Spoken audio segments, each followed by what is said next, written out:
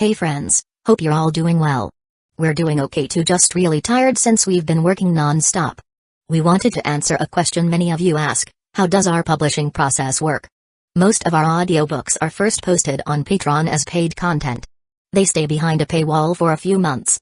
After that, they become free to access on Patreon forever.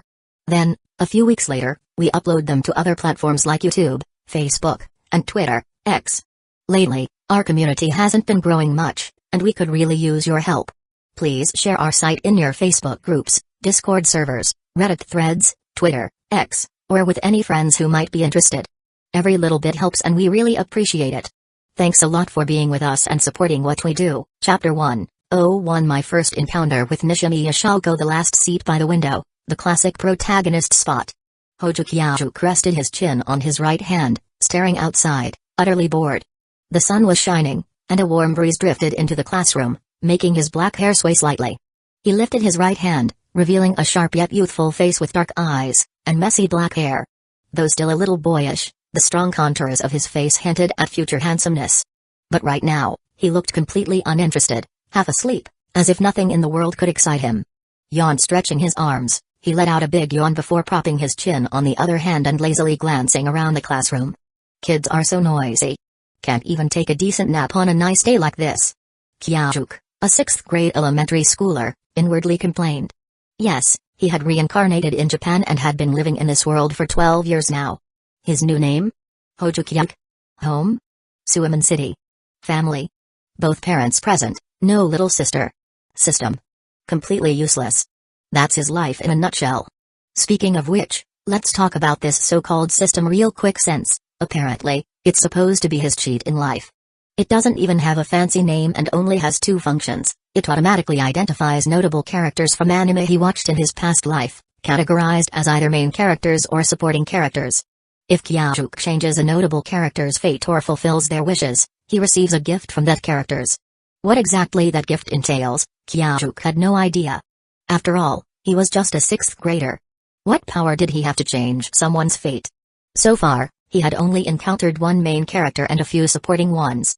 And while the system does tell him which anime they're from, the problem is, Kyajuk barely watched anime in his past life. So, even when he meets a notable character, he has no clue what to do with them, just like the few supporting characters currently sitting in his classroom. Man, Ishida, you're pretty lucky, huh? A voice came from the seat to his right, not directed at Kyajuk. Half asleep, he wasn't planning to eavesdrop, but the sudden commotion in the classroom made him curious.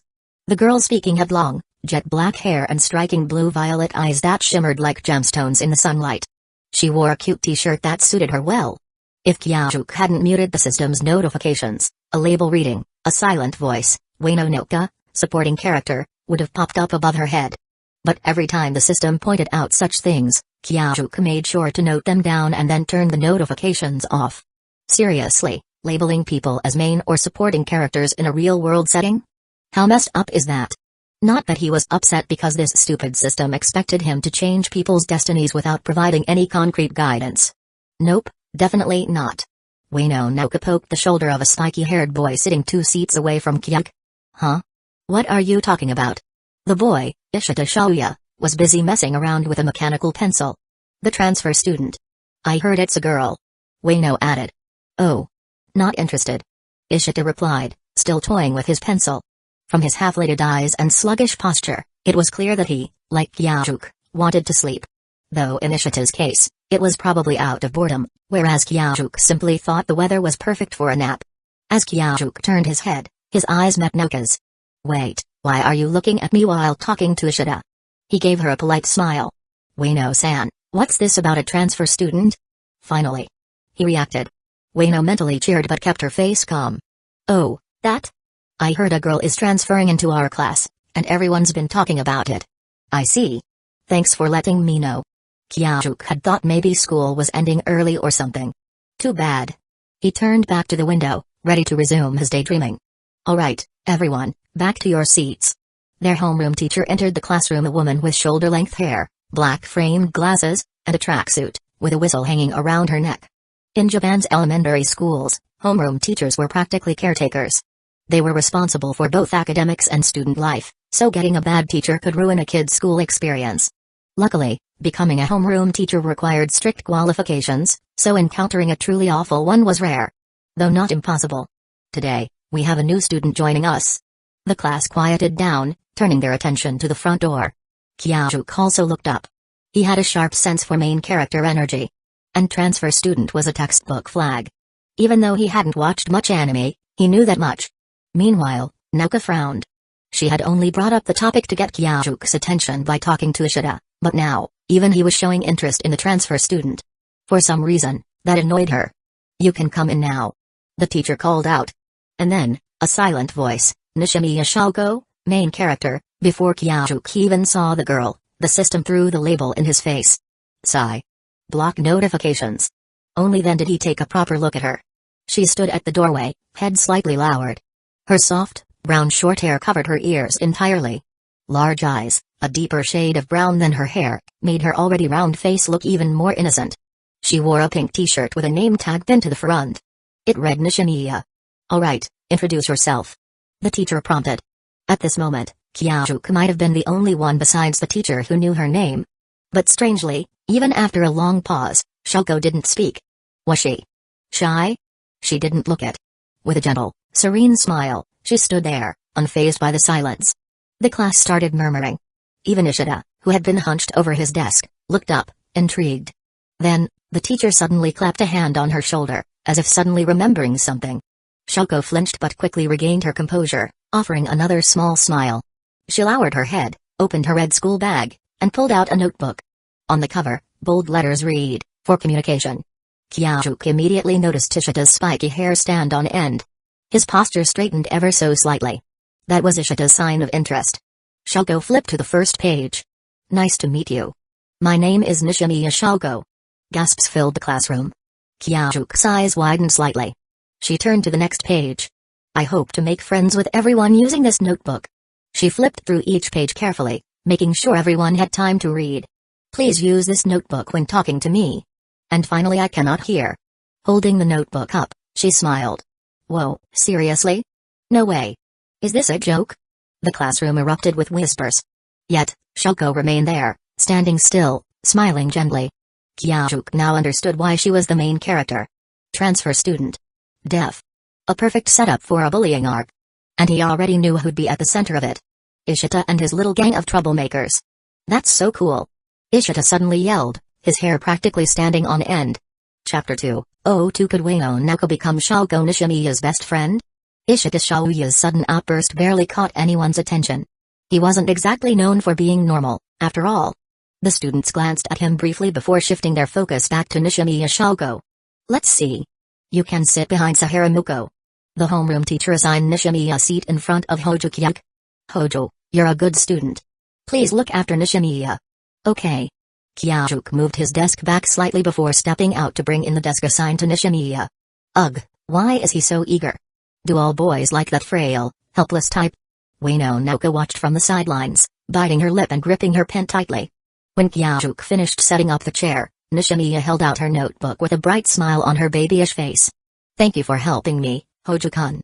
Kyajuk, who was mentally more mature than most of his classmates, immediately saw the mix of gratitude and an attempt to curry favor hidden within her smile. All that just for moving a desk and chair? Then again, it made sense.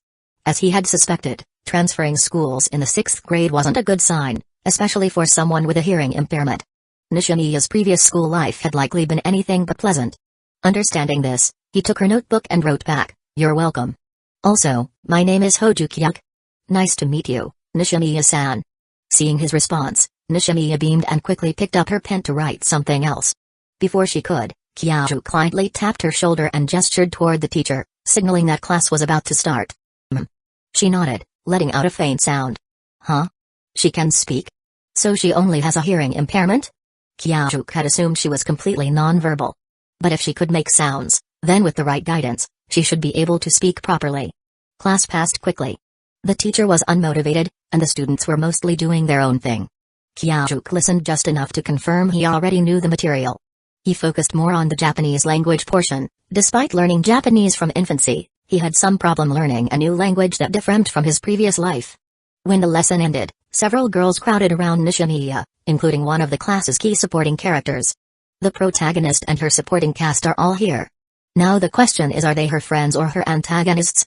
Leaning back in his chair, Kyajuk watched Nishimiya's back thoughtfully. A girl with light brown hair tied into a ponytail and glasses, Kawimiki, was the first to introduce herself in Nishimiya's notebook. Other classmates were also eager to meet her. After all, it was rare to have a transfer student so late in elementary school. Nishimiya quickly wrote something back, likely further introducing herself. Nishimiya-san, can you speak Japanese? Naoka suddenly called out from where she sat on her desk, crossing her long, fair legs. Geez, Naoka, watch how you say things. Miki chimed in lightly, though her words were less a scolding and more a setup for Naoka's joke. The two laughed together. Kyajuk expected Nishimiya to have no reaction. After all, she couldn't hear them. But to his surprise, she turned to Ueno and held up her notebook. Could you repeat that? What? She isn't completely deaf? If she can hear even a little, she should be able to learn to speak properly, right? Kyosuke found this odd. If Nishimiya could make out sounds and produce speech, then with the right approach, she could surely learn to communicate verbally. Caught off guard, Naoka hesitated. If she repeated herself, the joke would fall flat, making her the fool instead. She stumbled over her words, unable to respond. Seeing Ueno's silence, Nishimiya turned her notebook toward Miki instead. She was asking what everyone usually calls you. Miki wrote. Shai-chan. That's the same as Ishida. Though Naoka had just been embarrassed, she still kept watching Nishimiya interact with the class. It was obvious she was interested in the transfer student. Of course, only she knew the real reason she lingered. It wasn't Nishimiya she was focused on but Kyajuk, who was watching Nishimiya. If she spoke to Nishimiya, she would be noticed by him. A small but significant thought in a girl's mind. Huh? Ishida Shaoya, who had been messing around at the back of the classroom, perked up at the mention of his name. Hirose Keisuke, the chubby boy pinned under him, and Shimada Kazuki, the light brown-haired boy leaning against the window, also turned to look. Lucky you, Ishida. Shimada said smugly. Kyajuk disliked Shimada more than anyone in the class, not because of his appearance, but because of his cunning nature. Though Ishida led their trio's antics, Kyajuk had noticed that many of Ishida's actions were provoked by Shimada's subtle instigation. Sure enough, though Ishida had ignored Naoka's earlier comment, Shimada's remark immediately set him off. Huh? Lucky my ass. Ishida snapped before going back to wrestling with Keisuke. The break ended quickly, and their homeroom teacher, Takeuchi, entered the room to start the next lesson.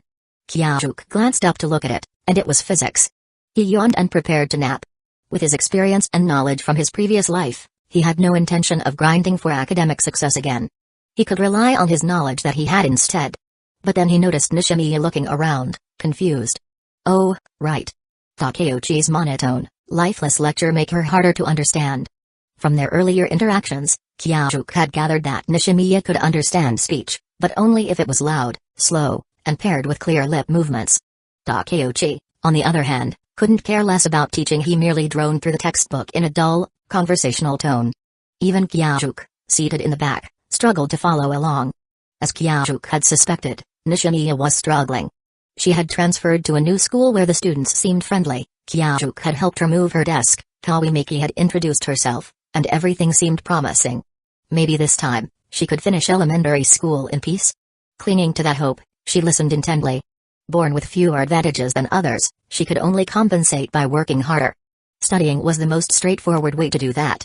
At her previous school, teachers had found her presence inconvenient, but they tolerated her because she excelled academically. However, that courtesy had never extended to her classmates. But she had no choice. There was nothing she could do. Her hope was quickly shattered. Takeuchi spoke too fast and too softly for her to follow. She couldn't understand anything or take notes. Seeing her classmates flipping pages and writing, she had no idea what to do. She glanced around, hoping to figure it out. Asking for help would only make her a burden. And being a burden meant being hated. Just as Kyajuk was about to offer assistance, Ueno now politely tapped Nishimiya's arm with her pen. Give me your notebook. Though Ueno spoke quietly, Nishimiya understood her intent from her gestures. Her brown eyes widened in surprise before she obediently handed over the notebook, clenching her fists in anticipation. Huh? She's actually this considerate? Could she become the protagonist's best friend? Watching Ueno diligently write down the lesson notes, Kyajuk found himself genuinely surprised. Chapter 3:03 Sensei, is Ishida Shaoya mentally challenged? The second period was music class. The class was preparing for the upcoming choir competition, and the song they were practicing was the Monsters Ballad.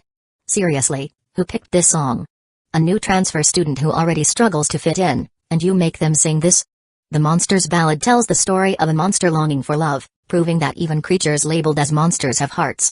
Wait, wasn't this song was chosen before Nishimiya even arrived here? Oh, well, that's fine then. Nishimiya was placed in the front row due to her height, while Hojo Kyajuk stood at the back with the other boys. Singing was undoubtedly a challenge for Nishimiya. Even though her grandmother had sung this song to her countless times and even taught her how to sing it, she still struggled. She glanced around nervously, trying to figure out when to start singing. Carefully, she observed Kawimiki, who nodded and opened her mouth. Alright, now's the time. You can do this, Shoko. Encouraging herself, Nishimiya took a deep breath and sang out, just as her grandmother had taught her. The room fell silent except for the sound of piano playing. She had started too early. Miki was merely nodding along to the beat, and her mouth opening was just a habit. The music teacher looked flustered, but Kyajuk noticed that Nishimiya's rhythm was correct, it's just that her pronunciation was off. Oblivious to her mistake, Nishimiya continued to sing earnestly. Nishimiya, you started too soon. I'll let you know when to begin. Miki gently patted Nishimiya's shoulder, guiding her. Class continued, and everyone resumed practicing. But the brave girl who had once opened her mouth to sing never dared to raise her voice again. If this keeps up, we're doomed for the choir competition. We're definitely losing. Ueno Nika, standing beside Hojo Kyajuk, complained. He wasn't particularly concerned about it. After all, it was just an elementary school choir contest, probably something only the girls cared about. Besides, maybe they wouldn't lose. Kyajuk actually thought Nishimiya's singing wasn't bad. But he remained silent, continuing to observe and wait. Next period was Japanese class, and their homeroom teacher, Takeuchi, was leading the lesson. This time, Kyajuk couldn't take a nap because Takeuchi was calling on students to read aloud. It was now Ueno's turn. I'm not wrong, so I will never apologize. What kind of tone is that, Ueno? Takeuchi scolded sharply. But despite it being phrased as a question, he had no intention of hearing her explanation or correcting her reading. Forget it. You don't have to read anymore. Next. He waved her off impatiently, eyes fixed on his textbook. What the hell, 4 eyes? Ueno muttered angrily as she sat down. Kyajuk found it amusing. Calling Takeuchi scum might be too harsh, but he was undeniably a terrible teacher both in teaching ability and ethics. Ueno hadn't meant to read in an odd tone, she simply didn't know the correct way to express it. A good teacher would correct the mistake after pointing it out. But Takeuchi? He only scolded for the sake of scolding. Nishimiya. Takeuchi called the next name. Still fuming, Ueno quickly patted Nishimiya's shoulder, reminding her it was her turn to read. Wasn't she annoyed just now? Her attitude was completely different from before. Maybe she really would become Nishimiya's friend after all. Nishimiya stood up and began reading, her pronunciation slightly awkward, but still understandable. Takeuchi said nothing. When she finished, he simply nodded and said, "Good." Are you kidding me? Ueno muttered in frustration, clearly unhappy with Takeuchi's double standards. Kyajuk observed the situation with interest. He wasn't sure if Ueno and Nishimiya would end up as friends anymore. In a child's world, even a small act of favoritism like this could create a rift between them. Next, Ishida. Ishida Shaoya stood up. Noticing Ueno's dissatisfaction, he smirked. Wari. That brat, he was mimicking Nishimiya's speech. Laughter erupted throughout the classroom. Nishimiya glanced around, confused, her large eyes filled with innocence. She had no idea she was the target of a cruel joke. Kyajuk's face darkened. This wasn't just childish mischief anymore, mocking someone with a disability was unacceptable. Ishida, stop fooling around. Came to my office after class. Takeuchi scolded lightly, barely harsher than he had been with Ueno. Okay. Ishida replied carelessly. He knew the routine. In the office, Takeuchi would just say, "That's not nice." And that would be the end of it. But Kyajuk wasn't going to let it slide. Just as Takeuchi was about to call the next student, he stood up.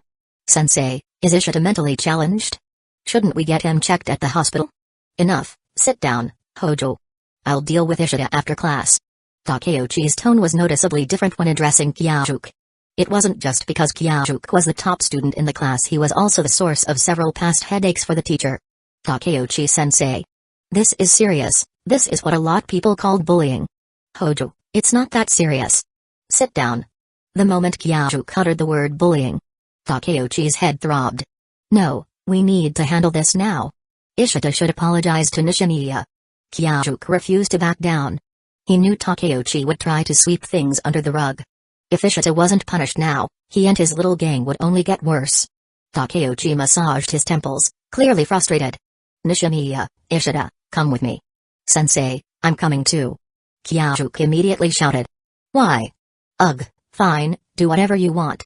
Takeuchi was the kind of teacher everyone envied, a lazy salary thief who only cared about coasting through the school day. Whenever students got bullied, his go-to solution was dragging the culprit to his office for a meaningless lecture. If the victim's parents complained later, he'd just throw the bully under the bus and pretend he had done his job. But today, Kyajuk wasn't going to let him take the easy way out. Chapter 4:04 Apologize with a proper bow. Takuchi's usual method for handling this typically works. However, this usual process had failed once recently. And the reason? Hojukyuk. Despite being an exceptional student, the boy barely interacted with his classmates. Out of curiosity, Takeuchi had observed him and realized that his lack of interaction wasn't due to poor social skills. On the contrary, Kyajuk was extraordinarily mature. When Takeuchi spoke with him, he couldn't believe he was talking to a 6th grader. If it were a phone conversation, he would have assumed Kyajuk was an adult. A child like that naturally became a target for bullying. When Kyajuk came to Takeuchi to complain, Takeuchi simply called the bullies in and scolded them perfunctorily. Later, Kyajuk reported being bullied again. But Takeuchi didn't take it seriously. In fact, he found it amusing. Serves you right for acting all grown up, kid. Now you're getting a taste of reality. What Takeuchi didn't expect was that he would be the one to suffer the consequences. He was rudely awakened by a phone call from the police. When he rushed to the station, the principal was already there, along with a crowd of angry parents. The kids who had been bullying Kyajuk had gathered even more classmates and beaten him up. Unlike other children who would cry and go home, Kyajuk had gone straight to the police to report the assault. Takeuchi nearly fainted. The situation had escalated beyond control, and the usual excuse wouldn't work. If not for the fact that his sister was married to the principal, Takeuchi would have been fired on the spot. In the end, the bullies had to apologize, pay compensation, and transfer to another school. Apart from Takeuchi and the principal, no one else at the school knew what had happened. The other students simply found it odd that so many classmates had transferred all of a sudden. Given everything that had happened, Takeuchi had no desire to speak with Kyajuk, who was still in his class. He just wanted to get rid of him as quickly as possible. Following Kawimiki's lead, Nishimiya Shoko walked out of the classroom in confusion. The moment they stepped outside, the classroom erupted into excited chatter. Hojo-kun is so brave. Yeah, he's amazing. I never realized we had such a cool guy in our class. I've talked to him before, but he always sounded like an adult. It made him seem reliable but also hard to approach. That's it, I'm going to be friends with him from now on. Unlike the others, Wainonoka was filled with fear and regret. She had a feeling that Ishida had acted out for her sake. Now, she was terrified that he would face serious punishment because of it. At the same time, she regretted seeing Shoko being humiliated in front of the entire class. She felt guilty and was afraid that Kyajuk would hate her because of it. Ishida, apologize to Nishimiya. Takeuchi said offhandedly. TCH. Sorry. Shoya muttered, turning his head away and staring at the ceiling. Hold on a second. Kyajuk interjected. What now, Hojo-kun? Nishimiya doesn't even understand what just happened. She deserves to know first. Geez, Hojo, you're such a busybody. I already apologized. I'm going back to class. Shoya had been startled by Kyaju's bold defiance of the teacher earlier. That was the only reason he had apologized so quickly, just to get it over with, much like Takeuchi himself. But now that Kyajuk wasn't letting it go, Shoya's childish temper flared up. Takeuchi groaned, pressing his fingers to his temples. Why did you have to provoke him? Just do what he says and be done with it. I don't care anymore. I'm going back to class. Shoya tried to push past Kyajuk, who was blocking the classroom door, but Kyajuk stood his ground and instead turned his gaze to Takeuchi. Takeuchi recognized that look. It was the same expression Kyajuk had when he last reported being bullied. Takeuchi had brushed him off then, and Kyajuk had silently stared at him for a full minute. That very night, Takeuchi had been summoned to the police station. He still suspected it hadn't been a coincidence. Schoolyard bullying rarely escalated into such a serious fight. But he couldn't believe a third grader could have orchestrated it all. Get over here, Ishida. A proper apology requires sincerity. Takeuchi grabbed Shoya by the shoulder and pulled him back. Ugh, fine. Shoya protested, but he was powerless against Takeuchi's grip. Kyajuk finally nodded in satisfaction, then gently took the notebook Shoko had been clutching in her arms. He wrote down what had happened at Shoya, mocking her speech and making fun of her. Shoko had been standing there in a daze, trying her hardest to focus her hearing and understand what was going on. She had already guessed it was about her, but she couldn't piece together the details. She could only stand still, watching Kyajuk, who had been kind to her from the start, now sternly confronting the teacher and another student. So, Hojo-kun is standing up for me. After reading the notebook, Shoko lifted her head, her large, pure eyes gazing at Kyajuk. She wanted to say it herself, no matter what, thank you, Hojo-kun. No one had ever tried to protect her from these pranks before. Her brown eyes welled up with tears. Don't cry. Stay strong, Shoko. Kyajuk understood her words this time. It's fine. As long as Nishimiya is okay, that's what matters. Ishida, apologize properly. Sorry. Shoya still avoided looking at Shoko, stubbornly staring at the ceiling. Shoko immediately tried to bow in response, but Kyajuk firmly stopped her. Is that how you apologize? Look at her properly. Didn't your mother teach you how to say sorry? Look at her and bow. Ishida, be more sincere. Takeuchi added, not for Shoko's sake, but because he just wanted this ordeal to end. Shoko seemed to understand Kyajuk's words and frantically waved her hands. It's okay, Hojo-kun. This is already more than enough. I really. Thank you. This is more than enough. Hearing Kyajuk's firm voice, she felt a sense of security she had never experienced before. Her eyes stung. She had promised her mother she wouldn't cry today, but she couldn't hold back any longer. I'm fine. This is enough. Unfortunately, she spoke too quickly, and Kyajuk didn't understand her. Nishimiya Shoko, I'm sorry. Under the pressure from both Kyajuk and the teacher, Shoya's last bit of resistance crumbled. He bent at a full 90-degree angle and shouted his apology so loudly that the entire classroom could hear it. No way, did Ishida actually apologize?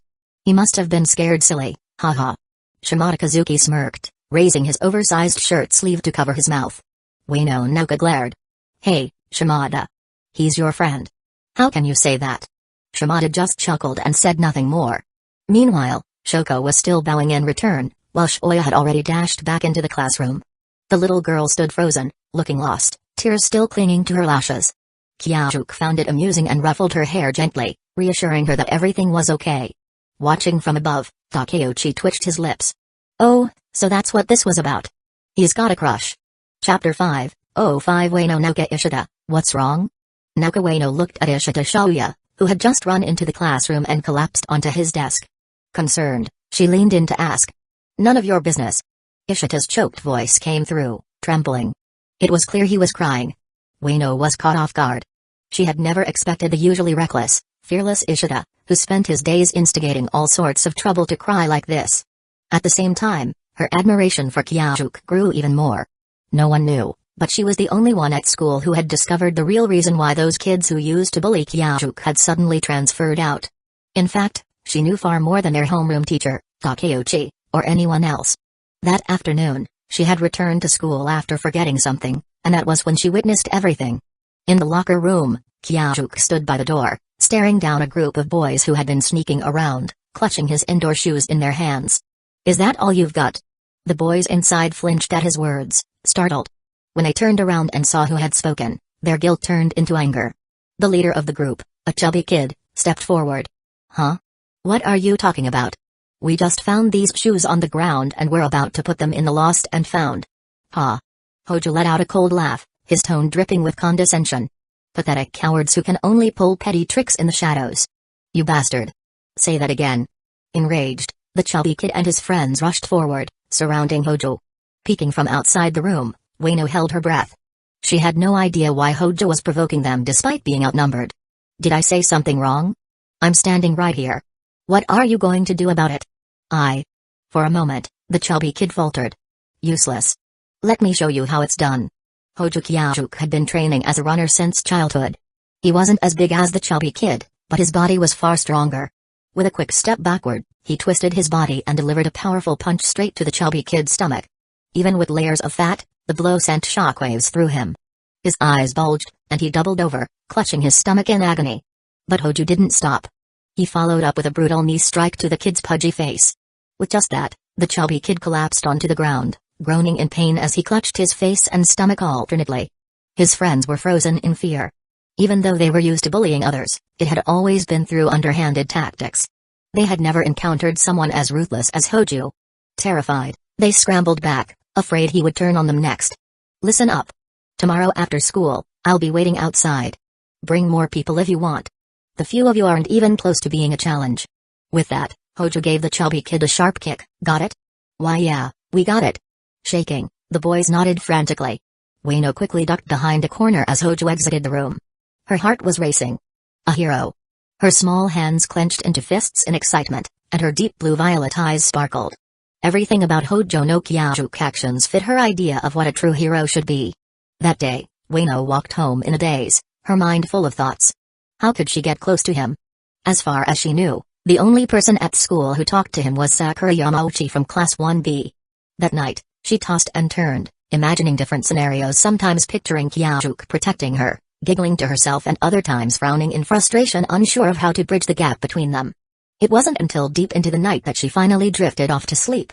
The next morning, even her younger brothers were up before she managed to get out of bed. Noka, you're going to be late. Her grandfather called. Upon hearing that, Ueno snapped awake. I have to hurry. If I don't get to school fast, I won't see Kyajuk. She rushed to get ready and dashed out the door.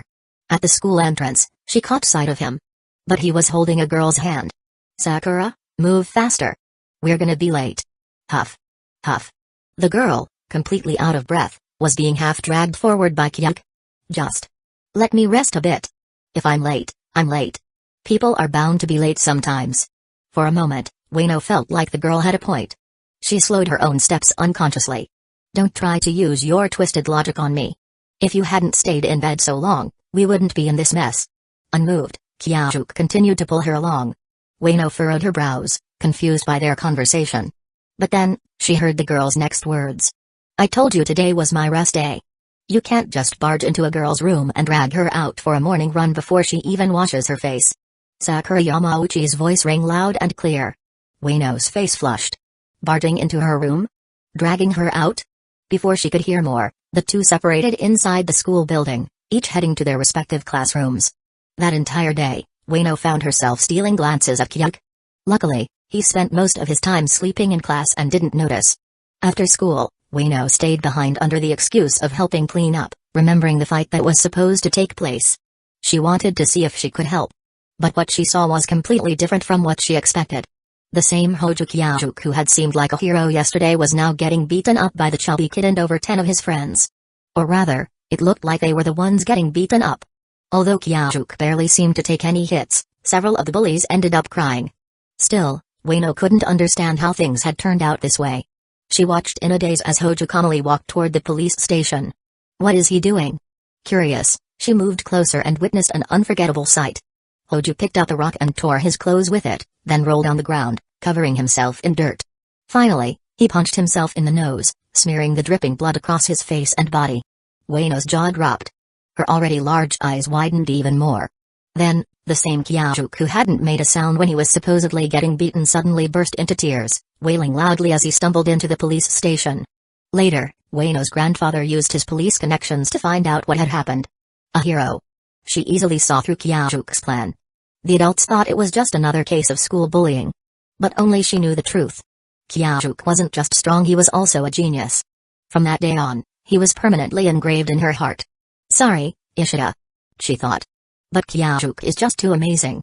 Chapter 6:06 Nishimiya Yuzuru won't worry about her sister anymore. After class, Nishimiya Shoko couldn't stop thanking and apologizing to Hojo Kyajuk. She thanked him for protecting her and apologized for the trouble she caused. In response, Kyajuk simply smiled and ruffled her hair, telling her it was just something any normal person would do, and she didn't need to worry about it. That wasn't true at all. It was only Kyajuk, only him, who would want to protect her like this. With that thought, Shoko felt that the prank earlier didn't leave any negative impact on her. Unlike the times when she had been bullied at her previous school, she didn't feel secretly sad. Instead, all she could think about was how serious Kyajuk looked while reprimanding the troublemaker, with his sharp words and protective actions. After that, nothing else happened until the end of the school day. Sitting in front of Shoko, Sahara Muko had become friends with her, and they spent time discussing last night's Doraemon episode. How was school today, sis? At the dinner table, Shoko's younger sister, Nishimiya Yuzuru, asked her. Upon hearing this, both their mother, Nishimiya Yako, and their grandmother, Nishimiya Ito, paused and turned to look at Shoko.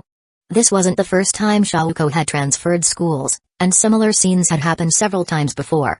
In the past, Shaoko would always smile serenely and assure her family that everything was fine, but they all knew that wasn't true. It meant everything was actually far from fine. But this time was different. Yuzuru looked at her sister and saw a smile she had never seen before.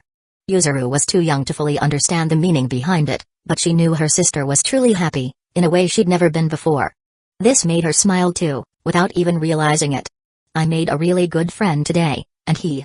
Shaoko put down her chopsticks, her face bright with excitement as she started to speak quickly. Slow down, sis. Yuzuru interrupted. Seeing Shaoko's excitement, both their mother and grandmother exchanged surprised glances. Maybe this time, Shaoko wouldn't need to transfer schools again? Shaoko tried to calm her racing heart. She had been waiting to share the day's events with her family ever since she got home, but her mother had only just come back after working all day. I made a really good friend today. Shaoko repeated. Really? Yuzuru asked skeptically. She remembered that before, some bad kids had pretended to be Shaoko's friends, only to prank her later. She was worried it was the same this time. Her mother and grandmother had similar concerns, but they didn't say anything. Grandma didn't want to dampen Shaoko's spirits, and their mother, Yaeko, always believed that Shaoko needed to make her own judgments. Even bad friends could help her grow stronger. Shaoko puffed out her cheeks like a pufferfish, her face full of adorable frustration. Hojo Kyajuk is a real friend. He protected me today. Shaoko exclaimed. Huh? Did someone bully you today? Yuzuru immediately caught on and looked worried. Well, one student was imitating the way I talk to tease me, and then Hoju-kun made him apologize to me. Shaoko went on to explain in detail how Ishita Shoya had teased her in Japanese class, and how Kyajuk had argued with the teacher to make Ishita apologize. Kyajuk even insisted Ishita apologize 3 times because the apology wasn't sincere enough. Watching Shaoko excitedly mimic the way things had happened, her hair flying around in her joy, both her mother and grandmother exchanged glances. They were happy for Shaoko, but also concerned. Given Shaoko's special circumstances, even her younger sister had been affected and had become a target of bullying at school. Over the years, they had seen so much of human cruelty. Not only had teachers let them down, but even the children, who were supposed to be innocent and carefree, had shown their worst sides in front of Shaoko. To suddenly hear about someone like Kyajuk, who treated Shaoko so well, seemed almost too good to be true. And in Shaoko's story, Kyajuk had even stood up to the teacher when they wouldn't defend her, forcing the teacher to make Ishita apologize in the end. It sounded almost like something out of fairy tale. He was like a superhero. Is it really true? Yuzuru asked, voicing her mother's and grandmother's concerns. In their family, the roles were clear. Their mother, Yaeko, was strict and quiet, always holding high expectations for Shaoko. Grandma soothed Shaoko's heart, and the youngest, Yuzuru, was the one who said the things they couldn't. It's true. Shaoko puffed up her cheeks again. Hojo Kyajuk really was a great person. Well then, Yuzuru, if Shaoko has made a good friend at her new school, we should all be happy. This way, you can go to school without worrying. Grandma said. Yuzuru, you should go to school too. Shaoko immediately forgot about her small frustration and eagerly tugged at Yuzuru's sleeve. Yuzuru, who had been talking just a moment ago, suddenly fell silent, her head lowered. Yuzuru. Shaoko and Grandma both looked at her with concern. Yuzuru. Yaeko spoke firmly, her voice leaving no room for argument.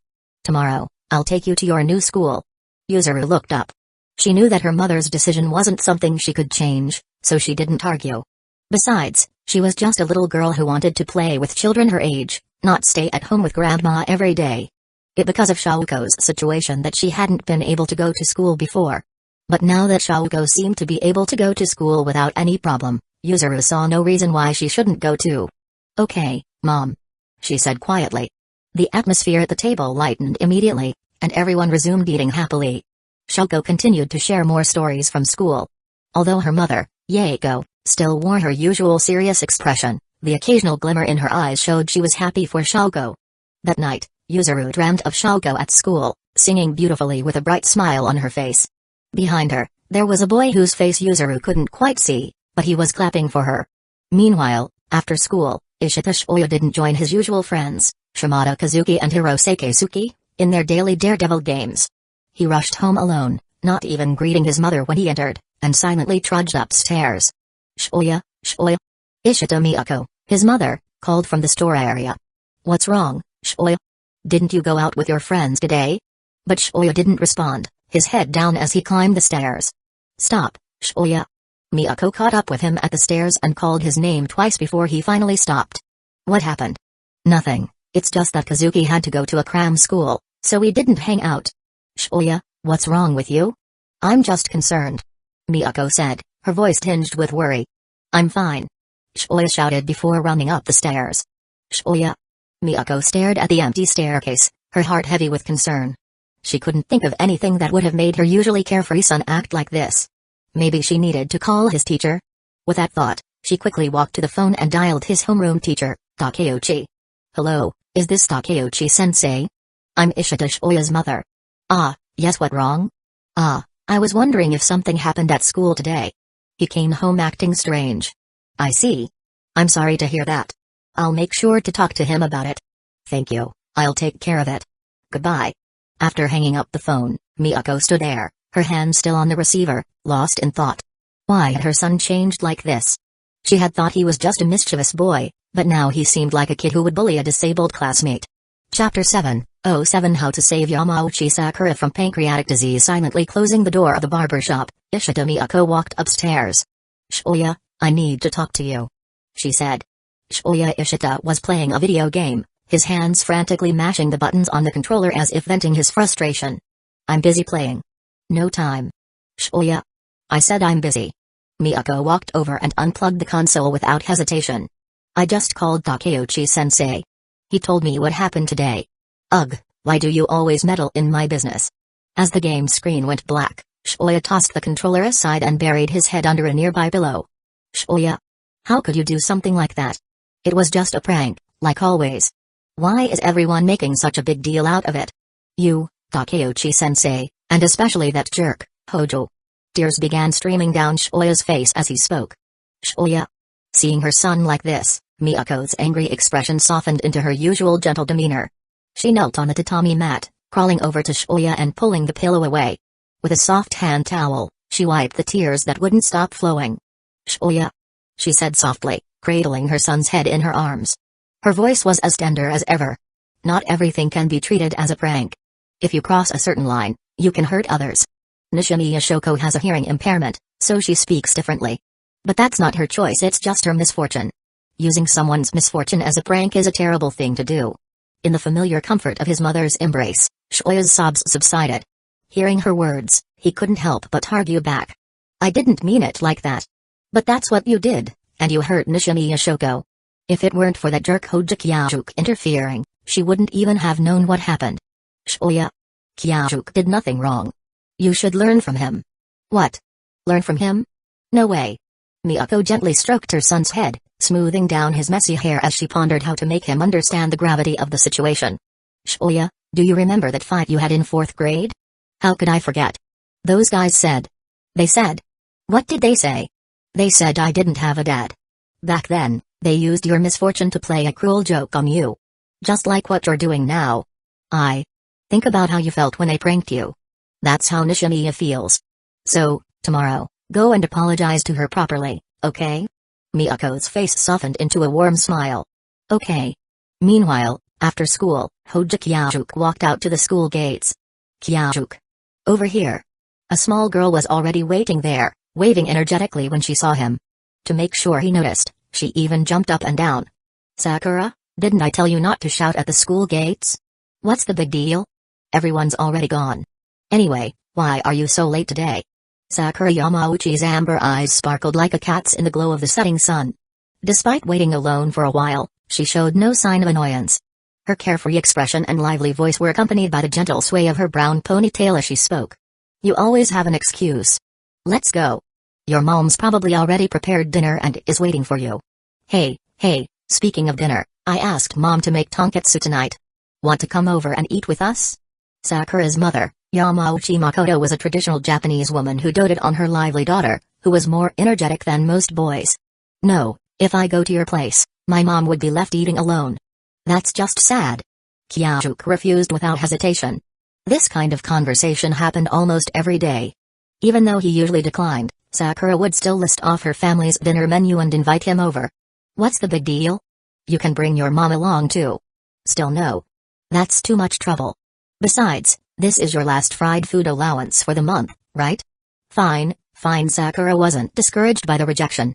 She continued to chatter happily, skipping every few steps as they walked. Occasionally, her heavy backpack would pull her off balance, but she wasn't worried. She knew the boy beside her would always catch her. Can you walk properly? Kyajuk asked, exasperated, as he reached out to steady her for the 5th time. Hee, what's the big deal? You're here, after all. Sakura replied cheerfully, continuing her one-person game of hopscotch, completely ignoring the concept of walking normally. Even though they'd been walking this route to school for 3 years, but every day with Kyajuk was a joy. She didn't necessarily want Kyajuk to come over for dinner every night. Her daily menu announcements were more about reassuring him. For some reason, this boy from the neighborhood had become like a third guardian to her from the day they met. Every morning before school, he would come over to take her jogging, insisting she needed to exercise. The first time, she thought it would be fun, imagining it would be like a playful gym class or a trip to the park to play on slides. But no, it was a strict, time jog with no breaks until they finished. How unfair. She was just a 3rd-grade girl. Why did she have to jog every day? So, the next morning, when her mom knocked on her door to tell her Kyajuk was here to take her jogging again, Sakura buried her head under the covers and shouted, "No. I don't want to jog anymore." "But Hojo-kun brought you a gift," her mom said, a hint of amusement in her voice. "What kind of gift?" Curious, Sakura cracked open the door, her pink pajamas with little bears printed on them peeking through. "It smells delicious. I think it's something tasty. I'm drooling just from the smell," her mom teased. Gulp. Sakura, her stomach empty after just waking up, couldn't help but swallow hard. "Fine, I'll go see. But I'm definitely not jogging with him." "Alright, then hurry up and get dressed. Or are you planning to meet Hojo-kun in your pajamas?" "Of course not." Blushing, Sakura quickly shut the door to change. Watching her daughter's adorable reaction, Makoto smiled contentedly. Such a precious daughter was surely the dream of many parents. As for the boy next door, Hojo Kyajuk, Makoto couldn't help but feel curious. First, it was unusual for a child his age to be so focused on exercise. Second, she couldn't understand why he insisted on taking Sakura along. Was jogging alone too lonely for him? But the most surprising thing was that Kyajuk seemed to know Sakura would refuse to jog today and had brought food to tempt her. Ah, is this what they call childhood sweethearts? Makoto thought, her mind drifting to a future where her daughter walked down the aisle in a white kimono. Clutching her cheeks, Makoto stood outside her daughter's room, lost in her daydream. Chapter 8:08 Luring the little girl. "Mom, why are you still standing there?" Yamauchi Sakura, now dressed in her workout clothes, looked at her mother, who was still standing in the same position by the door, and tilted her head in confusion. "Oh, it's nothing. I'm just waiting to go downstairs with you." "Then let's go." As she spoke, Sakura couldn't help but swallow hard. "Sakura, are you really ready to go jogging?" "Of course not. I just want to see what Hojo brought for me first." Even though she was just a child, Sakura already had her own set of principles. For example, right now, even though she hadn't seen Hojo yet, she knew he had brought something delicious to entice her into jogging with him. So even if the treat turned out to be something she didn't like, Sakura would still go jogging with him, not for the gift itself, but for the thought behind it. Deep down, she also wanted to spend time with this boy from next door. Although they hadn't known each other for long, she could already tell that Hojo was different from other kids her age. He felt more like an older brother than a peer. Yesterday morning, even though the jog had been exhausting, it had also been fun. When she wanted to stop because she was too tired, he kept encouraging her. And when she really couldn't run anymore, he took her hand and ran alongside her. After they finished, he even gave her a delicious juice and patiently taught her how to stretch to avoid muscle soreness. Sigh, I guess I'll just have to take pity on him for being so lonely jogging alone, Sakura thought. When she reached the living room, Sakura saw Hojo. His short, neat hair, sharp features, and those gentle eyes that seemed to hold an indescribable warmth. He was wearing a matching workout outfit, just in a different color, and sitting on the couch with a thermos in his hands. "Yamauchi, you're here," Kyajuk said, noticing her workout clothes. He flashed a big smile. "Perfect, the plan's working. What are you doing here?" "I already said I'm not going jogging with you." Sakura's face turned red at his smile, but she pouted and acted stubborn. "Here I have a fresh milk stewed with papaya. Come try it while it's still warm." Ignoring her act, Kyajuk opened the thermos and took out a spoon from the bottom. "Wow, it smells amazing." When the thermos was still closed, Sakura had thought her mom was just making things up to get her out of bed. But as soon as Kyajuk opened it, The richer aroma of milk mixed with the sweet scent of papaya wafted out, filling the room. Give it to me, give it to me. Sakura immediately ran over. She wasn't the type to play hard to get, she was more straightforward and lively. She'd only acted stubborn earlier because she didn't want Kyajuk to think she was a glutton. But now, faced with such a delicious treat, she dropped the act entirely. Taking the thermos, she saw around, golden papaya balls floating in the milk, bobbing up and down as the steam rose. This looks so good. Sakura thought, her eyes widening. She quickly scooped up a papaya ball with a spoon and popped it into her mouth. Delicious.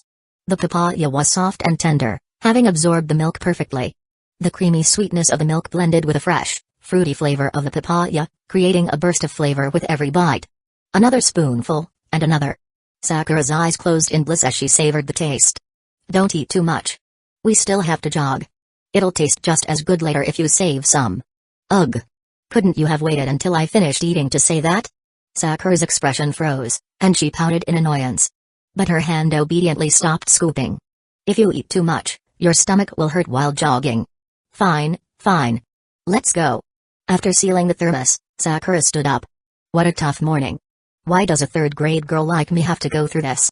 When Kyajuk finally announced the end of their jog, Sakura collapsed onto the ground, her face a picture of relief. Get up, Yamauchi. You can't sit down right after jogging.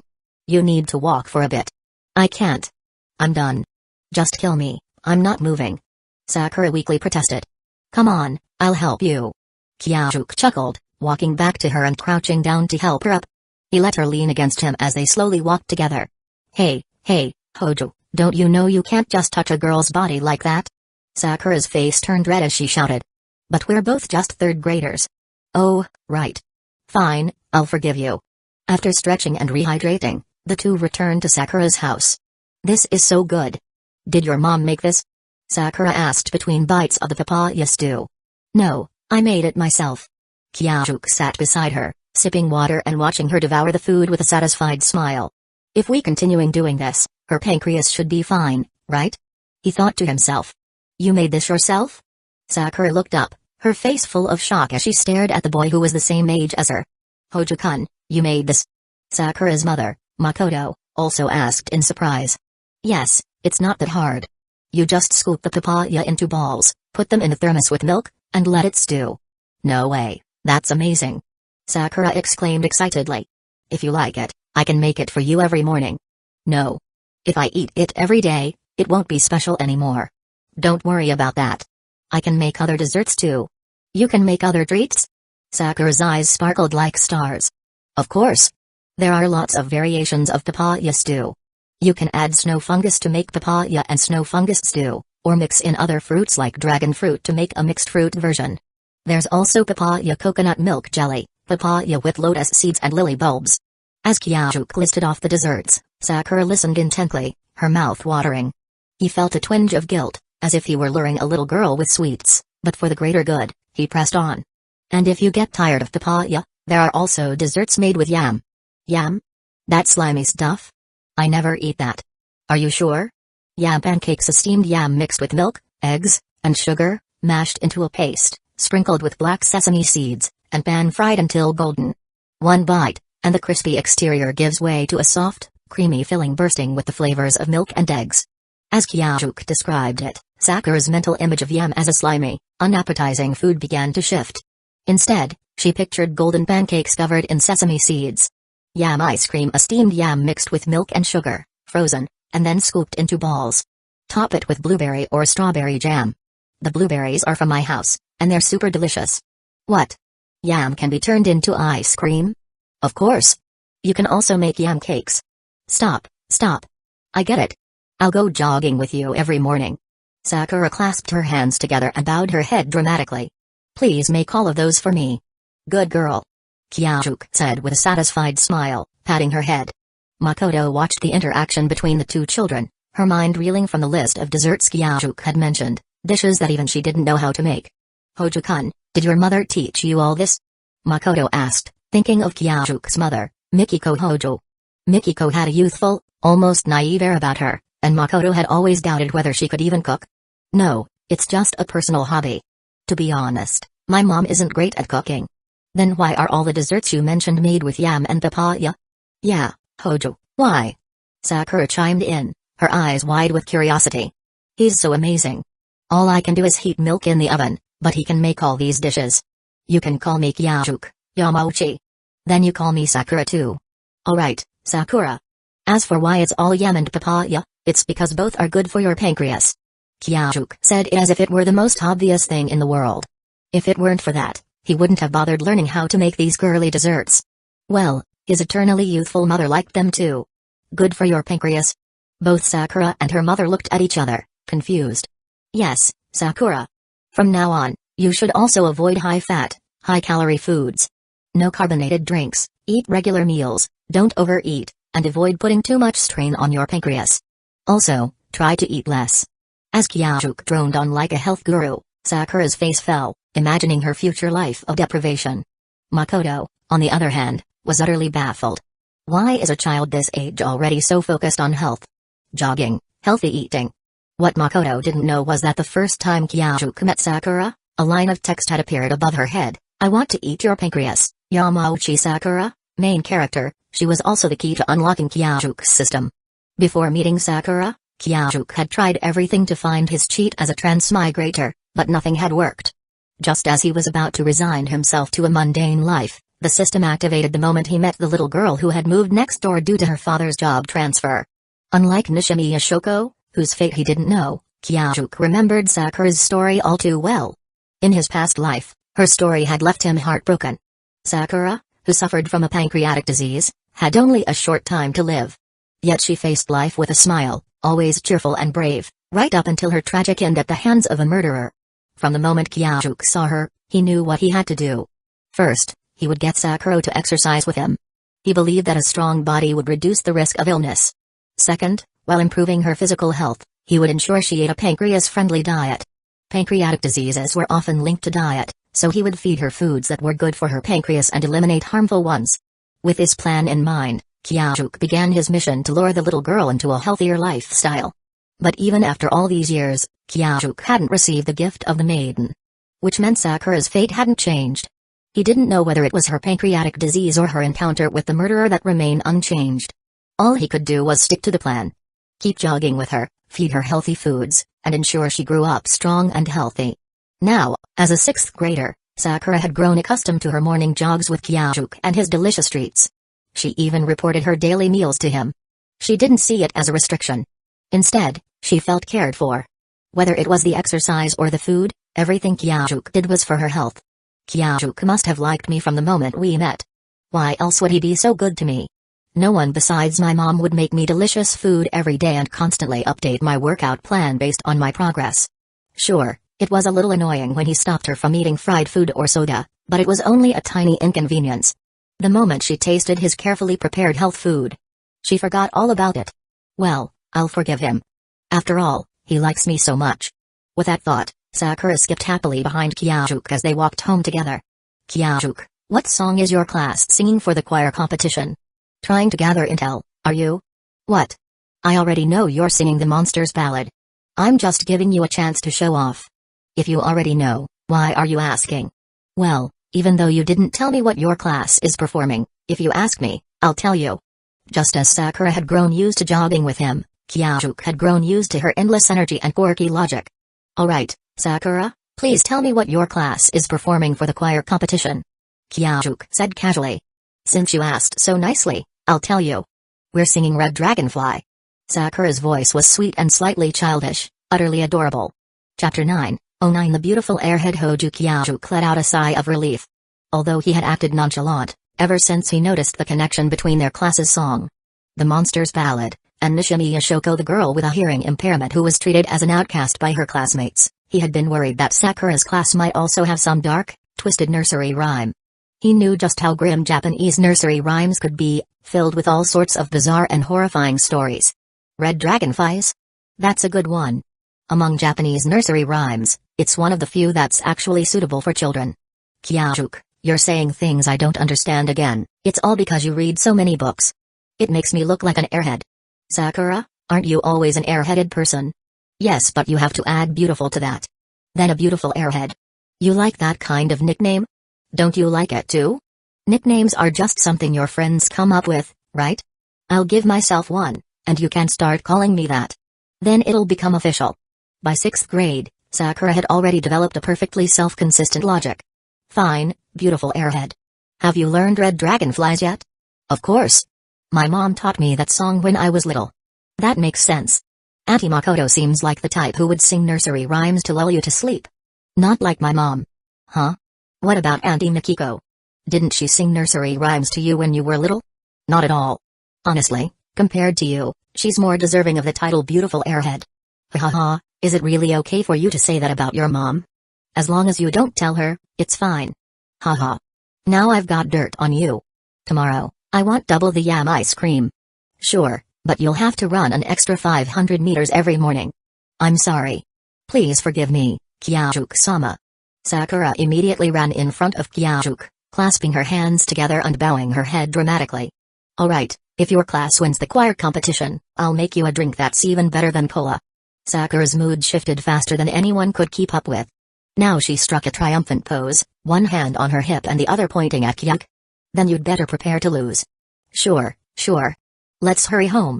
Aunt Makoto must be getting worried. Oh no. It's already so late? Let's run, Kyajuke. With that, Sakura took off running. Her oversized backpack, comically large compared to her small frame, swung wildly from side to side along with her ponytail. Kyajuke worried she might trip and fall under its weight. What are you dawdling for? Hurry up. Seeing Kyajuke still walking leisurely, Sakura doubled back and grabbed his hand, pulling him along as they ran together, just like how Kyajuke had once pulled her. They quickly reached Sakura's house. After a brief goodbye, Kyajuke walked a few more steps to his own home. The two houses were typical single-family homes, separated only by a narrow alley. I'm home. Welcome back, Kyajuke. Your father sent some beef from the farm today. Oh? Did another cow sprain its ankle? Or is it depressed again? Ha ha ha. Mikiko Hojo, still busy in the kitchen, burst out laughing. Kyajuke, how can you say that? Isn't it true? Every time you say you want beef, Dad somehow manages to have a cow conveniently fall ill. You're so mean. How could you say that about your mom? I'm heartbroken. Mikiko turned around, pouting at Kyajuke. Her face was as youthful as ever, untouched by time. Her figure didn't look like that of a mother to a 12-year-old, more like a high school girl. Of course, she was only in her 30s. Once I start middle school next year, you should go back to Hokkaido and live with Dad. Kyajuke walked into the kitchen to prepare a vegetable salad. His so-called beautiful airhead mother, aside from being able to cook beef, was practically useless at cooking anything else. Back when his father, Hojo Ikiru, hadn't been summoned by his grandfather to take over the family ranch, it was his dad who played the role of homemaker while his mom worked. After returning to Hokkaido, his grandfather hadn't restricted his father's freedom, but Ikiru, realizing how much the aging man was struggling to manage the ranch alone, decided to stay and help. Ikiru had initially wanted the whole family to move back, but Mikiko had refused, arguing that transferring schools would disrupt Kyajuke's education. So Mikiko, who had grown up as a pampered young lady, stayed in this small town at the northeastern edge of Kanagawa, Tokyo, to raise her son alone. Her parents had offered to help or even move in, but Mikiko had declined. This is my son's precious childhood.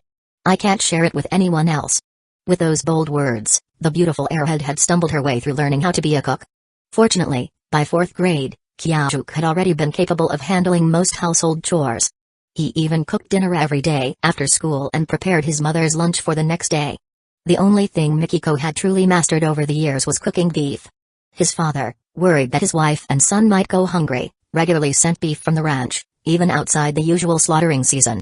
After a while, whenever a package of beef arrived, Mikiko would ask Ikiru why, and he would come up with increasingly absurd excuses like the cow spraining its ankle during a race, a cow suffering from depression, or even a cow going through a breakup. Kyajuke sometimes wondered if his grandfather would beat his father for such antics, given how small their ranch was. But so far, there had been no SOS messages from Hokkaido. Thanks to the care and attention from both father and son, Mikiko had managed to retain her youthful, carefree spirit, even as other women her age were bogged down by the stresses of family life. Hearing her son's words, Mikiko stopped cutting the beef and turned to face Kyajuke. Huh? Kyajuke, didn't we agree that after you graduate elementary school, we'd all go back to Hokkaido together? There's a special reason that I want to stay. Besides, wouldn't it be nice for you and Dad to have some time alone? What time alone? Your grandparents and relatives are all there too. True. Anyway, I can take care of myself. You should go back and keep Dad company. No way. If I leave you here alone, I'll be so worried in faraway Hokkaido that I won't be able to sleep. What are you worried about? That you might go hungry. Mikiko trailed off as she noticed the nearly finished vegetable salad in Kyajuke's hands. She gave a sheepish smile.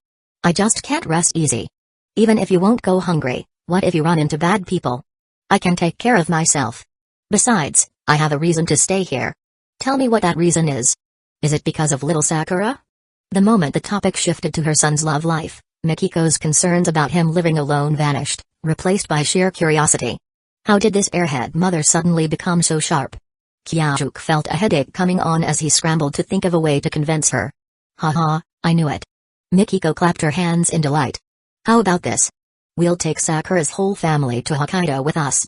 Your grandfather can hire Yamauchi-san at the ranch, and you and Sakura can continue being classmates there. Kyajuke lowered his head, seriously considering the plan. If it were feasible, he wouldn't refuse. After all, convincing his parents to let a 12-year-old live alone would be too difficult.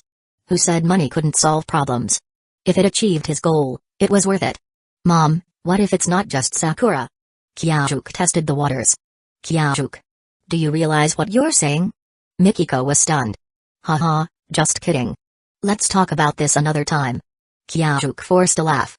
After dinner, it was time for bed. Chapter 10, Let the World Hear Your Voice. Lying in bed, Hoja Kyajuke stared at the ceiling, reflecting on the day. The biggest takeaway, of course, was meeting Nishimiya Shoko. Such an adorable little girl was truly one of the world's greatest treasures. But how could he fulfill her wish or change her fate? Though the thought felt a bit utilitarian, he couldn't help it. After all, her original fate might have been tragic. No matter how he looked at it, he needed to think carefully. Her wish? To make friends? Recalling how Shoko had gone around with her notebook during break, trying to befriend everyone, Kyajuke guessed that might be it. No, it couldn't be that simple. Otherwise, it should have been fulfilled today. Given how Shoko had acted toward him, they were definitely friends by now. Learning to speak? That seemed more plausible and feasible. Based on his observations and conversations with Shoko, Kyajuke knew she could hear normal volume speech, but the speaker had to talk slowly. This was because she relied on lip reading and wasn't familiar with certain tones. For example, dialects and standard Kansai share many similar pronunciations with Japanese, but the tones differ. If someone speaks slowly, you can barely understand, but if they speak quickly, it becomes incomprehensible. So, if Shoko could learn to speak, her hearing issues might naturally resolve themselves. After returning home, Kyajuke had also asked his mother to consult a doctor friend about whether Shoko's condition could improve through medical means, such as cochlear implants. Though the doctor didn't know the specifics, upon hearing that Shoko was still using a hearing aid in 6th grade, they gave a preliminary assessment. Cochlear implants were unlikely to help, and other treatments would require more detailed information. Kyajuke had already thought about how to teach Shoko to speak. From what he'd observed, she could clearly pronounce simple words like thank you and goodbye, which further confirmed that teaching her was feasible. His initial plan was to start with the Japanese syllabary. Regardless of how others had tried to teach her before, he would treat it as if she were learning a foreign language from scratch. As for Shoko's inability to accurately recognize her own pronunciation, he planned to have her observe the position of his tongue and feel the vibrations by touching his mouth as he spoke. He refused to believe that if every detail was identical, two people would produce different sounds. Of course, if that did happen, he'd figure out another approach. But based on his observations of Shoko's hearing, this method should work. As for why Shoko's family hadn't taught her, Kyajuke had a rough guess based on her notebook. Perhaps they had tried but didn't put in much effort. Or, because of her hearing impairment, her family might have given up on teaching her to speak, and doesn't want to force her learn it. Instead they teach her sign language or written communication. Another possibility was that her family simply didn't have the time to patiently teach her. After all, teaching someone with a hearing impairment wasn't as simple as treating it like learning a foreign language. In any case, starting tomorrow, he would teach her to speak. First, a small goal: help Shoko sing the Monsters Ballad well. As for changing her fate, Kyajuke had also speculated at school. Perhaps her original fate was to suffer bullying, with Ishita Shaoya and his gang as the bullies. On this point, Kyajuke was confident it wouldn't happen not with him around. After all, Ishita Shaoya wasn't truly a bad kid, he just lacked proper guidance. Fortunately, Kyajuke was confident he could teach Shaoya and his two troublemaking friends why bullying was wrong. Speaking of which, should I learn some self-defense skills besides jogging? Whether dealing with Ishita Shaoya, Shimada Kazuki, and Hirose Keisuke, or protecting Sakura from a potential death in the future, or even convincing his mom that he can take care of himself. And for that I'll need some solid self-defense skills. So, what should I learn? Boxing? No, bare-handed combat is too risky. Might as well use a steel pipe. How about traditional Japanese kendo? That could work. After all, when in Japan, one should learn kendo. I'll start learning it soon. The next morning, as usual, Kyajuk went jogging with Sakura. The little girl was as lively as ever, chattering away. Kyajuk, we have PE today. I'm going to have so much fun. Did you forget? Our PE class is at the same time as yours. Hee, of course I know that. I'm asking if you want to join us. Sakura was as adorable as ever, wearing a blue knit sweater that barely covered her thighs, a white t-shirt underneath, and gray shorts with round-toe leather shoes. It was already the second semester of 6th grade, and in the Kanda region's weather, this outfit was perfect. By noon, when the temperature rose, she could take off the sweater. Kyajuk was dressed similarly. Kyajuk, see you in PE at the classroom door, Sakura waved energetically and called out loudly. Are you an idiot? I told you not to shout in crowded places. What's the big deal? It's like telling your family you're home. When I shout, everyone knows I'm here, right, Kyoko? With that, Sakura hugged a girl who had just walked up to her. Takemoto Kyoko, a girl with short brown hair and a beauty mark, had been Sakura's best friend since 3rd grade. Kyajuk, don't be so hard on Sakura. And Sakura, you should be a bit more careful. Though Takemoto Kyoko nearly stumbled from Sakura's sudden hug, she still defended her friend. As long as you're happy. I'm heading to my classroom now. See you in PE, Kyoko, and Sakura. What? Why is my name after Kyoko's? It makes me sound like a bonus item. Sakura pouted, raising her small fist. Kyajuk didn't respond, just waved casually. He knew if he engaged, Sakura would spout a bunch of nonsense, and they'd end up rushing to class when the bell rang. This had happened too many times, and his classroom was further ahead, so he'd suffered the consequences more than once. Entering his classroom, Kyajuk glanced around. Most of his classmates were already there. Good morning, Hojo-kun. A notebook was thrust in front of him. Looking up, he saw Shoko standing at the front row, her round face beneath her bob cut filled with joy. She had written this greeting last night. In fact, since yesterday after school, she had been looking forward to today. This was a feeling she had never experienced before. In her previous schools, there had been no one to help her, no one to protect her when she was bullied, and no friends. Only pranks, missing indoor shoes, and cruel words scrawled on her desk. But now, things were different. At this school, there was Hojo, who not only didn't bully her but also protected her. When he spoke to her, his black eyes were so gentle. And there was also Sahara, who sat in front of her, another new friend. As for the others, though some classmates had introduced themselves yesterday, Shoko could tell they weren't genuinely interested in being her friends but were merely curious or had other motives. Like Kawimiki, who seemed kind but gave off a bad vibe. Good morning, Shoko. From now on, just call me by my name. Instead of taking the notebook to write a response, Kyajuk spoke slowly and clearly. He wanted to start training Shoko's listening and speaking skills. He suspected that few people had ever spoken to her this slowly and clearly, which was why her skills were so poor. She needed more practice. Really? Can I call you Kyajuk? Shoko's face lit up with excitement. She could understand him perfectly when he spoke this way. Speak slowly, Shoko. Rushing won't help. Aren't we friends already? It's normal for friends to call each other by their first names, right? Kyajuk continued speaking at a slow, deliberate pace, enunciating each syllable clearly. Okay. Shoko smiled happily.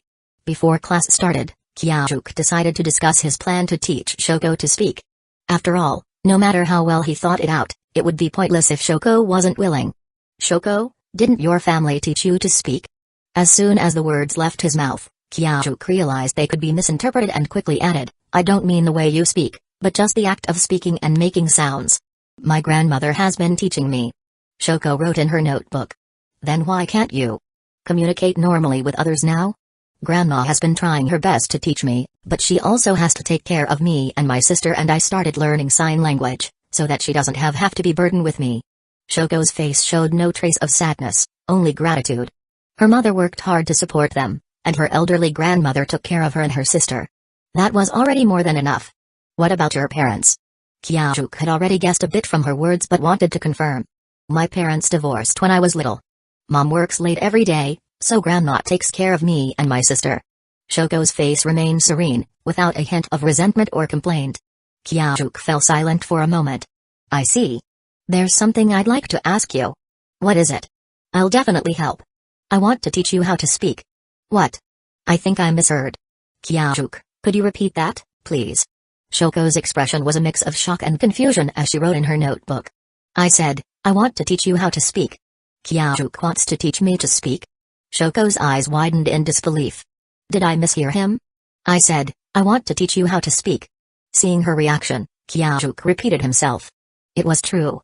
Kyajuk really wanted to teach her to speak. But why? Why was he being so kind to her? Not only was he willing to be her friend and protect her, but now he also wanted to teach her to speak. Shoko covered her mouth with her hands, her large eyes filled with disbelief. What, you don't want to? If not, at least let me teach you to sing the monster's ballad. I want to. I want to. In her excitement, Shoko's words became unintelligible, but Kyajuk could tell from her expression that she was willing. Then we'll start today. I'll teach you during every break. Shoko nodded vigorously. The first class was math, taught by Takeuchi-sensei. As usual, Kyajuk slept through it. When the bell rang, Shoko gently nudged Kyajuk's arm, unsure whether she was trying to wake him or not. Oh, class is over? Sorry, Shoko, I wasted a bit of time. Next time, just shake me harder to wake me up.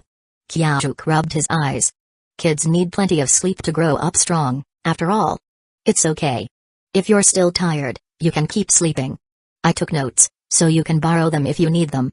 Shoko shook her head. How could she be so rough with Kyajuk? If he hadn't said they'd start learning during breaks, she would have just watched him sleep until the next class. No need. I already know everything Takeuchi-sensei teaches. Kyajuk is amazing. Shoko wrote, her eyes sparkling as she looked at him. Haha, let's start learning. We'll begin with the Japanese syllabary. Shoko nodded earnestly, her eyes filled with determination.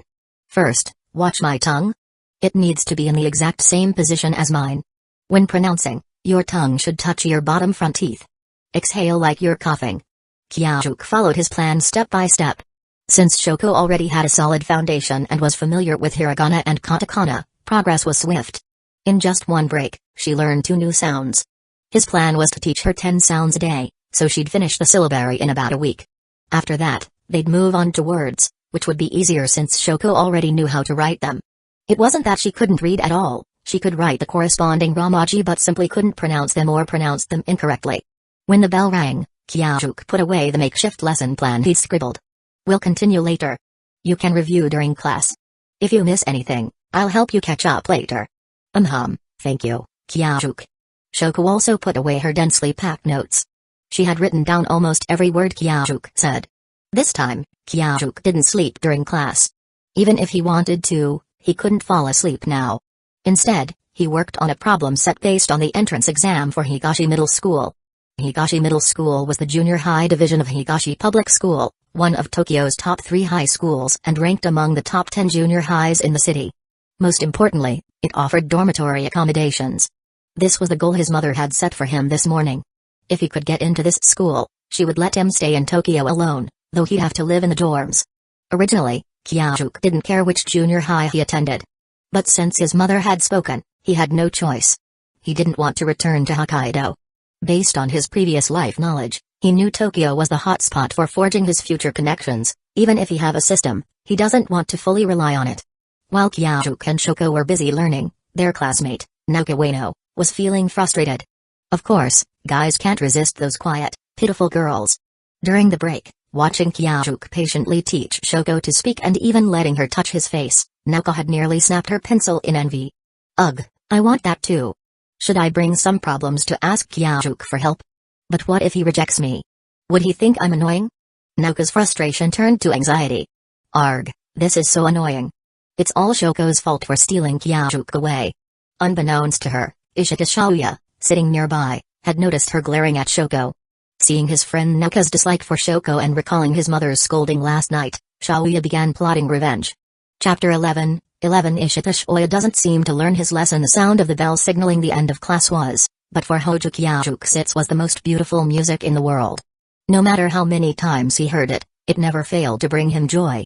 Nishimiya Shoko turned her chair around to face Kyajuk, ready to begin their lesson. Nishimiya, So you can actually hear, right? Naoka Ueno walked over and spoke to Shoko. Shoko was happy that a classmate was talking to her, but she first glanced at Kyuk. After all, this was their agreed-upon study time, and using it for small talk felt disrespectful to him. It's fine, Shoko. Go ahead and chat with your friend. Kyuk was more than happy to see Shoko interacting with others. Learning a language required immersion, listening and speaking in a supportive environment. The reason Shoko hadn't learned to speak before was that no one had been willing to talk to her or listen to her. Yes, because I wear a hearing aid, my hearing is a bit better. As usual, Shoko wrote her response in her notebook. She was genuinely happy because Naoka, like Kyuk, spoke slowly and clearly, making it easy for her to understand. She also remembered how Naoka had helped her during class by explaining what the teacher was saying. Naoka is such a kind person. Shoko thought. A hearing aid? What's that? Naoka feigned curiosity, though her real intention had been to disrupt the closeness between Shoko and Kyuk. But now, she was genuinely intrigued. After all, hearing aids weren't something elementary school students typically encountered. It's a device that amplifies outside sounds to a volume I can hear. After writing this, Shoko brushed aside her hair to reveal the hearing aid nestled in her ear. That sounds amazing. Can I take a look? Though she felt a bit embarrassed, Shoko didn't hesitate to remove the hearing aid from her right ear and hand it to Naoka. The little girl moved so quickly that Kyuk didn't have time to stop her. Huh, so that's what it looks like. Naoka, what's that? Let me see. A voice came from behind Kyuk. It was Ishita Shaoya. The back of the classroom was his and his gang's usual hangout spot. Every break, they'd rouse there, polishing the floor with their antics.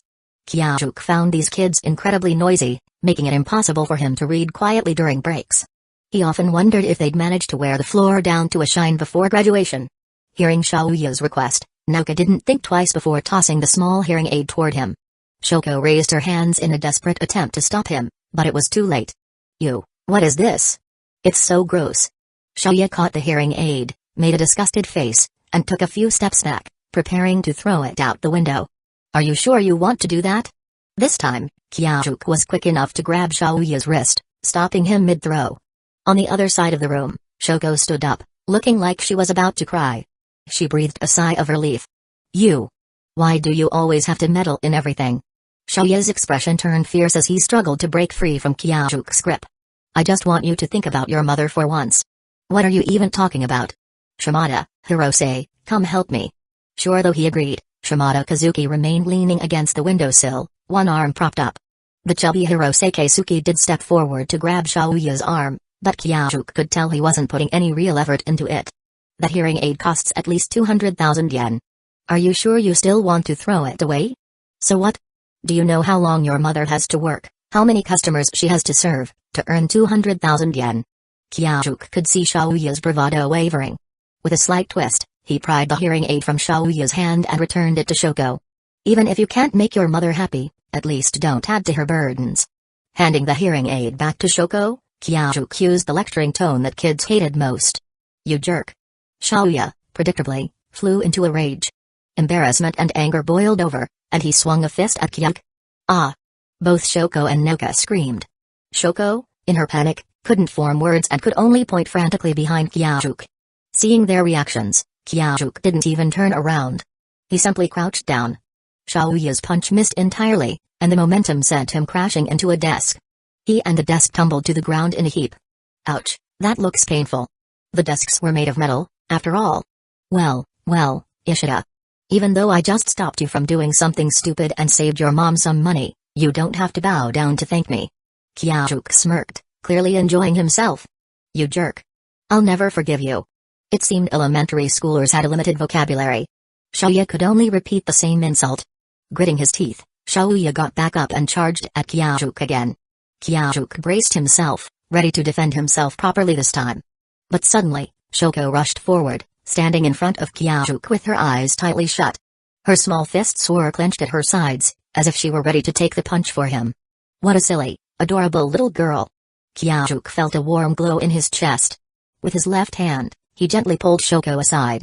With his right, he caught Shaoya's wrist mid-swing and redirected the force behind him. Crash. Shaoya fell to the ground again, this time knocking over a storage cabinet at the back of the classroom. A cascade of miscellaneous items rained down on him.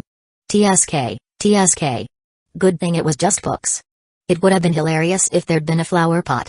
Kyajuk stood calmly, watching as Hirose helped Shaoya back to his feet. Hey! What's going on here? Takeuchi-sensei's voice boomed from the classroom entrance. He strode over to the back of the room. After scanning the scene, his eyes landed on Kyajuk. Not someone to mess with. Then Shoko. Special needs, also not someone to mess with. Naoka? A well-behaved girl. Hirose and Shimada? Shaoya's lackeys. Without hesitation, Takeuchi-sensei's eyes zeroed in on Shaoya. No matter what happened, it was always safe to blame the troublemaker. Even if he wasn't at fault, he probably was. Ishita Shaoya. What are you doing now? Come with me to the office immediately. Shaoya, silent and supported by Hirose, struggled to stand after 2 hard falls. Everyone, study on your own for now. With that, Takeuchi-sensei led Shaoya out of the classroom. Chapter 12. You don't want to worry your mother, do you? I'm sorry for causing you trouble, Kyajuk. Nishimiya Shoko lowered her head and handed her notebook to Hojo. Did you put your hearing aid back on? Do you need help? Instead of responding to Shoko's apology right away, Kyajuk first asked with concern. It's already on. Shoko replied obediently. When you're talking to me, don't use the notebook. Just speak directly. I'll do my best to understand you. He paused, then added, and why are you apologizing? This isn't your fault. If anyone should be apologizing, it's the others. But it's because of me that all this happened. The hearing aid is mine. That's not true. Kyajuk interrupted Shoko, reaching out to ruffle her fluffy brown hair. Don't think you're a burden just because you have a hearing impairment.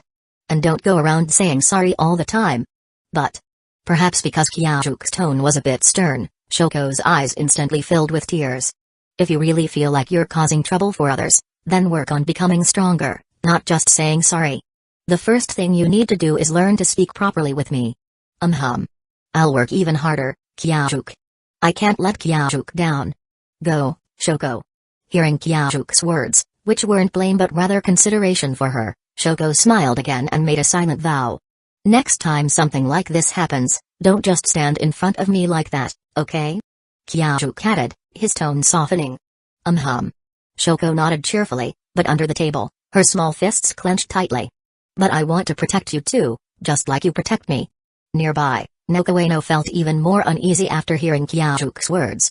When Takeuchi-sensei's voice had echoed through the classroom earlier, her heart had skipped a beat.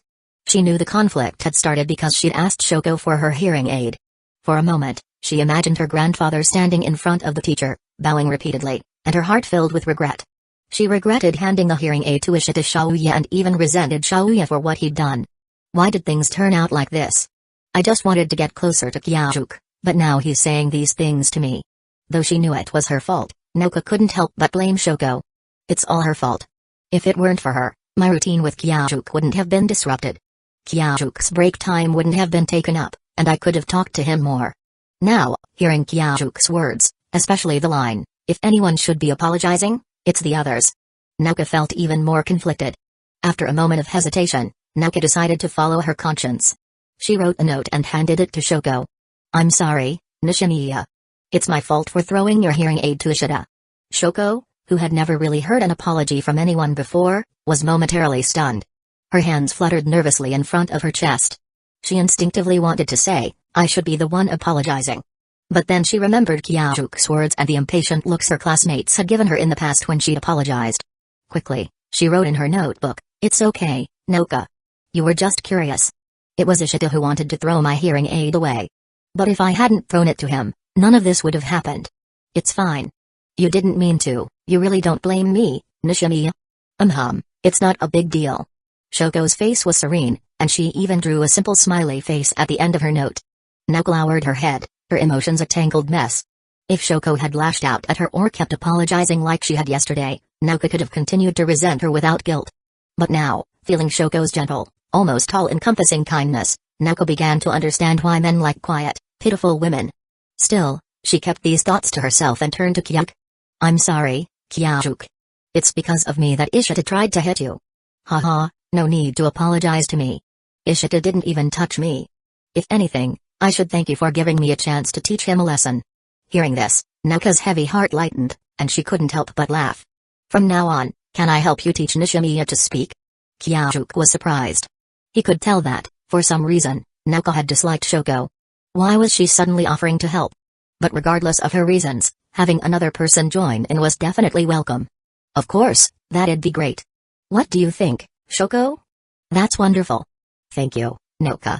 Shoko clasped her hands together, her face lighting up with joy.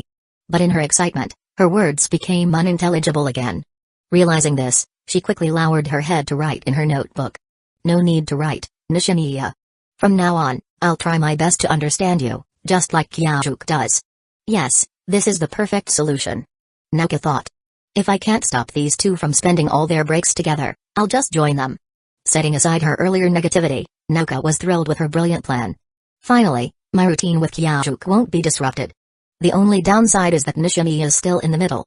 Oh well, I'll just consider it doing a good deed. Noka glanced at Shoko, who was still beaming, and sighed inwardly. Meanwhile, in the teacher's office. Ishita Shaoya, what's going on with you? Takeuchi-sensei sat in his chair, facing Shaoya, who stood with his head bowed. Nothing. What do you mean, nothing? Why were you fighting? I didn't hit anyone. Hearing this, Shaoya thought about how his 2 attempts to attack Kyajuk had failed miserably, leaving him battered instead. He couldn't help but defend himself. So, you were the one who got hit? At these words, Shaoya suddenly felt the pain all over his body. It hadn't hurt earlier, but now it was unbearable. If only he'd studied more, he might have known this was the adrenaline wearing off. I didn't get hit either. Then how did you end up on the floor and knock over the storage cabinet? I just fell. How can you be so dismissive? I'm telling the truth. I'm calling your mother to come to school tomorrow. Shaoya, who had been indifferent until now, finally panicked. He remembered Kyajuk's words, at least don't add to her burdens. This is my business. Why do you need to call my mom?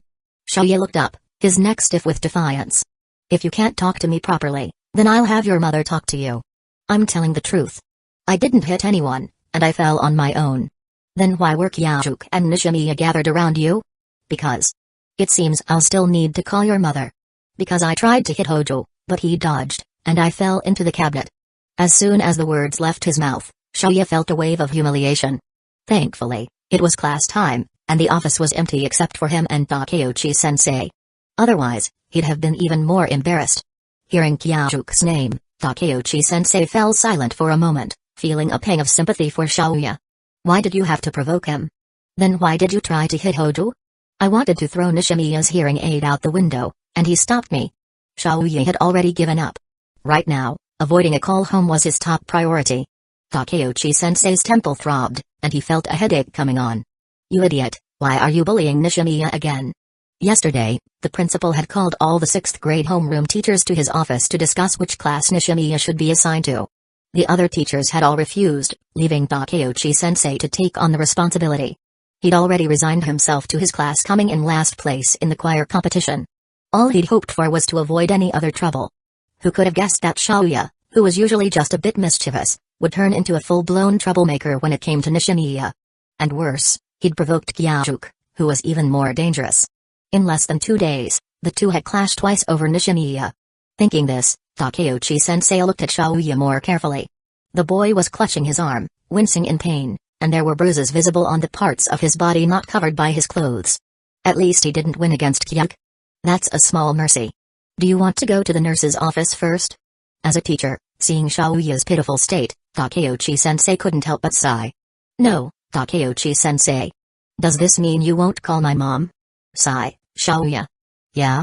Hearing his teacher's tone grow serious, Shaoya tensed up, unsure whether Takeuchi-sensei would let him off with a lecture or still call his mother. You don't want to worry your mother, do you? No. At the mention of his mother, Shaoya lowered his head again. He'd caused her trouble once more. Then stop bullying Nishimiya, and don't provoke Kyajuk. That's my advice to you. Huh? I get not bullying Nishimiya, but why shouldn't I provoke Kyajuk? Shaoya didn't fully understand, but he nodded quickly. Okay. I won't bully Nishimiya anymore. You. Never mind. Just take care of yourself. Takeuchi-sensei could sense Shaoya's lingering resentment toward Kyajuk. He'd considered saying more but decided against it. Why am I acting like such a responsible teacher all of a sudden? Chapter 13, a 6th grade battlefield? Ishita Shaoya stepped into the classroom. The moment he crossed the threshold, the murmuring of his classmates abruptly ceased, and all eyes turned to him. Just moments ago, his body ached all over, but now, under the weight of their gazes, the pain seemed to fade. Instead, An unbearable discomfort spread through him, like an army of ants crawling over his skin, making him itch with unease. From the corner of his eye, he caught a glimpse of the back row. To his shock, Ueno Noka was chatting and laughing with Hoja Kyajuk and Nishimiya Shouko. What? Ueno, weren't you the one who hated Nishimiya Shouko? How could you change so quickly? Shouya couldn't accept it.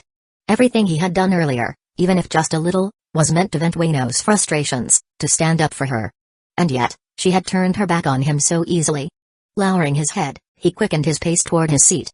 As soon as he sat down, he buried his face in his arms on the desk, unable to hold back the tears. Before, Ueno, who sat closest to him, would have noticed his faint sobs. But now, she was too preoccupied, tapping her forehead in frustration. I told you, it's Ka. Not Ka. She and Kyajuk had divided up the work.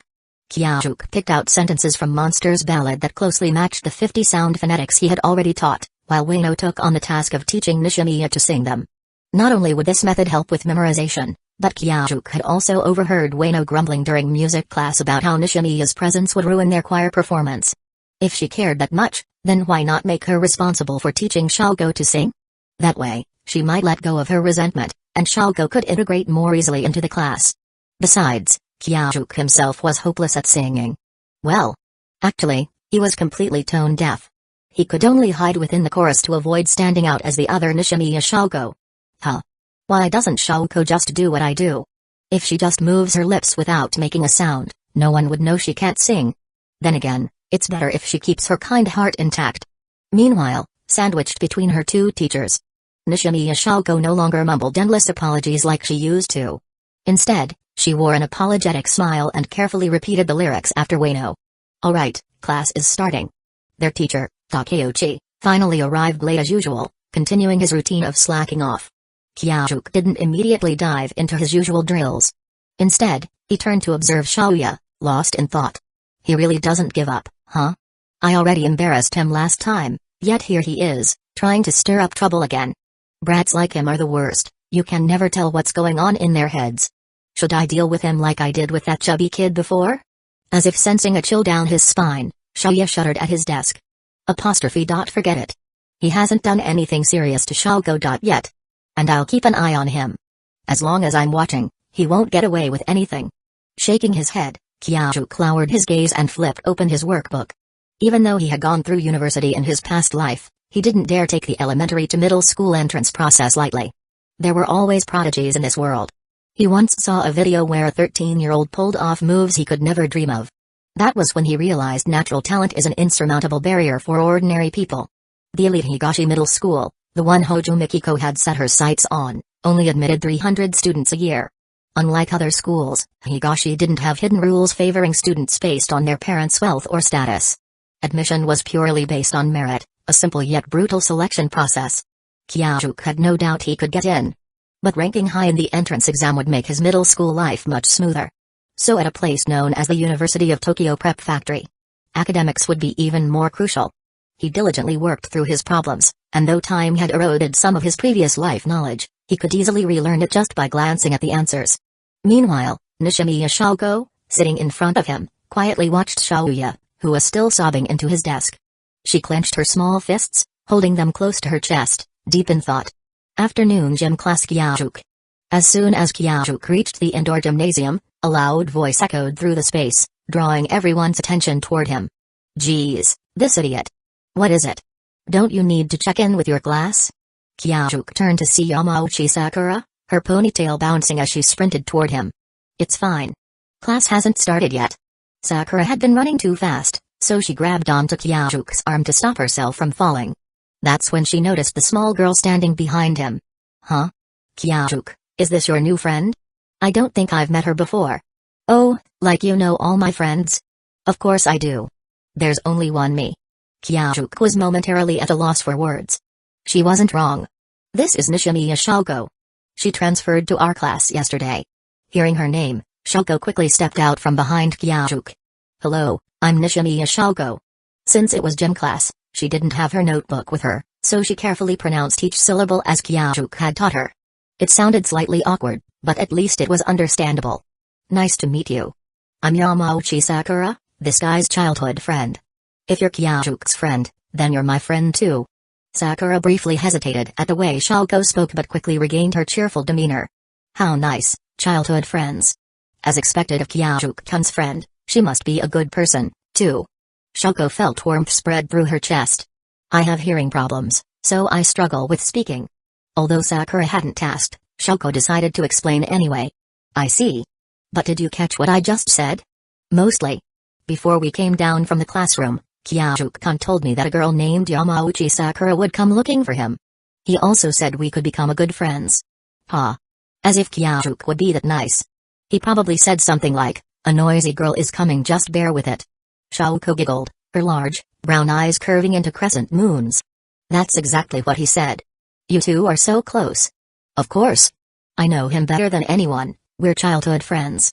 Alright, class is starting soon. You two should head back. Oh no, are you ditching your childhood friend for your new one? How tragic. Kyajuk remained indifferent, but Shouko panicked and waved her hands. Haha, I'm just joking. Want to come to our class, Kyajuk? Are you an idiot? That's impossible. Then see you later. Yeah. Kyajuk knew she meant the free time after group activities. See you later, Shouko-chan. Shouko nodded excitedly. Kyajuk was great, but she also wanted to spend time with other girls her age. Chapter 14, 14 Ishita Shouya, You're Dead. First, Takeuchi led the class through warm-up exercises before diving into the day's agenda. Yes, he was also the gym teacher. Today's activity, the vaulting box, also known as jumping the horse. In the corner of the gym, a whiteboard stood where Takeuchi sketched out the sequence of exercises. First, students would practice jumping over a classmate who is bent over, then progress to jumping over two classmates standing side by side, increasing the distance. Finally, they'd form a line, with the first person continuously jumping over the others before bending over at the end to keep the cycle going. After the human hurdles, they'd move on to the wooden vaulting boxes. Once Takeuchi finished explaining, his gaze lingered on Nishimiya Shouko, and he frowned. He'd been specifically warned that Nishimiya couldn't participate in strenuous activities, as it might worsen her hearing impairment. Nishimiya had been listening eagerly, excited to play jumping the horse with Kyajuk. But when she noticed Takeuchi staring at her, she remembered her limitations and hung her head in disappointment. Takeuchi's prolonged silence caught the class's attention. Following his gaze, they noticed Nishimiya and began whispering among themselves. Nishimiya, while the class is doing the exercises, you can. Takeuchi was about to suggest she sit on the sidelines to avoid any issues. Sensei, I'll take Nishimiya to play baseball with class 1. Kyajuk interrupted, raising his hand. Alright, but make sure to keep an eye on her safety. Takeuchi replied, relieved to have someone else handle the situation. Let's go, Shouko. Kyajuk said, standing up and waving her over. Nishimiya nodded vigorously, her eyes lighting up with joy. She had expected to spend another gym class sitting alone, watching her classmates have fun, just like at her previous schools.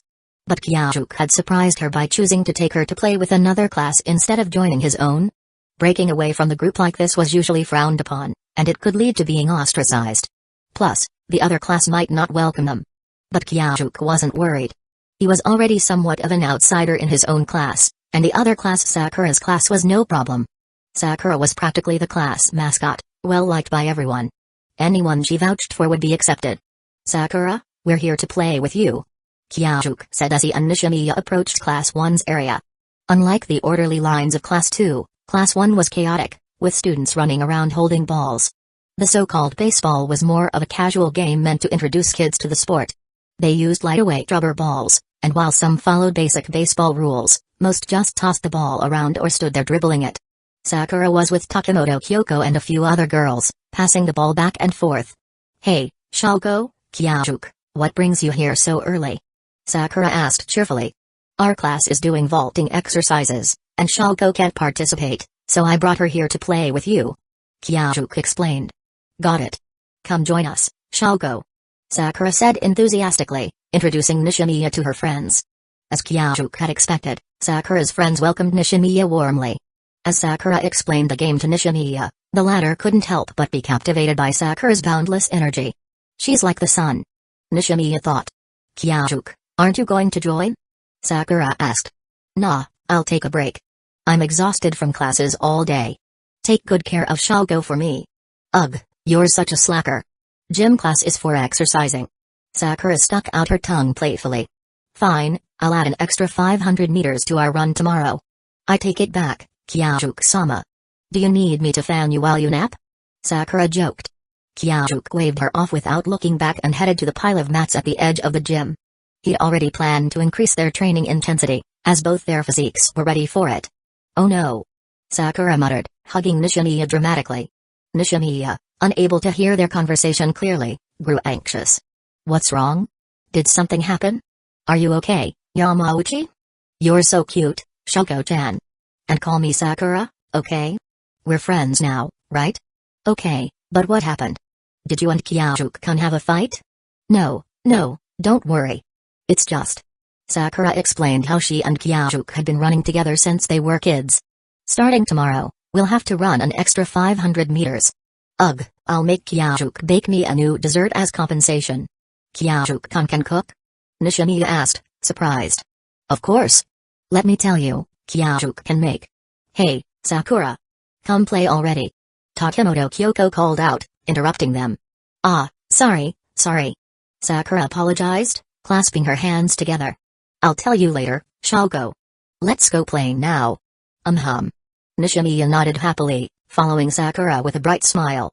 Meanwhile, Kyajuk had arranged a comfortable bed out of the mats and was already dozing off. After a long day of studying and teaching Nishimiya, he was exhausted.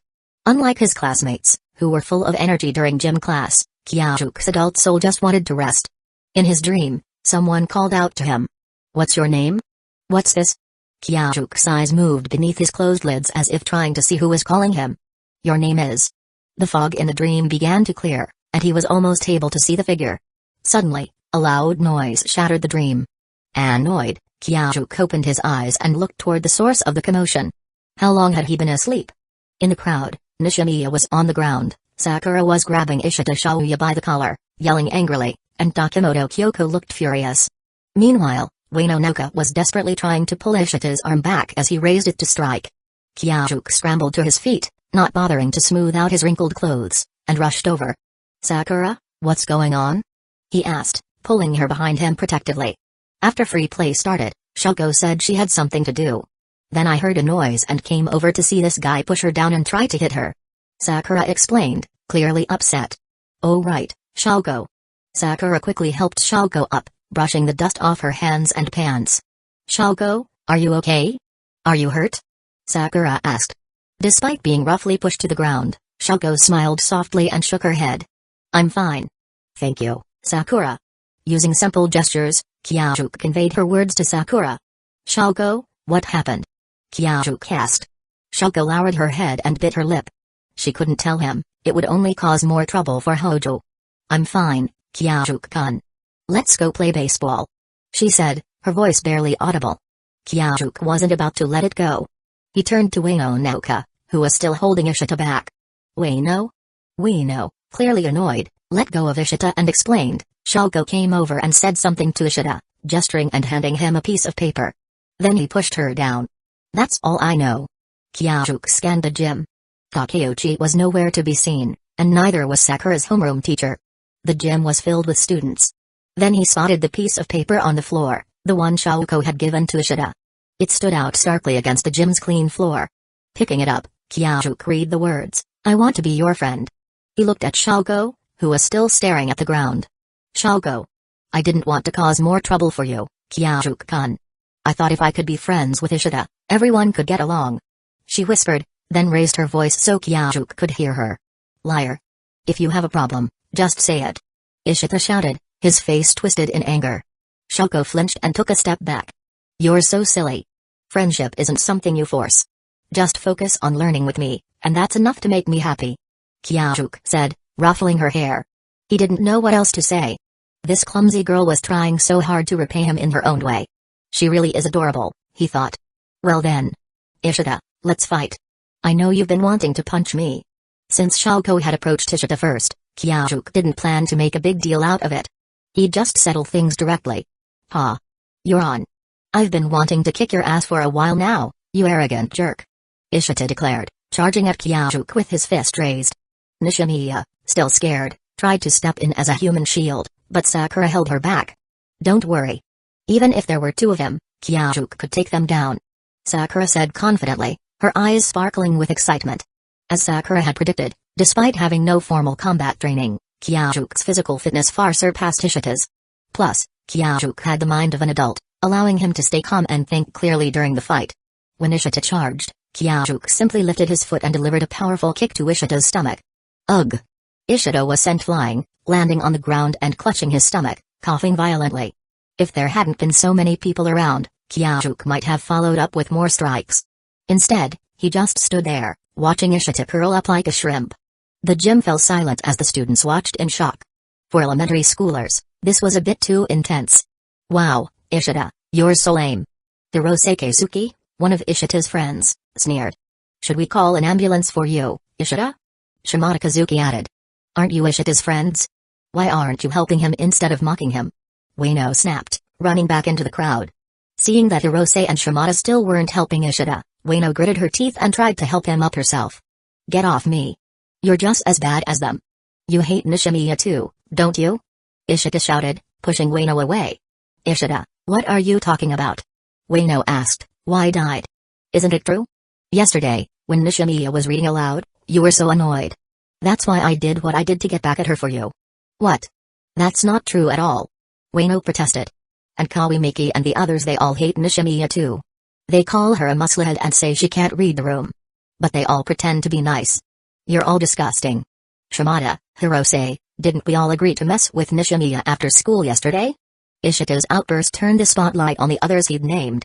The classmates began pointing and whispering. How awful. I would never do something like that. Kawimiki, one of the bystanders, took off her glasses and started crying dramatically. Hey, Ishita, we didn't do that. I went to grand school after school yesterday. Shimada said. Ishita, stop making things up. Hirose added. Ueno just sat on the ground, stunned, as Ishita continued to rant. Kawi's performance seemed to convince everyone that Ishita was lying, and the focus shifted back to him. You guys! Ishita shouted, unable to believe what was happening. Hey, what's going on here? Takeuchi finally appeared, though he probably wished he could have stayed in the meeting he'd just left rather than deal with this mess. Chapter 15, 15 Step aside, you're not some adorable little girl in the office. Takeuchi sat in his chair, facing Hojo Kyosuke, Ishita Shoya, and Nishimiya Shoko.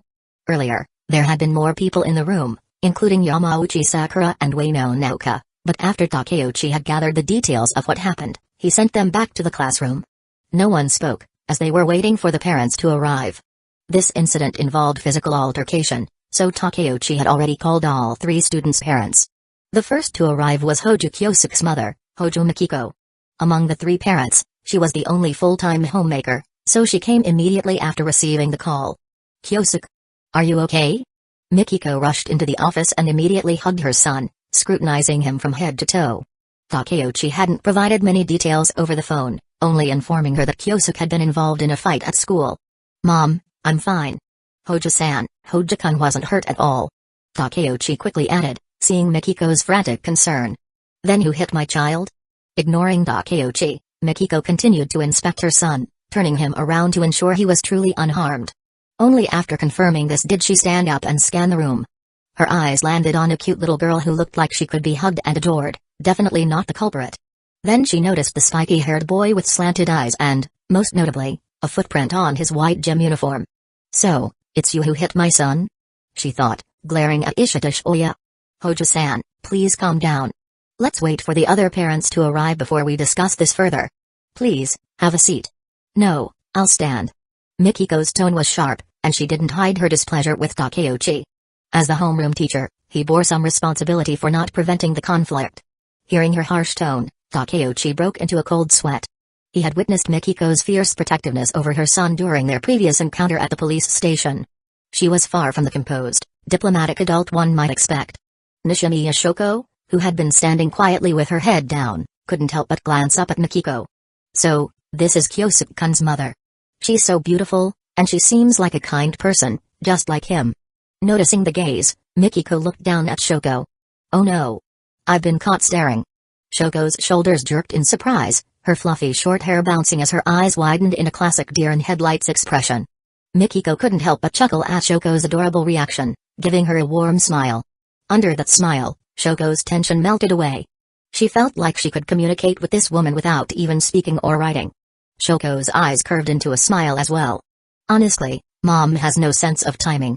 Kyosuke thought, watching his mother's interaction with Shoko.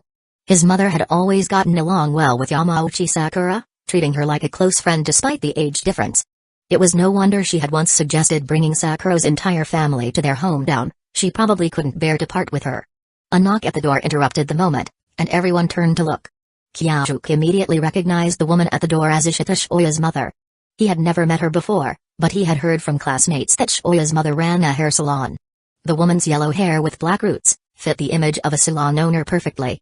Despite the edgy hair, her demeanor was gentle, a stark contrast to the typical rebel look. "Excuse me, I'm Ishita Shoya's mother." Like Mikiko, Ishita Miyako had only been told that her son had been in a fight. But the moment she saw the footprint on Shoya's gym uniform, her heart sank. "Shoya? Are you okay?" She rushed over to her son, mirroring Mikiko's earlier actions, checking him for injuries. "Ugh, I'm fine." Shoya grumbled, pushing his mother's hands away. "Ishita-san, this is Hojo-san, the mother of Hojo Kyosuke, who was involved in the altercation with your son." "Hojo-san, this is Ishita-san, Shoya's mother. The incident also involves Nishimiya Shoko, so let's wait for her mother to arrive before we discuss further." Hearing this, Miyako stepped back and stood quietly. Under normal circumstances, Mikiko would have struck up a conversation with a fellow parent, especially one as gentle and beautiful as Miyako. She loved beautiful things they brought her joy, like her son and Sakura. And now, Shoko had joined that list. But today, she simply glared at Miyako like a petulant child. Unfortunately, her glare lacked any real menace, coming off as more cute than intimidating. Despite her son's apparent role as the aggressor, Miyako offered Mikiko an apologetic smile. She knew Shoya's history and couldn't help but feel responsible. Mikiko let out a small huff. Though still upset, she couldn't stay mad at someone with such a gentle face and turned away. Another knock sounded, and before anyone could react, the door swung open. The woman who entered had the same hair color as Shoko, but hers was long. Her face was expressionless, but the exhaustion was evident. Seeing her mother, Shoko instinctively hid behind Hojo Kyosuke. "Sorry for being late," Shoko's mother said as she entered, apologizing for being the last parent to arrive. In Japan, it was common for mothers to handle school matters, but it was rare for 2 out of 3 mothers to be single parents, with the third also raising her child alone. Takeuchi introduced the mothers, and they exchanged greetings. "Here's what happened today." Ishita Shoya pushed Nishimiya Shoko to the ground, which led to a confrontation between him and Hojo Kyosuke. Takeuchi paused, unsure how to continue. According to other students, Shoya had been the one to throw the first punch, but now Hojo Kyosuke was unscathed, while Shoya had been knocked down with a single kick. Then, Ishida, why don't you explain?" "Nothing to explain." "Shoya." Miyako snapped. "TCH, I went to hit him, but he kicked me." Shoya muttered, his voice low with embarrassment. "That's pretty much it," Takeuchi said, relieved to have it out in the open. "I'm deeply sorry for my son's actions," Miyako said, bowing deeply to the group. Mikiko, meanwhile, was internally cheering, "That's my boy. So strong." But seeing Miyako's bow, she quickly followed suit. "My son also acted out of line. Please, stand up." Since her son was unharmed, Mikiko was more than willing to be gracious toward the gentle Miyako.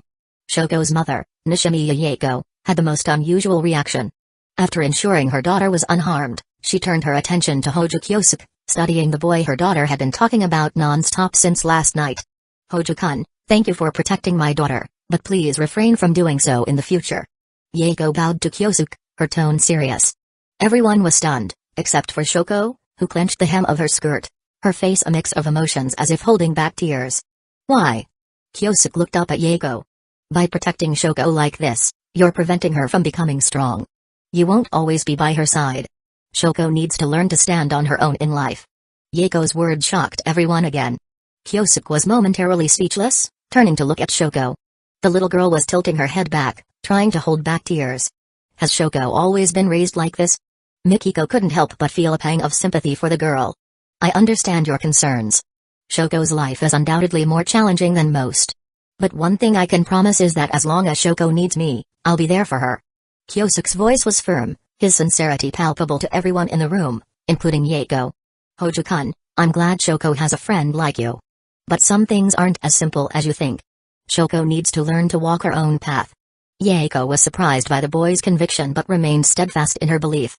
"And Nishimiya, none of us know what the future holds. But for now, I'll teach Shoko to speak, To help her live like everyone else. Thank you for your kindness, but it's unnecessary. Since the matter is resolved, we'll take our leave. Shoko, let's go. Yaeko shook her head, preparing to leave with her daughter. She was a busy woman and needed to return to work. Shoko? What's wrong? Let's go. Seeing her daughter still standing motionless, Yaeko thought she hadn't heard and raised her voice, reaching out to pull her along. Mom. Shoko's small frame resisted her mother's pull, and the tears she had been holding back finally spilled over. Everything Kyosuke-kun said is true. Why won't you believe him? Shoko looked up at her mother, her voice trembling with emotion. Thanks to her close relationship with her mother, she could lip read and understand her words despite her hearing impairment. Her speech, already difficult to understand, was further muddled by her tears. Even Kyosuke couldn't make out what she was saying, let alone Yaeko. But even without understanding the words, Yaeko was shaken by her daughter's sudden outburst and the pain it conveyed. Shoko, calm down. Kyosuke said, gently patting her shoulder. Shoko, do you need your notebook? Yaeko pulled out a notebook from her bag, identical to Shoko's, labeled for writing. No. For the first time, the usually meek Shoko firmly pushed the notebook away. This is the biggest difference between you and Kyosuke-kun. Shoko took a deep breath, trying to enunciate each syllable clearly, just as Kyosuke had taught her. Kyosuke-kun listens to me, even when it's hard. He encourages me to speak, treats me like a normal person. He protects me and teaches me to speak. Why won't you believe him? Shoko's words and tear-streaked face struck a chord in Yaeko's heart, but they also brought a sense of pride. She's really grown stronger. Yaeko thought. Her once obedient daughter now had the courage to stand up for herself, to voice her feelings in such a public setting. Shoko. Yaeko knelt down and hugged her daughter, running her fingers through Shoko's fluffy short hair. It was a symbol of her wish for Shoko to shed her fragility and become strong. She had taken Shoko to get this haircut just yesterday at the salon run by the rough-looking mother and son next door. In just one day, Shoko had already begun to change. You've really become stronger. Tears welled up in Yaeko's eyes. She had always been strict with Shoko, but she had been equally hard on herself. Since her husband had left them because of Shoko's hearing impairment, she had rarely allowed herself to cry or even smile. Mom? Shoko looked up at her mother. Mom's happy for you, Shoko. Is this all thanks to Hojo-kun? Did he help you become stronger? Yes. Yaeko stood up and bowed deeply to Kyosuke and his mother. Hojo-san, thank you for raising such an exceptional child. Not at all. Shoko is a lovely girl too. Mikiko said, wiping tears from her eyes. She had been deeply moved by the scene. Hojo-kun, please continue to help Shoko grow stronger. I'll always remember your kindness. And Nishimiya, you're too kind. Shoko and I are my friend.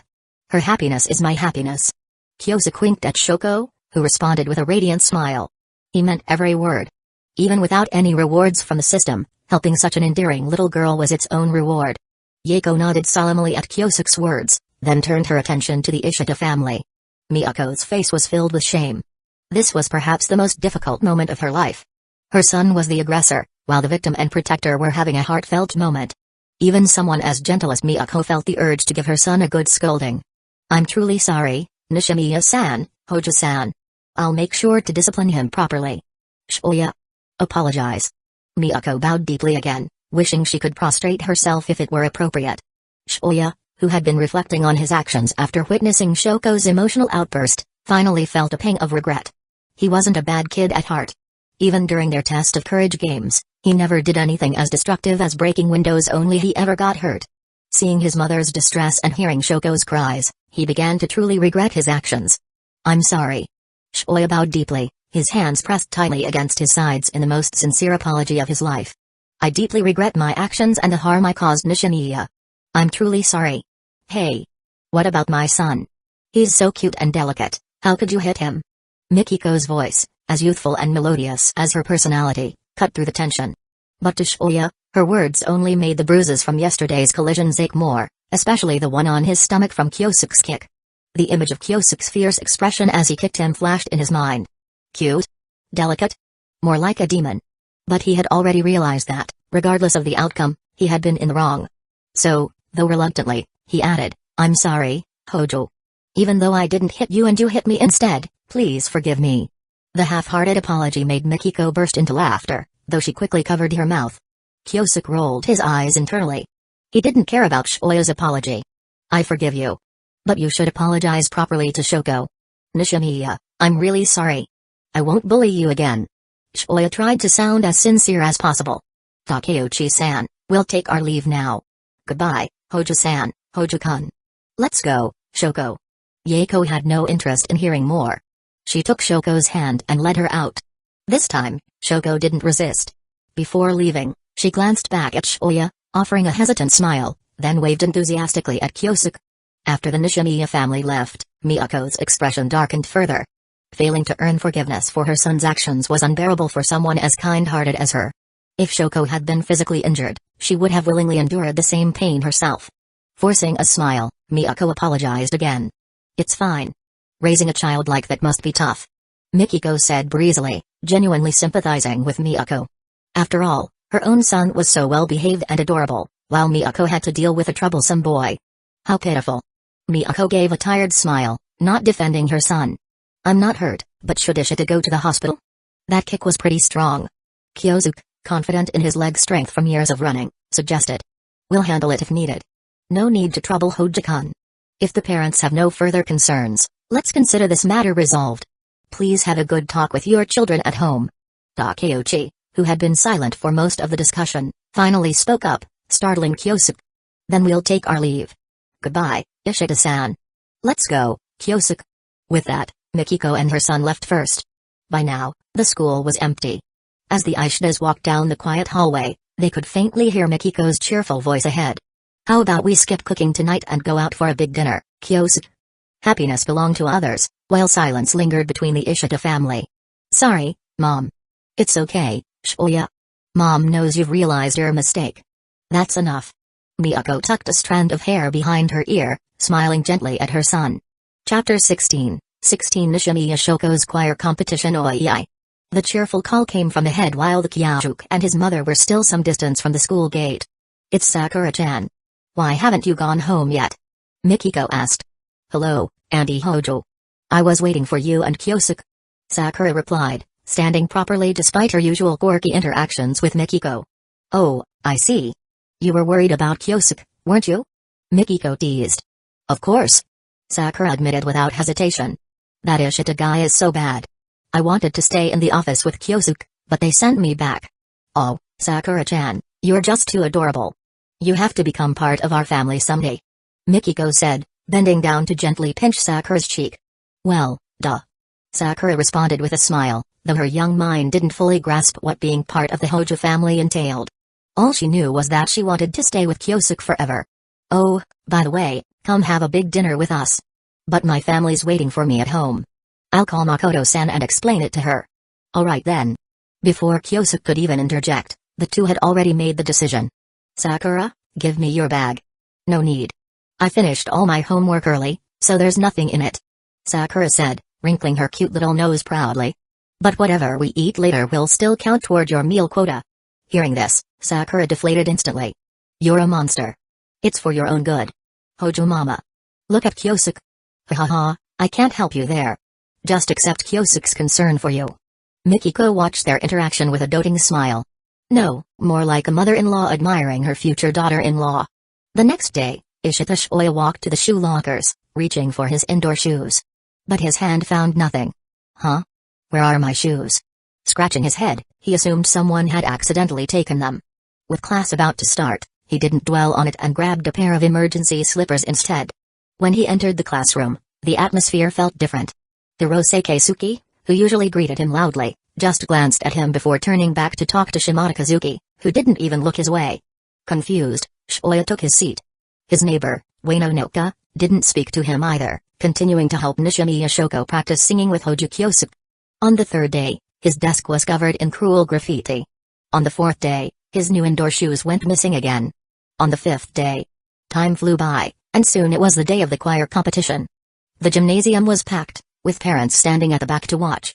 Next up, Class 2 of Grade 6 will perform the Monsters Ballad. The students lined up on stage, with Shoko standing front and center. As the music teacher raised the baton, the students began to sing in perfect harmony, not a single note out of place. From the audience, Nishimiya Yako covered her mouth, tears streaming down her face. Shoko. Shoko did it. Even in the chorus, Yako immediately recognized her daughter's clear, confident, and full of life voice. Thank you, Hojo-kun. Yako whispered, wiping her tears and composing herself. She was once again the strong, independent single mother. Watching Shoko sing with a bright smile, Yaeko felt nothing but pride. In the end, Sakura's class took first place. After the competition, Kyosuke and his friends, well, mostly a group of little girls, gathered behind the gym. "So, Hojo Mama, how was my singing?" Sakura asked excitedly. Her own mother hadn't been able to attend, but Mikiko was like a second mother to her. "You were amazing." Mikiko gave a thumbs up, then crouched down to hug both Sakura and Shoko. "And Shoko, you were fantastic too. I almost cried listening to you." "Thank you, Auntie Hojo," Shoko said, initially shy from the sudden hug but smiling warmly. She glanced at her mother, who stood a little behind. "Mom, are you okay?" Seeing her mother's tear-streaked face, Shoko ran over to hold her hand. Hearing her daughter's slow but clear and confident voice, Yaeko felt her nose tingle again. "No, I can't cry. I need to be strong for Shoko. Just like Hojo-san, I was moved by your performance," Yaeko said, forcing a smile. "That's good. It's all thanks to Kyosuke-kun and Noka," Shoko said happily. "Hey. I helped too," Sakura chimed in. "You? All you did was distract Shoko and Noka during study time," Kyosuke teased. "Hey.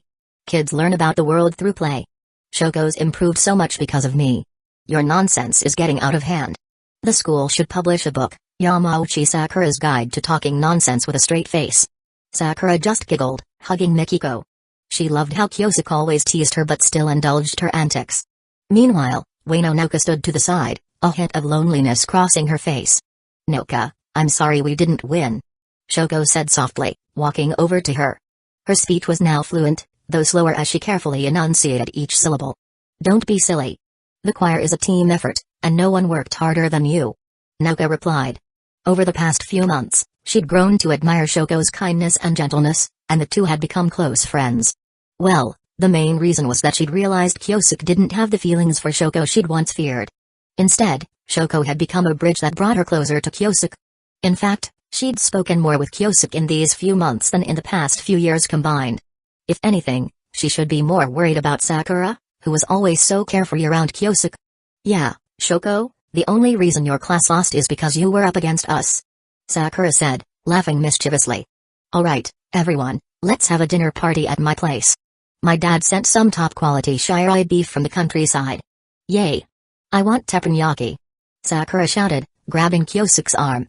"This dinner is for the defeated class too. As the winners, shouldn't you be celebrating elsewhere?" Kyosuke joked. "Hojo Mama, look at him. I can't help you." "Oh, fine, teppanyaki it is," Mikiko said, her head spinning from Sakura's enthusiastic tugging. "I'll drive everyone over," Yaeko offered, pulling out her car keys. She and Mikiko had already discussed the dinner, and the two families had grown quite close. "Mom, what about Grandma and Yuzuru?" Shoko asked. "Yuzuru's still at school. I'll drop you off at the Hojo's house and then pick her and Grandma up." "Okay." Shoko nodded, then was pulled into a discussion with Sakura and Noka about how to best enjoy the beef. Sakura, of course, took the lead, sharing her past experiences with Hojo family dinners. After the enjoyable meal, the Nishimiya family left by car. Sakura walked the 10 steps to her house, and Kyosuke walked Noka home. "Kyosuke-kun, do you know something?" "What? Do you want to know?" Noka stopped under a street lamp, turning to face him. The yellow light illuminated her long black hair, making her look stunning. She bent slightly, her tone playful. Noka rarely acted like this around Kyosuke, always worried she might do something he didn't like. "Of course I want to know. Since when did you start acting like Sakura?" "I'm not copying anyone. This is just how I am. You just never noticed." "Alright, tell me." "No, you're not being sincere enough. Please, Noka-sama, tell me." "Still no. I'll tell you at the graduation ceremony." With that, Noka turned and ran a few steps ahead. "I'm home. You should head back too. Be careful on your way." Before Kyosuke could respond, she dashed into her house. "What was that about?" Kyosuke scratched his head, confused not just by Noka's behavior but also by the glowing cursor above her head, something he forgot. It sparkled like a firework about to burst. "Is the system finally giving me something?" Chapter 17, First gift from the system. The rest of the school year passed uneventfully, and soon, graduation day arrived. The gymnasium had been transformed into a venue for the graduation ceremony. Parents sat toward the back, while the front rows of chairs remained empty, waiting for the graduates to complete the ceremony and take their seats. Hojo Kyajuk wore a black Gakuran uniform with a white flower pinned to his chest. He stood in line with his classmates, following their homeroom teacher, Takeuchi, who was dressed in a plain kimono. The school didn't usually require students to wear this uniform, reserving it for special occasions like today. To be honest, Kyajuk felt a little nervous. Despite his adult soul, the solemnity of the graduation ceremony was overwhelming, singing the school anthem, listening to guest speeches, and so on. Originally, the principal had chosen him as a valedictorian due to his top grades and acceptance into Higashi Middle School, but he had declined. His mother, Mikiko, had been upset about it for a while, saying she had planned to invite all their relatives from their home down to watch. Kyajuk broke into a cold sweat just thinking about it. Thank goodness he had refused. Still, being part of the ceremony, Kyajuk couldn't help but feel the weight of the moment. First up was Class 1 of Grade 6 Yamauchi Sakura's class. Yamauchi Sakura. Sakura, as carefree as ever, walked up to the stage. While some of her classmates were so nervous they stumbled, she practically bounced up to receive her diploma. After accepting it from the principal, she even waved it toward her mother and then flashed a big smile at Kyajuk. This girl. Kyajuk thought, his tension melting away at Sakura's radiant smile. Next was Class 2 of Grade 6. Takeuchi stepped onto the stage and stood beside the principal, calling out names from the roster. Nishimiya Shoko. The little girl, also dressed in the black uniform, walked up with precise, almost robotic steps. Her serious expression made Kyajuk chuckle. In the parents section, Nishimiya Yako covered her mouth, tears streaming down her face as she watched her daughter receive her diploma. Mikiko quickly wrapped an arm around her to comfort her. Shoko graduated from a regular school. Yako was overwhelmed with emotion. If this school hadn't worked out, she had been prepared to send Shoko to a special needs school, as her previous school had suggested. But thanks to Kyajuk, that hadn't been necessary. Ueno Noka. This girl was much more composed, only smiling at Kyajuk as she walked off the stage. Hojo Kyajuk. Taking a deep breath, Kyajuk stepped onto the stage. Hojo-kun, congratulations on your graduation. He received a little bit special treatment. Not only did the principal offer his congratulations, but Takeuchi also smiled with relief as he handed over the diploma. Thank you. Kyajuk said with a bow before stepping down. After the formalities, the ceremony moved into the free photo-taking session. Some students took photos with their homeroom teacher, others with classmates. Every corner of the gymnasium was filled with people capturing memories. The first to approach Kyajuk was Ueno Noka. Kyajuk. As soon as he turned around, a small hand grabbed his uniform. Before he could react, a strong tug nearly knocked him off balance.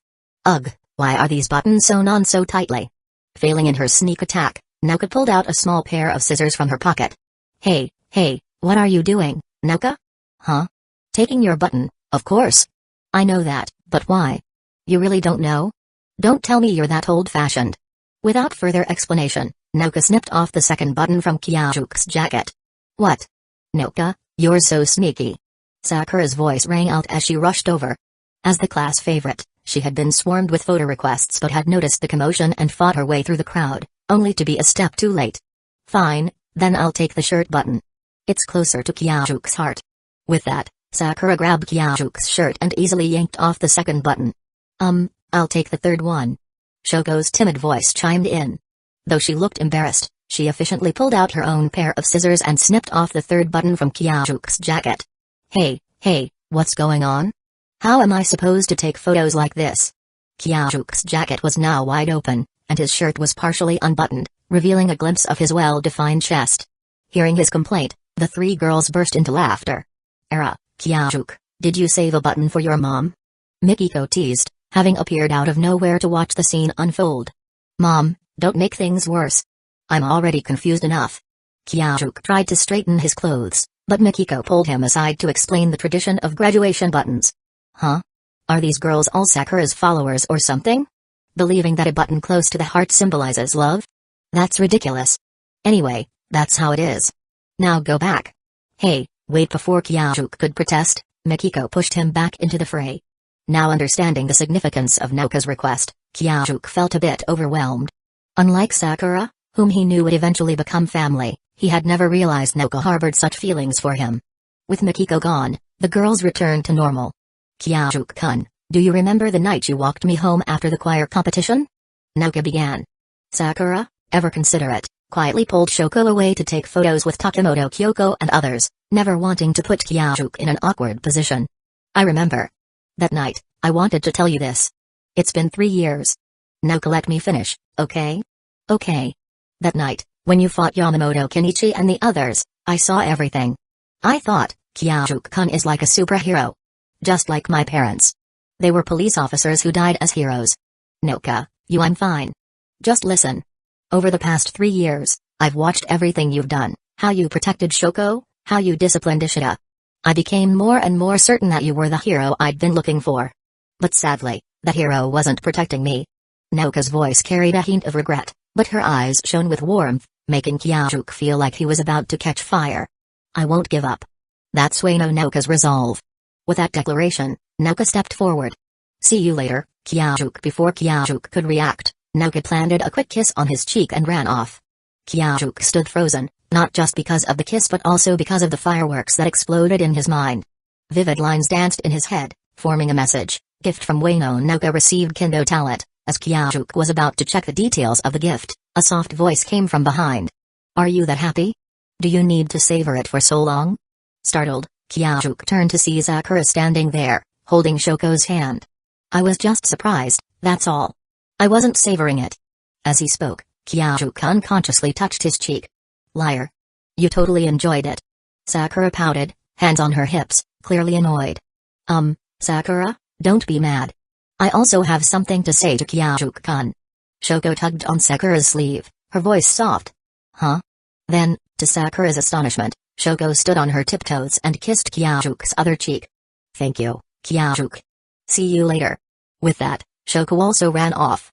Even though I was here first. Even Sakura couldn't handle this level of unfairness. Her lips trembled as she fought back tears. Alright, let's go to my place for a big dinner. I've got yam ice cream for you. Kyajuku pulled Sakura into a hug, gently kissing her forehead. That's more like it. Let's go take photos with everyone. Sakura's mood shifted instantly, her usual cheerfulness returning as if nothing could keep her down for long. Gift from Nishimiya. Shoko received academic talent, and so, Kyajuku's elementary school life came to an end, surrounded by the girls who had made it unforgettable. Chapter 18. What's your name? After graduation, Kyajuku spent his entire vacation immersed in kendo training. After searching all over Minato City, he eventually found a kendo dojo that accepted students regardless of their prior experience or style. The instructor, Yamamura and Apu, primarily taught Hokushin no Toru, so Kyajuku naturally followed along. The training wasn't anything particularly special, just standard Toru techniques, mostly involving various forms of gariroshi, downward cuts. Seriously, it was all gariroshi. Front, back, left, right, no matter the angle, every technique focused on cutting down. It felt as if his eyes were fixated on his opponent's hands at all times. He couldn't shake the feeling that his instructor might be teaching him incorrectly. Still, thanks to his natural talent in swordsmanship and possibly an overall enhancement of his physical abilities, his body had improved drastically over the month. If he were to duel himself from a month ago, he was confident he could take on 20 of his past selves without breaking a sweat. On the last day of vacation, he effortlessly disarmed instructor Yamamura in a sparring match, knocking the bamboo sword right out of his hands. And just like that, he was declared graduated. When Yamamura handed him an official menkyojo, Kyajuku was stunned. He had assumed the instructor was just some random kendo teacher, but it turned out Yamamura was actually a legitimate disciple of Hokushin no Toru and had the qualifications to bestow this recognition. Different traditional martial arts styles have their own ranking systems. According to Yamamura, earning a license in Hokushin no Toru meant that Kyajuku was now allowed to declare his affiliation during combat. In other words, if he got into a fight, he could dramatically announce, Hokushin no Toru, Hojukyaku. Yeah, no thanks. Just thinking about it made Kyajuku shudder in embarrassment. Yamamura also suggested that if he wanted to master more advanced techniques, he should travel to Tokyo and train at the Hokushin no Toru headquarters. It was obvious that Yamamura hoped Kyajuku, his genius disciple who earned a license in just 1 month, would make him proud by impressing the main dojo. Kyajuku agreed on the spot. And then immediately forgot all about it. He had already achieved his goal. With his current skills, he was confident he could protect himself and those around him. As for the academic aptitude gift he received from the system, he found it somewhat underwhelming. After all, he had been a science major in his previous life, so middle school science was child's play. If anything, Japanese and social studies were his biggest headaches, especially subjects like geography, history, and politics. However, thinking about the long-term benefits of his scientific aptitude put him in a better mood. Middle school science? Easy. High school math, physics, chemistry, and biology? Also covered. Even university-level science courses would be a breeze. He might not need it now, but when it came time for college entrance exams, he'd have a huge advantage. When Kyajuk brought the license home, his mother, Hojo Mikiko, was finally at ease. She left for Hokkaido to enjoy some alone time with Ichiro Hojo, effectively abandoning him. As a parting gesture, she approved his request to become a commuter student and even rented an apartment for him in Bunkyo Ward, close to his school. Of course, the rent came from his scholarship money. The whole situation left Kyajuk speechless. To make matters worse, he hadn't even realized Higashi Middle School was an all-boys school when he applied. Mikiko had handled all the application paperwork, leaving him with only one job: pass the entrance exam. It wasn't until after he got accepted that he discovered the truth. Speaking of scholarships, that was another painful memory. Kyajuk did not want to give a speech as the freshman representative during the entrance ceremony. However, the principal informed him that the speech was mandatory for scholarship recipients. If he wanted the scholarship, he had no choice but to go along with it. And so, against his will, he stood in front of the entire school and delivered a speech. April, the first day of school. Besides the long and boring entrance ceremony, nothing noteworthy happened. Well, except for a few classmates who introduced themselves by boldly declaring they were delinquents. That was mildly entertaining. After school, Kyajuk boarded the subway to head home, struggling against the cramped and suffocating crowd. Damn it. I wish I could buy an entire train and ride it alone. As he was lost in thought, a sudden voice cut through the noise. Excuse me, please move. Sorry, excuse me. A girl was pushing her way through the packed train, repeatedly apologizing as she made her way toward him. This was unusual. In Japan, once people squeezed into a train, they usually stayed put even if it meant being crushed like sardines. Kyajuk curiously looked at the girl who had now come to a stop right in front of him. She had meticulously styled twin braids, tied together at the back with a red and yellow ribbon in a neat bow. She wore a white blouse, a beige knitted vest, and a pleated skirt, revealing a slender pair of legs and fair, dazzlingly bright thighs. Overall, she was adorable. Her head was lowered, and a faint blush tinted her cheeks. Beads of sweat glistened on her snow-white neck, probably from squeezing through the crowd. Was she exhausted from pushing her way here? Just as Kyajuk was examining her, the girl suddenly looked up and caught him staring. For a brief moment, their eyes met. Mimizu flinched in surprise and immediately averted her gaze, her face turning an even deeper shade of red. She felt embarrassed. But then she remembered the long day of searching she had endured, and the pain in her feet from walking all over Tokyo. She had taken the earliest train from Itomori to Tokyo, only to find that his phone was unreachable. With no other choice, she had scoured every place he might visit, even his school, but he was nowhere to be found. She had finally given up and come to the subway station, planning to head home. And then she found him. The sheer coincidence of it all was almost unbelievable. She was so angry she could cry. Meanwhile, Kyajuk watched as the girl's expression shifted rapidly from shy to conflicted to furious. Her cheeks puffed up as she glared at him. Just as he was about to speak, the girl suddenly shouted his name, Kyajuk. Chapter 19, Mimizu Hojo. Kyajuk was absolutely certain he didn't know this girl. And why was that? Because hovering above her head was a bright, glowing label, your name, Mimizu, protagonist. There was no way he could forget meeting someone this important, yet, when she called his name, her expression filled with anticipation. All he could do was stare blankly. It's me. She said hesitantly. I know your name is Mimizu, but I really don't know you. Kyajuk thought. Just as he was about to respond, her face suddenly fell. You don't remember me? Your name is. The moment Kyajuk said those words, Mitsua's expression completely changed. She hadn't expected him to say something like that, like he was speaking to a total stranger. This isn't right, she thought, her heart sinking. I was so sure. If we met, he'd recognize me right away. Because the person who switched bodies with me was you. Her pale cheeks flushed red as she turned her head away, avoiding his gaze. I'm sorry. Her voice was barely above a whisper, strained with disappointment. But no matter how much she tried to rationalize it, it didn't make sense. This is Kyajuk. I know it is. So why? Before either of them could say anything else, the subway announcement rang through the train. Mitsua flinched. As if trying to escape, she squeezed through the crowd toward the doors. Your name is? Hearing Kyaju's voice, Mitsua instinctively turned around, wanting to answer him. But the rush of people forced her forward, pushing her toward the exit. It's Mitsua. My name is Mitsua. She called out while hastily untying the braided cord from her hair, reaching out to hand it to him. She didn't even understand why she was doing this. It was just an impulse, a sudden certainty in her heart. Her grandmother's words echoed in her mind, threads are connections. They tie people together. They twist, tangle, unravel, and reconnect. This is time itself. And in this fleeting moment, she wanted to tie herself to him however irrational it seemed. But before the braided cord could leave her fingers, before she could be swept away by the crowd, a hand caught hers. A strong force pulled her back inside the train. "Hey, Mitsuo, right? Why are you running off before we even finish talking?" The voice was familiar. And yet, it wasn't. Because countless times before, she had spoken with his voice. But this was the first time she was hearing it with her own ears. A smile tugged at her lips. Yet she still couldn't help but grumble, "You're squeezing my hand too hard." "Ah, sorry. Kyajuk immediately let go, suddenly aware of his own strength. "Geez. No wonder they call you the delinquent boss. You're so rough." Mitsuo rubbed her wrist, pretending to be annoyed. "Wait, what? I'm not some delinquent." "You totally are. I mean, you." Mitsuo abruptly stopped mid-sentence, realizing that the entire train car had fallen silent. People were staring at them. "Let's talk somewhere else," she muttered. "Yeah, good idea." Kyajuk agreed.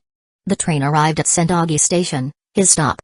Conveniently, it was on the Chiyoda line, connecting his all-boys school, Higashi Middle School, directly to this area, no transfers needed. The best part? Just a few minutes' walk from the station was Ginza, a nostalgic shopping street filled with cozy cafes and traditional family-owned diners. Cheap, delicious food. That's exactly why Kyajuk had picked this place to live.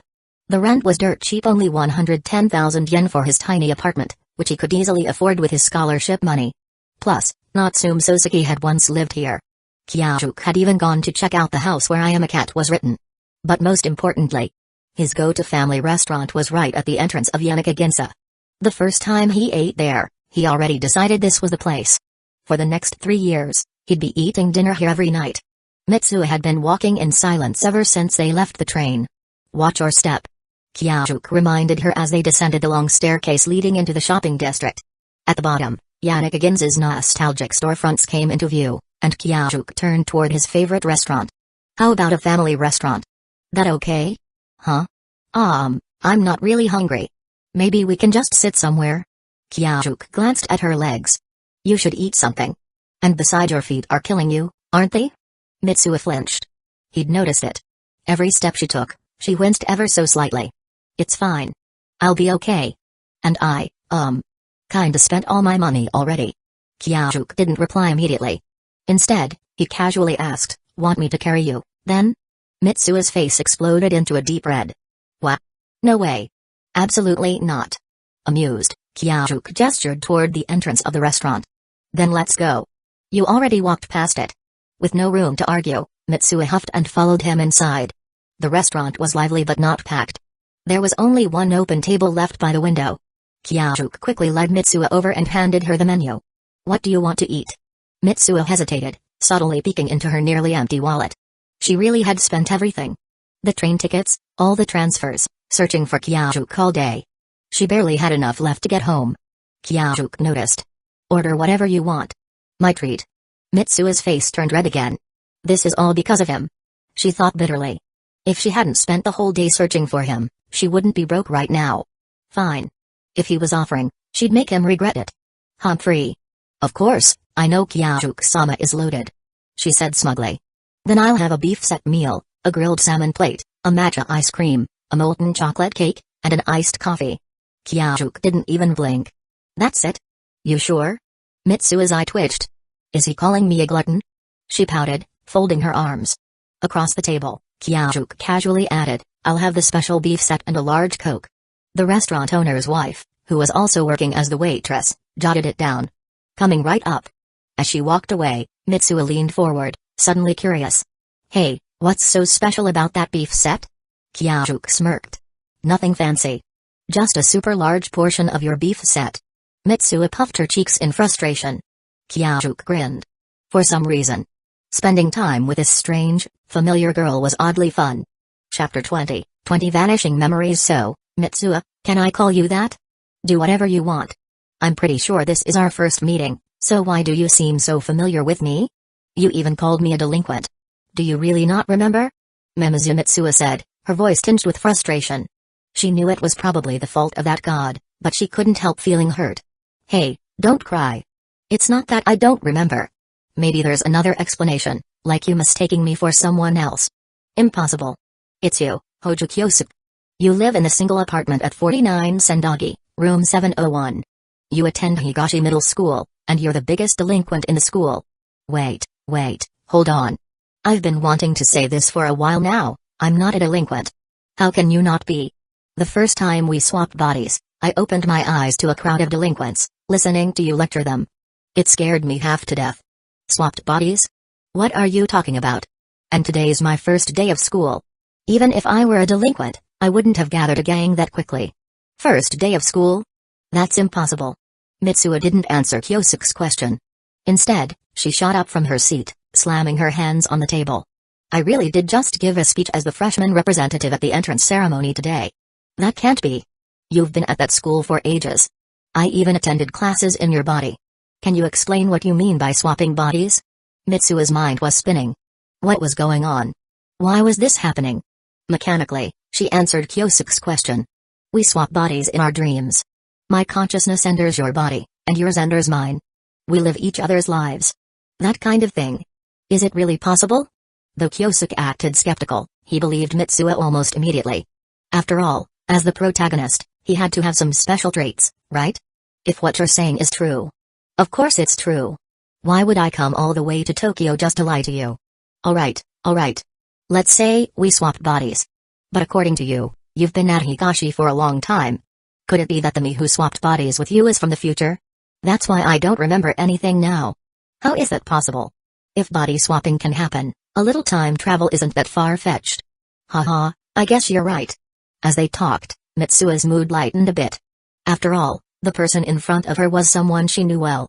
Even if he didn't remember, the familiarity was still there. Excuse me, here's your order. The owner of the restaurant, Matsuyama, and his wife arrived with their trays. The beef set meal was the main dish.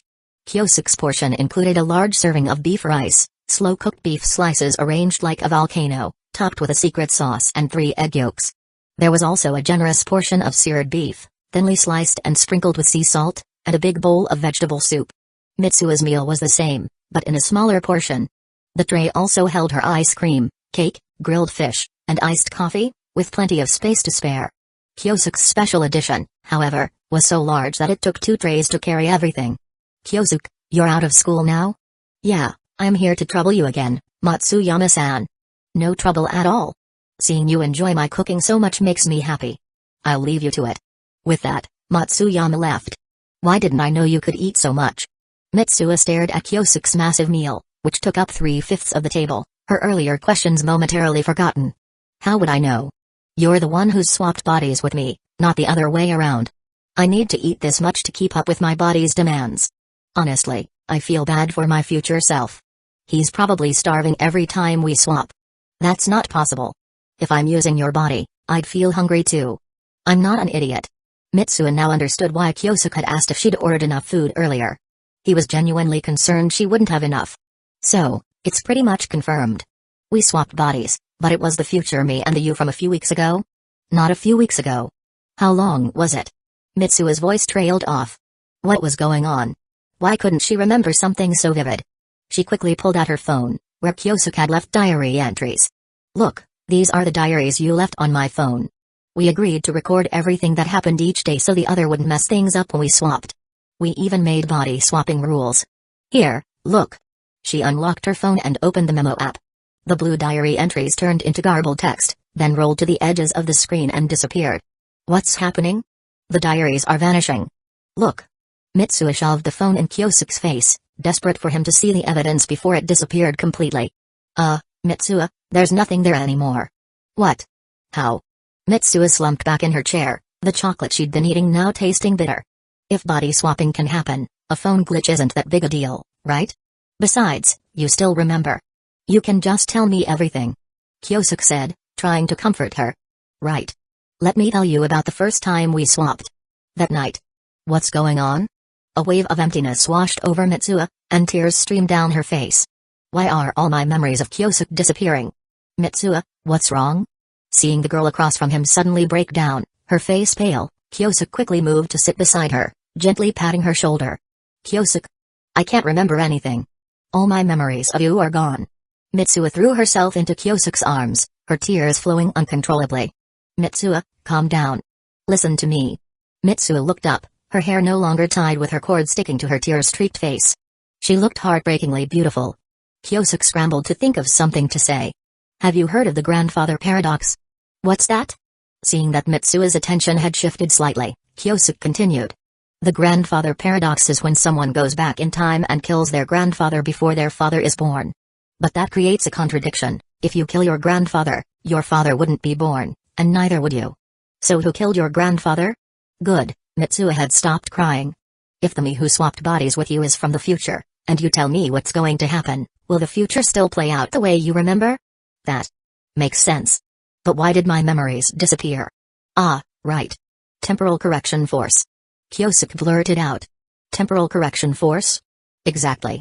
To ensure that the future you and I meet correctly, your memories were erased.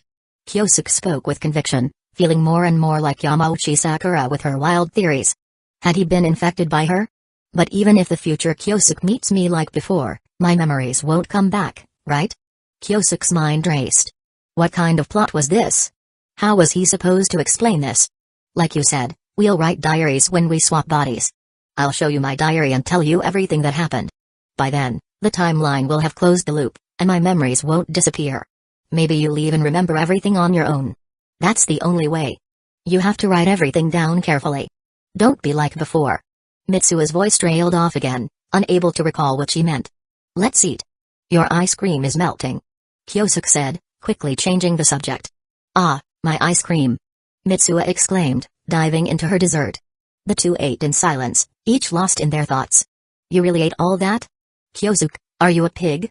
Mitsuo stared in awe as Kyosuke finished his enormous meal, her eyes drifting to his stomach. If she'd known, she would have eaten more sweets when they swapped. I do kendo training every day. It burns a lot of calories. Kyosuke said defensively. Oh no, I need to get to the station. The last train home is almost here. Mitsuo, who had been admiring the restaurant's decor, suddenly noticed the clock on the wall and jumped up. Ow! She immediately sat back down, her feet already sore from walking all day now throbbing with pain. Maybe you should stay the night? Seeing Mitsuo wince, Kyosuke suggested. No way. What are you, some kind of pervert? Mitsuo's face turned red as she glared at him. Me? You don't even remember, do you? I just know. I didn't even think before saying that, so you must have done something bad. Alright. Kyosuke didn't argue. Future me, I condemn you. You get the benefits, and I get the blame.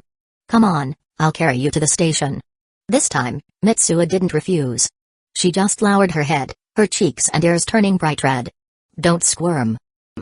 Mitsuo whispered. Kyosuke easily lifted Mitsuo in a princess carry, carefully navigating the restaurant's obstacles as he carried her out. Her cheek pressed against Kyosuke's firm chest, Mitsuo's face flushed. This is so different from when we swapped bodies. She thought, fragments of memories surfacing.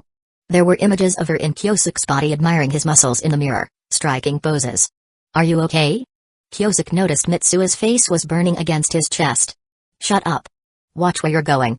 Mitsuo snapped, then couldn't resist lightly touching Kyosuke's abs with her free hand. Next time we swap, I'm going to touch them as much as I want. She thought. Kyosuke wasn't faring much better. His hands were holding Mitsuo's thighs, her smooth skin and soft curves providing an unparalleled sensation. Both of them blushing, they made their way to the subway station. At Sendagi Station, Kyosuke carried Mitsuo into the train car. Fortunately, the rush hour was over, and they found 2 empty seats. You can leave me here. Seeing Kyosuke wasn't getting off, Mitsuo said. It's not far. I'm not comfortable leaving you like this. Then. Thank you. Mitsuo carefully rested her head on Kyosuke's shoulder. If you're tired, you can sleep. I'll wake you when we get there. Do you think we'll meet again? Mitsuo murmured, her eyes closed. What are you talking about? I'll come visit you this weekend. You're in Itamari, right? In Hida City? Mitsuo had mentioned it earlier. Yeah. It's not much, but Itamari has beautiful scenery. I'll treat you to Hida beef. Hearing Kyosuke's words, Mitsuo perked up, her low voice excitedly describing her hometown's specialties. Are you sure your feet are okay? Should I take you all the way home? At the station, Kyosuke watched Mitsuo limp and asked worriedly. Taking me home is too much. Who'd bring you home? Mitsuo blushed, though Kyosuke wasn't sure why. I asked a volunteer from the shrine to pick me up. Don't worry. Alright. Message me when you get home. Kyosuke waved his phone. They already exchanged contact information. Mitsuo hugged her phone tightly. She'd already tested it worked. This time, she wouldn't lose him. Oh, and don't forget to watch the comet on Thursday night. What's so special about that? You have to. I'll watch it with you from Itamari. I'll even pray for you at the festival. Mitsuo put her hands on her hips, speaking seriously. Alright. I'll watch it. Then. Goodbye. Bye. With a satisfied smile, Mitsuo boarded the train. Before the doors closed, she waved her phone at Kyosuke, promising to call later. Chapter 21, 21 Collective Amnesia, is that it? Hojo Kyosuke returned to his apartment from the train station and froze the moment he opened the door. Weird. Why did I get home so late? I barely have enough time for kendo practice today. Shaking his head, he decided not to dwell on it. He quickly took off his school uniform, changed into shorts and a tank top, and stepped out onto the balcony to practice his cuts. Since he lived in an apartment, he avoided any footwork-heavy techniques. The next morning, Hojo Kyosuke jogged to school with his sword bag slung over his back. Phew, made it. At least I'm not late. He had missed his usual train and had no choice but to run to school. Thankfully, his apartment was only 2 stations away. Hey, what's in that bag? 2 senior students tasked with monitoring school discipline stood at the entrance, their sleeves rolled up, looking intimidating. One of them pointed at his bag. It's a shinai. Kyosuke said as he unzipped the bag to show them. Why are you bringing a shinai to school? He hesitated. He was about to explain that he was in the kendo club, but then he noticed that one of the seniors was also holding a shinai. Not wanting to create an awkward situation, he quickly improvised. I want to join the kendo club, so. Kyosuke trailed off. If it were Sakura, she'd probably come up with some ridiculous but convincing excuse on the spot. He found himself missing her quick wit. Luckily, the senior with the shinai stepped in to help. Hey, kid, good choice. The kendo club is the strongest club in Higashi High. If you join, you'll be my junior. Akashi, give it a rest. Do you ever stop talking about kendo? Remember my name Akashi Takumi. If you make it into the club, I'll look out for you. Now, get going. Kyosuke thanked the enthusiastic senior before dashing inside. He had decided to carry his shinai with him because something about this school felt off. It was known for its exceptional academic achievements, yet there was an unusual amount of delinquency. First, there were no strict hairstyle rules. Yesterday, his class had openly featured a student with spiky yellow hair, another with a purple pompadour, and a third with a brown bun. He knew people could have wild hair colors, but seeing such extravagant styles in a prestigious school was a first. During introductions, 5 students even boldly declared themselves delinquents and called themselves the Higashi Five. Even stranger, the teacher didn't seem to care. From classroom chatter, Kyosuke also learned that actual delinquent gangs operated within the school. But what really convinced him that something was up was the girl he had spotted at the entrance on the first day. Tokyo Revengers, Takabana Hinata, supporting character, where there's a famous name, there's trouble. Kyosuke was absolutely certain of this. That's why he decided to keep his shinai on hand at all times. His kendo skills made up 90% of his combat ability, and while he could use any stick-like weapon, carrying a shinai was just more convenient. Jogging into the classroom, he barely made it before the morning bell rang. New school, same old seating arrangement right by the window, classic protagonist spot. As he casually flipped through an English book, Kyosuke observed his classmates. The guy in front of him had the spiky yellow hair from before. His name was Hanagaki Takemiki. Oddly enough, despite his ridiculous hair, he ranked in the top 10 of their entrance exams. Maybe he was just a middle schooler with dreams of becoming a delinquent leader? To his right was another blonde, but with neater, shorter hair. He wore glasses and had a sharp look in his eyes.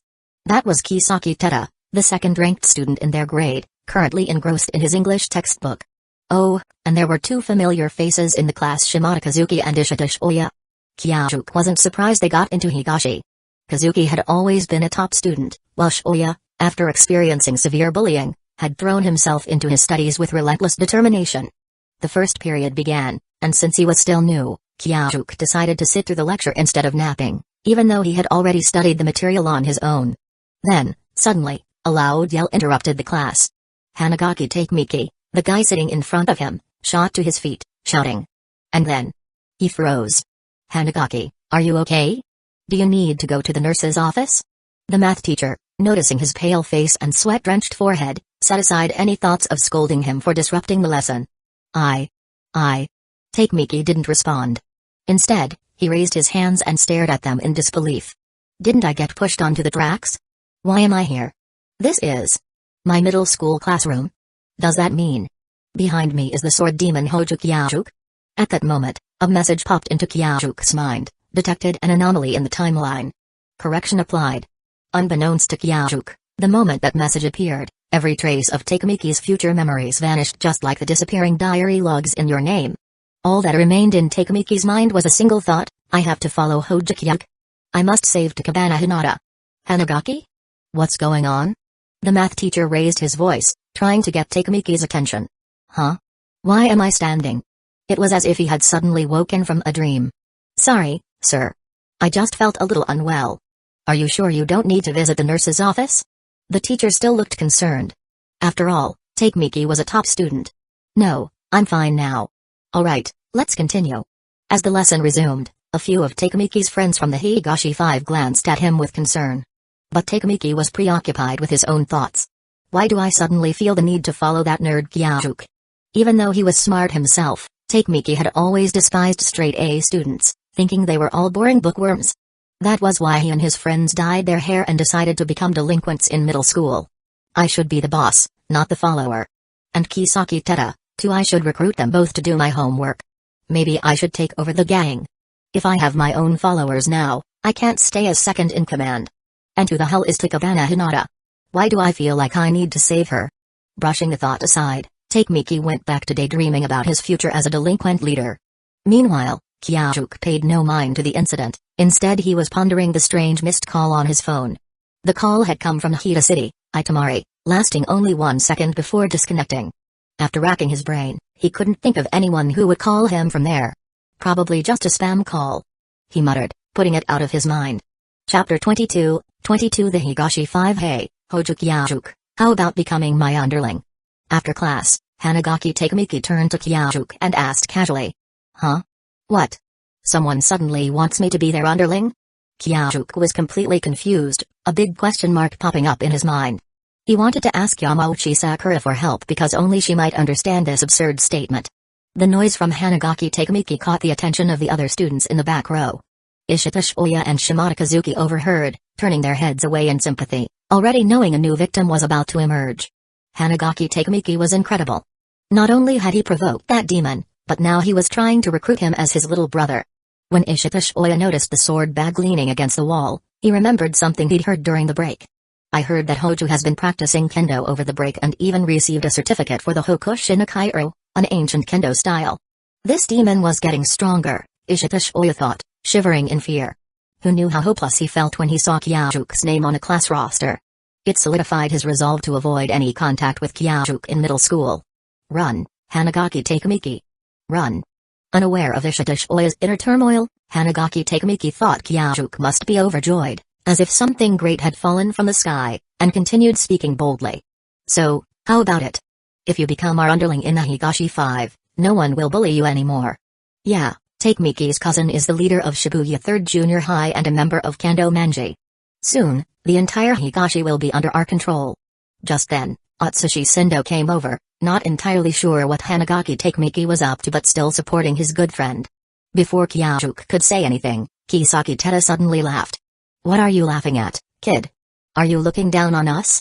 The other 3 members of the Higashi 5 gathered around, with Suzuki Makoto, the only one with black hair, speaking up. No, how could I look down on the Higashi 5?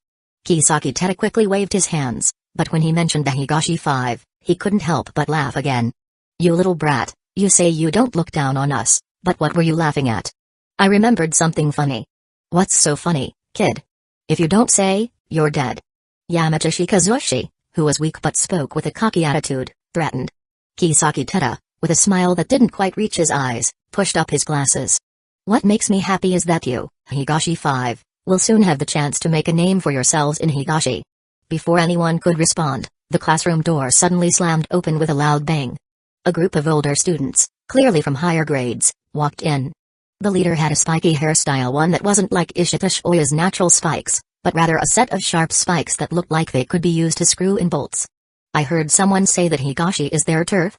His voice had a sharp, pricking sound as he spoke. He lowered his head, glaring fiercely at Hanagaki Takemiki and the others. Despite talking big earlier, Hanagaki Takemiki and his group were just beginning to learn how to act tough. Now, being yelled at by actual delinquents, they revealed their true colors. Atsushi Sendo and the others couldn't speak, frozen in fear. I'm Tsuzuki Ryo, a second-year student. Remember this, there's only one boss in Higashi, and that's the rampaging angel from the Kendo Club, the one who rules over the entire Bunkyo district. Tsuzuki Ryo stepped forward and slapped Hanagaki Takemiki's face lightly. Since you're first-year students, I won't hold it against you this time, but you better watch yourselves from now on. Got it? The Higashi Five whispered in response. Didn't he eat lunch or something? We don't speak like that in Higashi, get some spirit. Tsuzuki Ryo shouted, and several second years behind him joined in, scolding as well. Heard you loud and clear. The five of them replied in unison, standing at attention, bowing 90 degrees, and shouting loudly. Let's go. Satisfied with their response, Tsuzuki Ryo led the group out. Phew, we're saved. Hanagaki Takemiki exhaled, his body slumping in relief as soon as the older students left. Is this the real Takemiki gang? I thought I was about to die. Yamato Kazushi muttered. Yeah, when that upperclassman stared at me, I couldn't even speak. Hanagaki Takemiki wiped away the cold sweat, still shaken. You saw those upperclassmen coming, didn't you? Atsushi Sendo glanced at Kisaki Teta, who had been practically invisible the whole time. Yeah, didn't you say you were going to turn Higashi into your turf? Well, the strongest Kendo club in Higashi just walked right in. Shouldn't you be happy? Kisaki Teta smiled, his expression still as unsettling as ever. Forget it, let's go, Atsushi. I need to use the restroom. Hanagaki Takemiki looked at Kisaki Teta's smile and felt like he was being targeted by a venomous snake. Once the Higashi Five had left, Kisaki Teta turned to speak to Kyug. Hojo, you didn't seem scared at all when those upperclassmen came in. Why is that? You weren't scared either, were you? Now that he was in middle school, Kyajuk didn't plan to be as friendless as he was in elementary school. Shoko and Noka went to Okanamazu girls' school, and Sakura went to a fancy school for young ladies. And, he planned to join two clubs, first, the Kendo Club, so he could carry a shinai legally. Therefore, he was actually quite happy when a second-year student like Kisaki Teta spoke to him. I wasn't scared because I knew the upperclassmen wouldn't cause any trouble, but Hojo, you're not like that, right? What do you mean? Maybe I was just pretending to be calm, but inside, I was shaking like a leaf? Kyajuk asked curiously, wondering what Kisaki was getting at. You brought your shinai to school on the second day, did you join the Kendo Club yet? Or maybe you've been training in Kendo before. And when you faced those intimidating upperclassmen, you weren't scared because you trust your Kendo skills can handle them, right? Kisaki Teta finished his line of reasoning in one breath. Is this what all the smart people are like? Kyajuk widened his eyes. He still didn't quite feel like a good student. Before, he relied on the benefits of his past life, and after receiving rewards, he was just hanging by the sidelines. I'm just good at observing, so, what do you think about Hanagaki Takemiki's suggestion? Kisaki Teta asked. What suggestion? Joining their five-man group? No, I mean dominating Higashi. Kisaki Teta finally revealed his true intentions, excited to have found such a promising candidate, someone with both brains and brawn. Back in elementary school, he had been in a tutoring class with a girl named Kagane Hinata. He liked her, but she had ended up liking Hanagaki Takemiki, who aspired to become the top delinquent in Japan. Determined to win her back, Kisaki had resolved to become the most powerful student. He didn't have the physical strength to be a delinquent, but he was great at finding strong leaders. Now, he had found a perfect candidate for that role. He believed that with his intelligence, he could help Kyajuk rise to the top of the school, while he worked in the shadows as the true mastermind. Chapter 23 Kisaki Teta's path to becoming underling. What on earth are kids today thinking? Why do so many of them, even those with good grades, want to be troublemakers? Kyajuk couldn't understand it. He'd never been involved in the school club culture, so he really couldn't wrap his head around these people's train of thought. Even someone like Hanagaki Takemiki has dreams of ruling Higashi. Don't you feel even a little tempted, Hojo-kun? Kisaki Teta's eyes sparkled with excitement as he continued. With your strength and my brains, we could easily dominate Higashi. All we need to do is defeat the two Kendo clubs in Shinjuku, then take down Kendo Manji, the judo club in Shibuya, and we'll control the entire center of Tokyo. From there, we can move on to Setagaya and Meguro districts. Before long, We'll take over all of Tokyo and become the strongest Takemiki gang. Sounds awesome, right? Kisaki Teda's passion was almost contagious, but Kyajuk didn't seem to care. Yawn. Kyajuk let out a yawn. It wasn't surprising, this was just another case of neon-colored teenage delusions. This felt like a child's game to him. Not interested at all. I'm a little tired. Let's talk some other time. And with that, he slumped over onto his desk, closing his eyes to sleep. He'd stayed up late last night catching up on some practice, and now he planned to rest during the next class. Kisaki Teda stared in disbelief. He hadn't expected his big, tempting pitch to end up putting Kyajuk to sleep. Was it his fault? No, how could a middle schooler resist the idea of ruling Tokyo? It had to be something wrong with this guy. Looks like he'd need to rethink his approach. Watching Kyajuk quickly fall asleep on his desk, Kisaki thought hard about his next move. The afternoon passed by quickly, with Kyajuk either sleeping through science classes or zoning out during the humanities ones. Soon, school let out, and with it came the start of the club recruitment period, making the entire school buzz with activity. Kyajuk stuck his hands in his pockets, scanning the area in search of the Kendo Club's recruitment booth. Kisaki Teda followed closely behind, saying he would accompany him no matter which club he joined. Kisaki, do you know where the Kendo Club's recruitment booth is? Kyajuk asked after looking around for a while and not seeing anything. Higashi's Kendo Club doesn't have a recruitment booth. It's the school's flagship club, so they never need to recruit. The school doesn't force them to set up a booth. If you want to join, you have to go straight to their dojo. Kisaki Teda explained. Why didn't you say so earlier? I thought you might want to check out some other interesting clubs. Kisaki Teda had actually been doing this on purpose. He wanted to build up an image of being reliable in Kyajuk's mind, so that eventually, Hojo would trust him and let him make all his decisions. I don't have time for other clubs. One Kendo club is enough. Also, are you sure you want to join? It's pretty tough. Kyajuk glanced at Kisaki's somewhat frail body. I'll stick with it. Kisaki replied with a gentle smile. He'd reflected on his earlier approach and decided to change his smile to something less off-putting. Do you know the way to the dojo? Kyajuk asked. Of course, follow me. Impressive, Kisaki. Very reliable. Kyajuk remarked. It felt good to have someone so knowledgeable around, and he didn't care what Kisaki's plans were. As long as he had a sword, he felt confident that he could solve any problems. The Kendo dojo was huge, almost as big as the gym at Watergate Elementary. Wow, Higashi's Kendo Club really has a massive dojo. Kyajuk said, impressed. Here, he could practice without worrying about anyone coming down to cause trouble. That's because the dojo is shared by both the high school and middle school sections. Kisaki Teda explained. Got it. At that moment, a loud voice called out to them from across the room. Hey, kid, you've arrived. Kyajuk turned to see Akashi Takemi, the senior he'd met at the school gate that morning. Hello, senior. You'd better do well in the test. I already told the captain that we've got a new student who loves Kendo. Don't embarrass me. By the way, what's your name? Hojo Kyajuk. Akashi Takemi was really enthusiastic, and Kyajuk couldn't help but laugh awkwardly. Let's go. The test is over there. After I talked you up, the captain decided to personally oversee your test. With that, Akashi Takemi grabbed Kyajuk by the arm and led him toward a group of people standing around in a circle. In the middle, two people were sparring. That's our captain, Maki Hojo. Akashi Takemi gestured toward the taller, more imposing figure in the ring. Kyajuk followed his gaze. The man was wearing a pompadour hairstyle, looking every bit the intimidating presence. He must have been at least 6'3", towering over his sparring partner, who already looked imposing. Kyajuk couldn't help but feel a bit of pressure. Was this really the build of a middle schooler? Maki Hojo, second year at Higashi High, drives a red Guren Z2, and pretty much everyone in Tokyo knows him. Unlike other clubs, the high school and middle school Kendo clubs are managed together, so Maki Hojo is the captain of the entire Kendo club. Kisaki went on, rattling off more information than Kyajuk had expected. Really? His name's the same as mine. But being the boss of Higashi isn't something anyone can just walk into. Kyajuk said. Akashi Takemi shot Kisaki Teda a curious glance. Not yet, but soon enough. Kisaki Teda replied, adjusting his glasses with a thoughtful look. He had a plan to get Kyajuk to the top. Meanwhile, the sparring match had ended, and the captain gestured for them to come forward. Let's go. The captain wants to see you now. Are you the new student Takemi was talking about? Maki Hojo asked, slapping Kyajuk on the shoulder. Yes, I'm Hojo Kyajuk. Thank you, senior, but I'm just a regular Kendo enthusiast. Well, Let's see how good you are. Come on, let's have a match.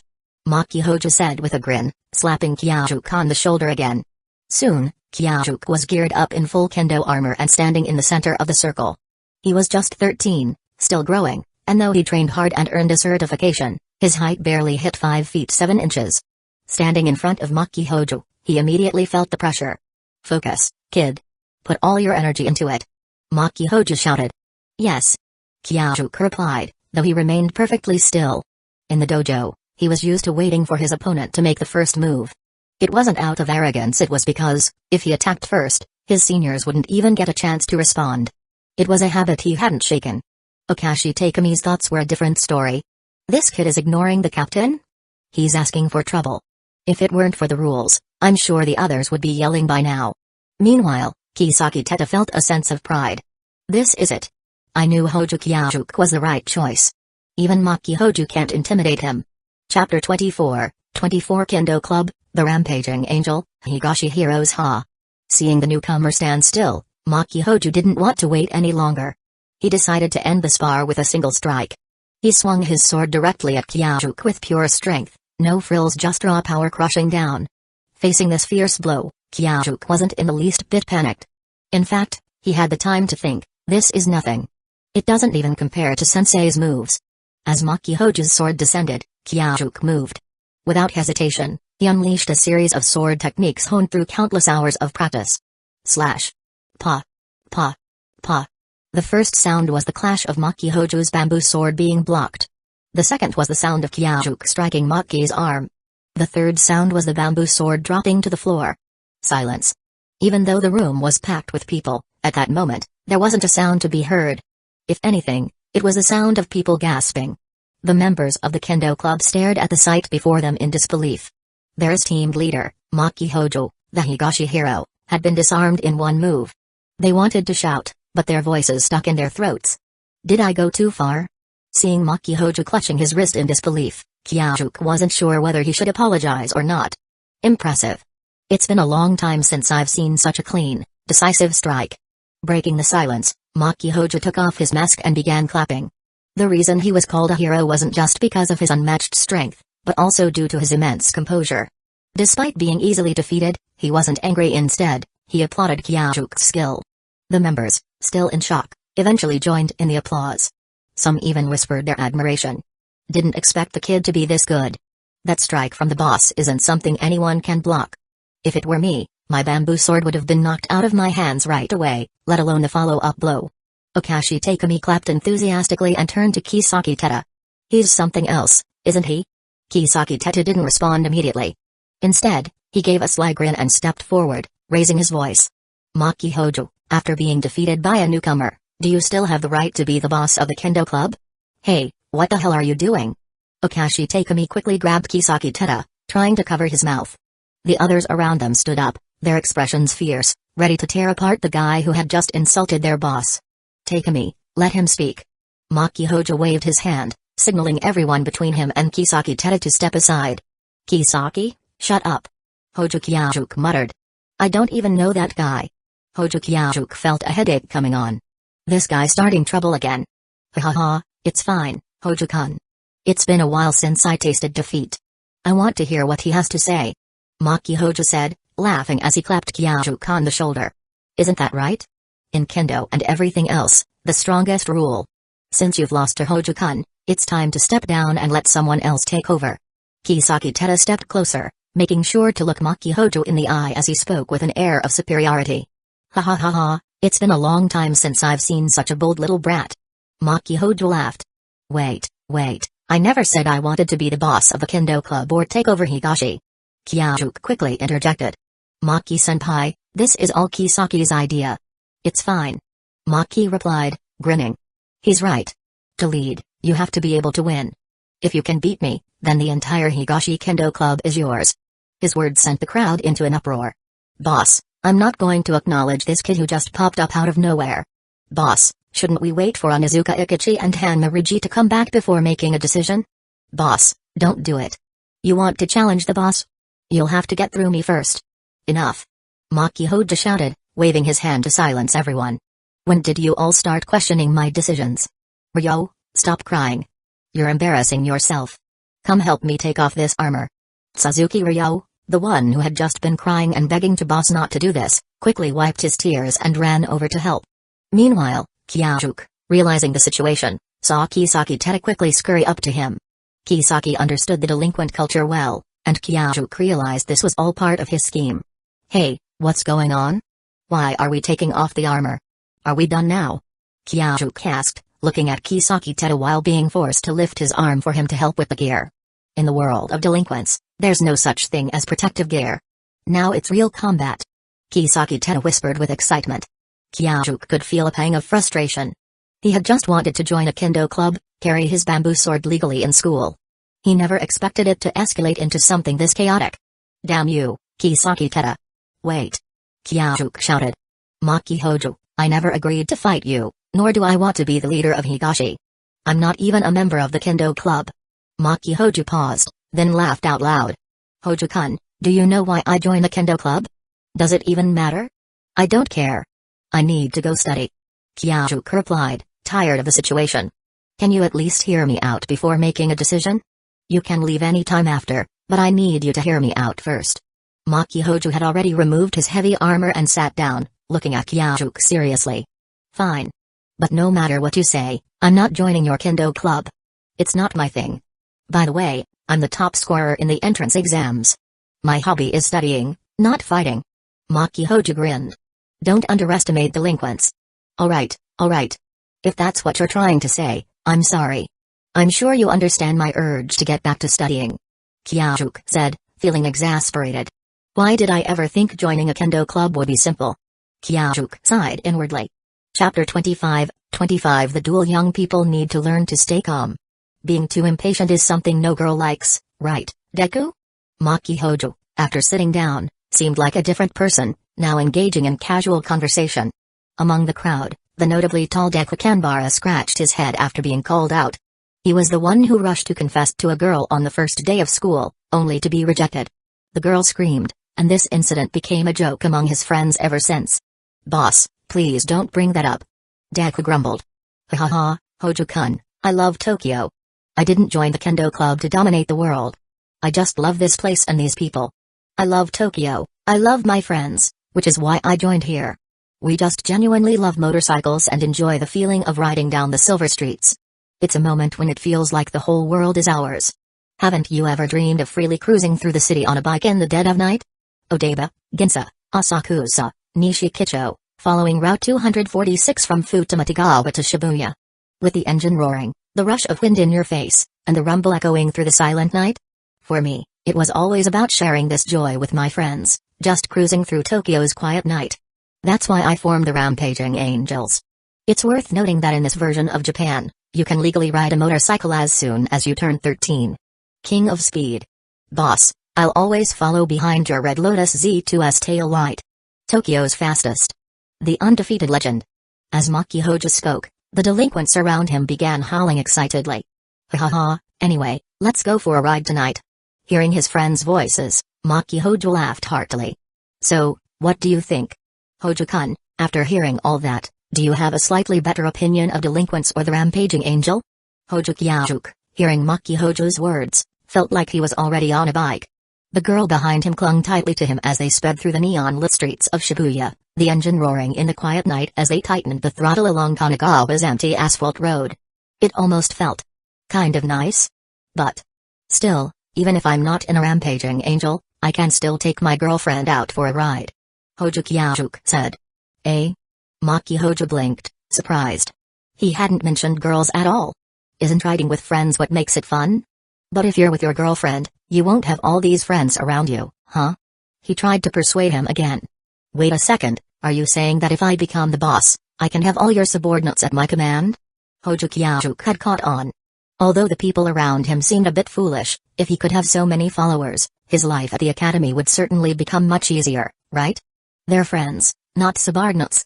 Maki Hojo almost said it, but seeing that the boy opposite him was beginning to show interest in taking his position, he looked at his friends and gave Hojo Kyajuk a heavy nod. Exactly. That's right. This was a great deal. Lazy Hojo Kyajuk's heart raced with excitement. Now, he wouldn't even have to stand in line for lunch. Then let's do it. Not just you, but anyone in Higashi who doesn't recognize me, come at me. Standing up, Hojo Kyajuk looked around, raised his bamboo sword, and pointed it toward Maki Hojo. He needed to show his future adorable subordinates his strength to win them over completely.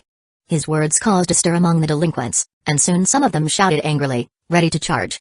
Ha ha ha, you're the man who made me lose once. But take a break, everyone. Wait until I actually lose, then you can come up. I'm the hero of Higashi, I don't need those dirty tricks. Maki Hojo also stood up. Kisaki, hand me the bamboo sword I brought.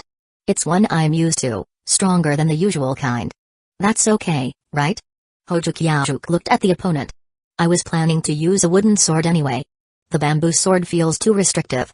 Ryao? Where's my wooden sword? It's coming, it's coming. Suzuki Ryao, who had been missing until now, jogged over, holding a wooden sword in the shape of a wild katana. This is my weapon. It doesn't matter who the enemy is, I'm sticking with it. That's okay, right? Maki Hojo laughed and echoed Hojo Kyajuk's words. Well then, let's do this. Hojo Kyajuk's face turned serious, his eyes sharp as he stared at Maki Hojo. There was no way he could take this lightly. Although he had knocked Maki Hojo's sword away in one move, they both knew that practice matches didn't count. Maki Hojo had been holding back, trying to teach the younger ones a lesson and hadn't used a proper weapon. Wait a second, Deku, clear the area. Maki Hojo called out. Upon hearing the command, Deku Kanbara stood up and kicked a few people in the rear. Hey, get those who aren't in the kendo club or rampaging angels out of here. Although everyone at Higashi, including the principal, knew about the rampaging angels, they still respected the unspoken rules of delinquents and kept ordinary people out of it. With the non-relevant people removed, the delinquents once again surrounded the area, but this time they stood, creating a much more imposing atmosphere. Anyone with a bit of a weak heart would surrender just from the pressure of being stared at by so many intense eyes. Rampaging Angel's boss, Maki Hojo, here. Maki Hojo raised his sword and yelled out in a commanding tone. Hokushinatru's Hojo Kyajuk, here. Hojo Kyajuk stood in the middle stance, announcing his school. Kyajuk's words caused quite a stir. Kendo practitioners were highly protective of their school names, and you could only use your school's name if you had permission or had reached a certain level of achievement. So when someone proudly declared their school name, it meant they were an exceptional practitioner, especially someone using the famous Hokushinatru. The Kendo club members began to worry for their leader, wondering if the hero of Higashi would be able to defeat the renowned Hokushinatru master. Fortunately, they didn't know that Hojo Kyajuk wasn't just an ordinary licensed practitioner, he was in fact, the student of the Hokushinatru's head, and he had been trained from a very young age. Maki Hojo wasn't fazed, though.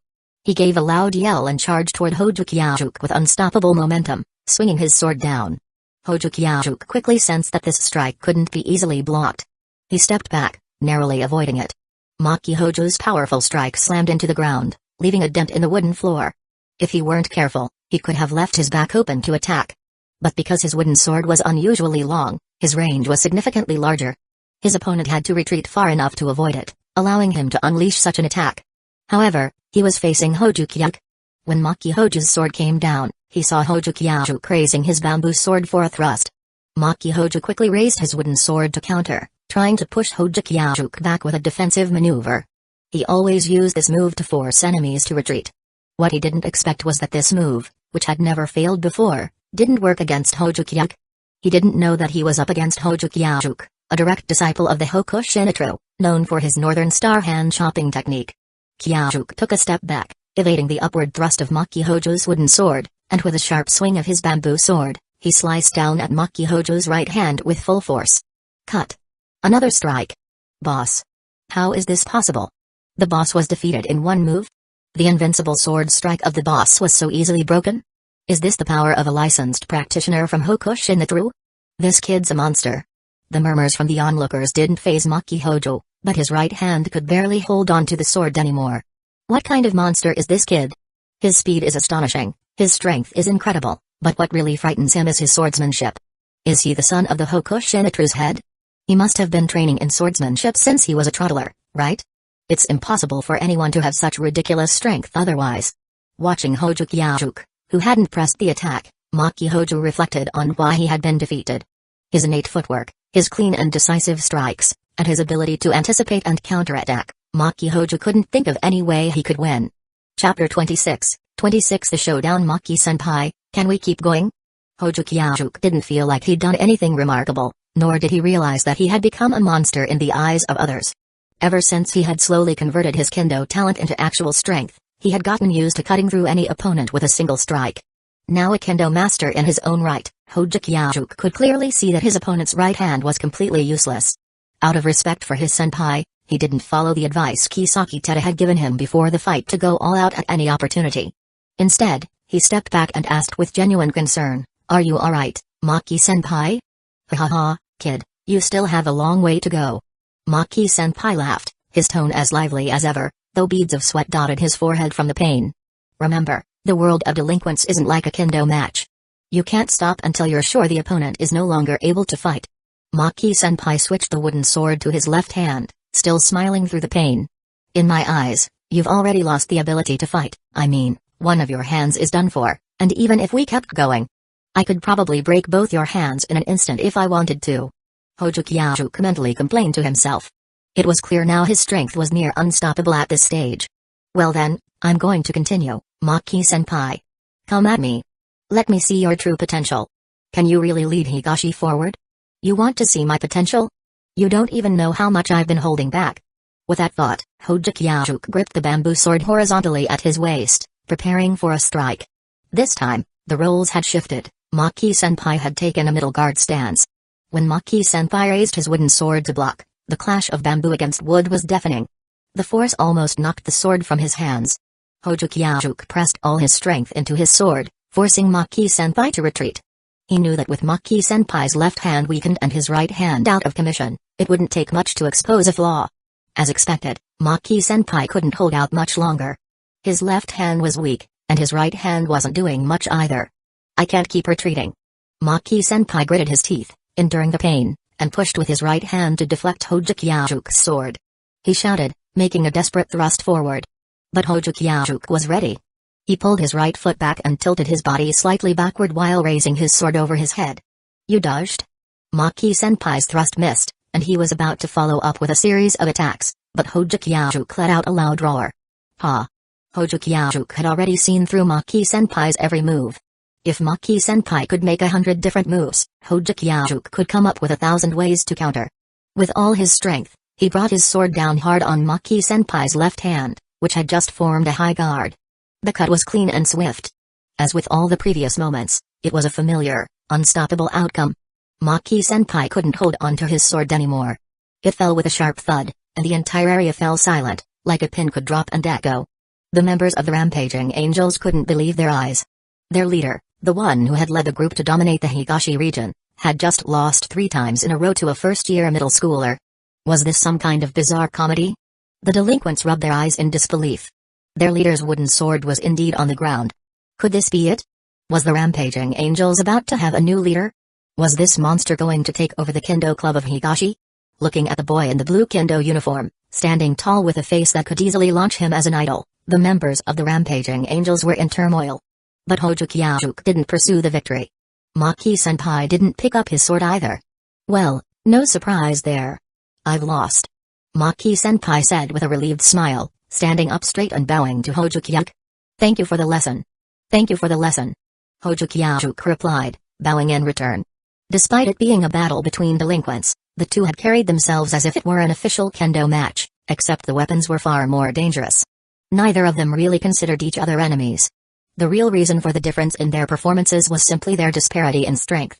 With his almost unbeatable strength, Hojukiajuk could afford to hold back.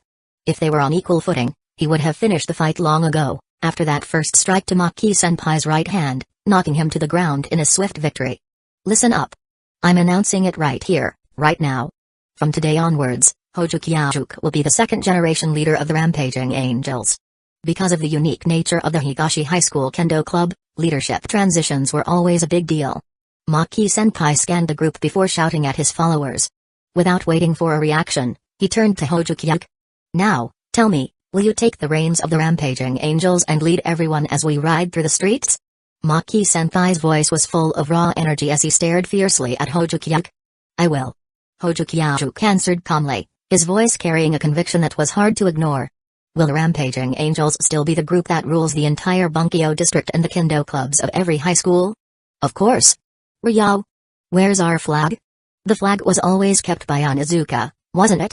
Suzuki Ryo answered quickly, his voice choked with emotion from Maki-senpai's words. Where is he? Maki-senpai demanded. He and Tanaka Rigi went out for a ride this afternoon, and Onizuka took the flag with him, attaching it to his bike. Damn it. Call him back. How can we do a transfer of power without the flag? Got it, I'll call him now. Hojo, wait a moment. I'll introduce you to some of the members of the group. Maki-senpai said, smiling. Senpai, don't you want to take care of your right hand first? Hojo Kyajuk asked. He had intentionally spared Maki-senpai's left hand earlier, so it hadn't caused serious damage. It's just a small injury, I'll deal with it later. Do you believe I can still ride a motorcycle around the Tokyo Ring Road? I believe it, I believe it. In truth, Hojo Kyajuk felt it was a bit cruel to force the defeated Maki-senpai to hand over control of the very organization he had built from the ground up. He wanted to take a moment before continuing with the transition. Dota, come over here. Maki-senpai waved his hand. This guy is Kanbara Dota. He's a high school student like me and one of the officers of the Rampaging Angels. Hi, I'm Hojo Kyajuk. Hojo Kyajuk said politely. Senpai, I don't accept this. If you really want to hand over the Rampaging Angels to him, I'll quit. I want to keep following you. Kanbara Dota bowed his head, looking as dejected as a kid who'd just been scolded. Are you ignoring the boss's orders? Maki-senpai's voice turned cold. Without the boss, the Rampaging Angels aren't the Rampaging Angels. Data replied stubbornly. Bastard. Maki-senpai snapped, his voice deep and commanding. Maki-senpai, can I say something? Hojo Kyajuk interjected, stopping the heated exchange. Of course, even though the transfer hasn't been completed, you're already the leader of the Rampaging Angels. Maki-senpai replied, not knowing exactly what Hojo Kyajuk was planning but agreeing nonetheless. Thank you. Hojo Kyajuk bowed in thanks, then turned to the group of mournful faces. I'm guessing you all feel the same as Data, right? No one said a word, as if silently resisting. Hojo Kyajuk raised his bamboo sword and swung it horizontally, pointing it at the crowd. Well then, come at me. Anyone who doesn't want to accept my rule, step up. I'll beat all of you into submission. Just like at the beginning, Hojo Kyajuk was declaring war on the entire Rampaging Angels. Chapter 27, 27 The girls can't do without me this time. Maki Hojo didn't intervene. After all, he was no longer the leader of the Rampaging Angels. Let's see how you pull off this 1 versus 50 feet. He just hoped Hojo Kyajuk would go easy on them. These guys were going to be his subordinates soon enough. Standing on the sidelines along with him was Kisaki Teta. Watching Hojo Kyajuk completely overpower the fully prepared Maki Hojo, he was practically beaming with excitement. Seeing this, Maki Hojo made up his mind he needed to keep an eye on that unsettling guy. He knew from the beginning that Hojo Kyajuk never had any desire to be a delinquent, let alone inherit his position. The only reason things had escalated to this point was because of Kisaki Teta. Sure, Maki had played along to an extent, but if Kisaki hadn't provoked him first, none of this would have happened. That's right, Maki Hojo had already been thinking about stepping down. Now in his second year of high school, academics were piling up, and he had been paying less attention to the gang. Lately, he had noticed the Rampaging Angels changing, and not for the better. The group had originally been formed as a simple riding club for friends. But thanks to their talent, they grew rapidly, and what started as a fun bike crew had transformed into an aggressive gang. He figured that was why Onizuka didn't show up today and instead went for a ride, probably his way of protesting. So when Hojo Kyajuk disarmed him in their first match, showcasing overwhelming strength, Maki immediately had a thought: if it's him. With that kind of power, he could bring the Rampaging Angels back to what they were meant to be. Even knowing that Kisaki was manipulating Hojo Kyajuk, Maki went along with it. And when he saw that Kyajuk had no real interest in leading a gang, he even confessed his true intentions to persuade him. And now, as he watched his defeated subordinates lying on the ground, Maki Hojo couldn't help but feel relieved. Just then, the clubroom door burst open. Boss. Bad news. The Onizuka duo is being attacked by members of Amai Ishu. Suzuki Ryo, whom Maki had sent to contact Ecchi Onizuka, ran in, shouting in panic. What? Amai Ishu must have a death wish. Maki roared in fury. The battered guys on the floor struggled to get up upon hearing this, shouting that they needed to go help. But as soon as they propped themselves up, they collapsed again. Seriously? First day on the job and I already have to get to work? Hojo Kyajuk sighed, but without hesitation, he swiftly secured his bamboo sword into its bag. Maki, can you still ride with that hand? Take me there. Hojo, the initiation ceremony isn't even complete yet. You. Maki hesitated. He worried that forcing Kyajuk into a fight so soon after taking over might make him change his mind about all of this. Quit whining. That Onizuka guy still has a Rampaging Angels flag, doesn't he? I need him around for the official ceremony. Can't have him getting hurt now. As he slung the sword bag over his shoulder, he thought to himself bringing a bamboo sword to school was definitely the right choice. Boss, let me take Hojo-kun. Your right-hand Suzuki Ryo spoke up, looking first at Hojo Kyajuk in gratitude, then at Maki Hojo with concern. You idiot. I'm not that weak. Bring me my special attack jacket. Hojo Kyajuk now sought Suzuki Ryo for what he was, a glorified errand boy. The way he had stormed into class earlier, Kyajuk had mistaken him for someone important. His name's Suzuki Ryo. Seeing Kyajuk's interest, Maki gave a brief introduction. He's not cut out for this life. He's small, weak, and terrible at fighting. But he's great at studying. Then why is he here? Haha. The first day he met me, he dropped to his knees and begged me to take him in. Said he couldn't stand being bullied anymore. I couldn't just ignore him, so I let him join. I see. Kyajuk was starting to understand Maki Hojo a little better. He really wasn't like the stereotypical delinquent. Maybe he really did just want a group to ride with. There are a lot of guys like him, kids who get bullied and turn delinquent just to avoid being on the receiving end. Lately, though, we've been getting some real bad seeds. Wait, hold on. That's different from what you told me earlier. You scammed me. I don't want to be some disciplinary committee captain. The image popped into Kyajuk's head, leading a bunch of thugs, strutting around like some gang boss, extorting money from elementary school kids. A chill ran down his spine. Relax. Right now, we're just seeing early signs of trouble. The Rampaging Angels are still the same, they just love riding together. We still have a code of honor. But if you don't want it to turn into the kind of gang you hate, you'll need to clean house once you officially take over. That's why I chose you.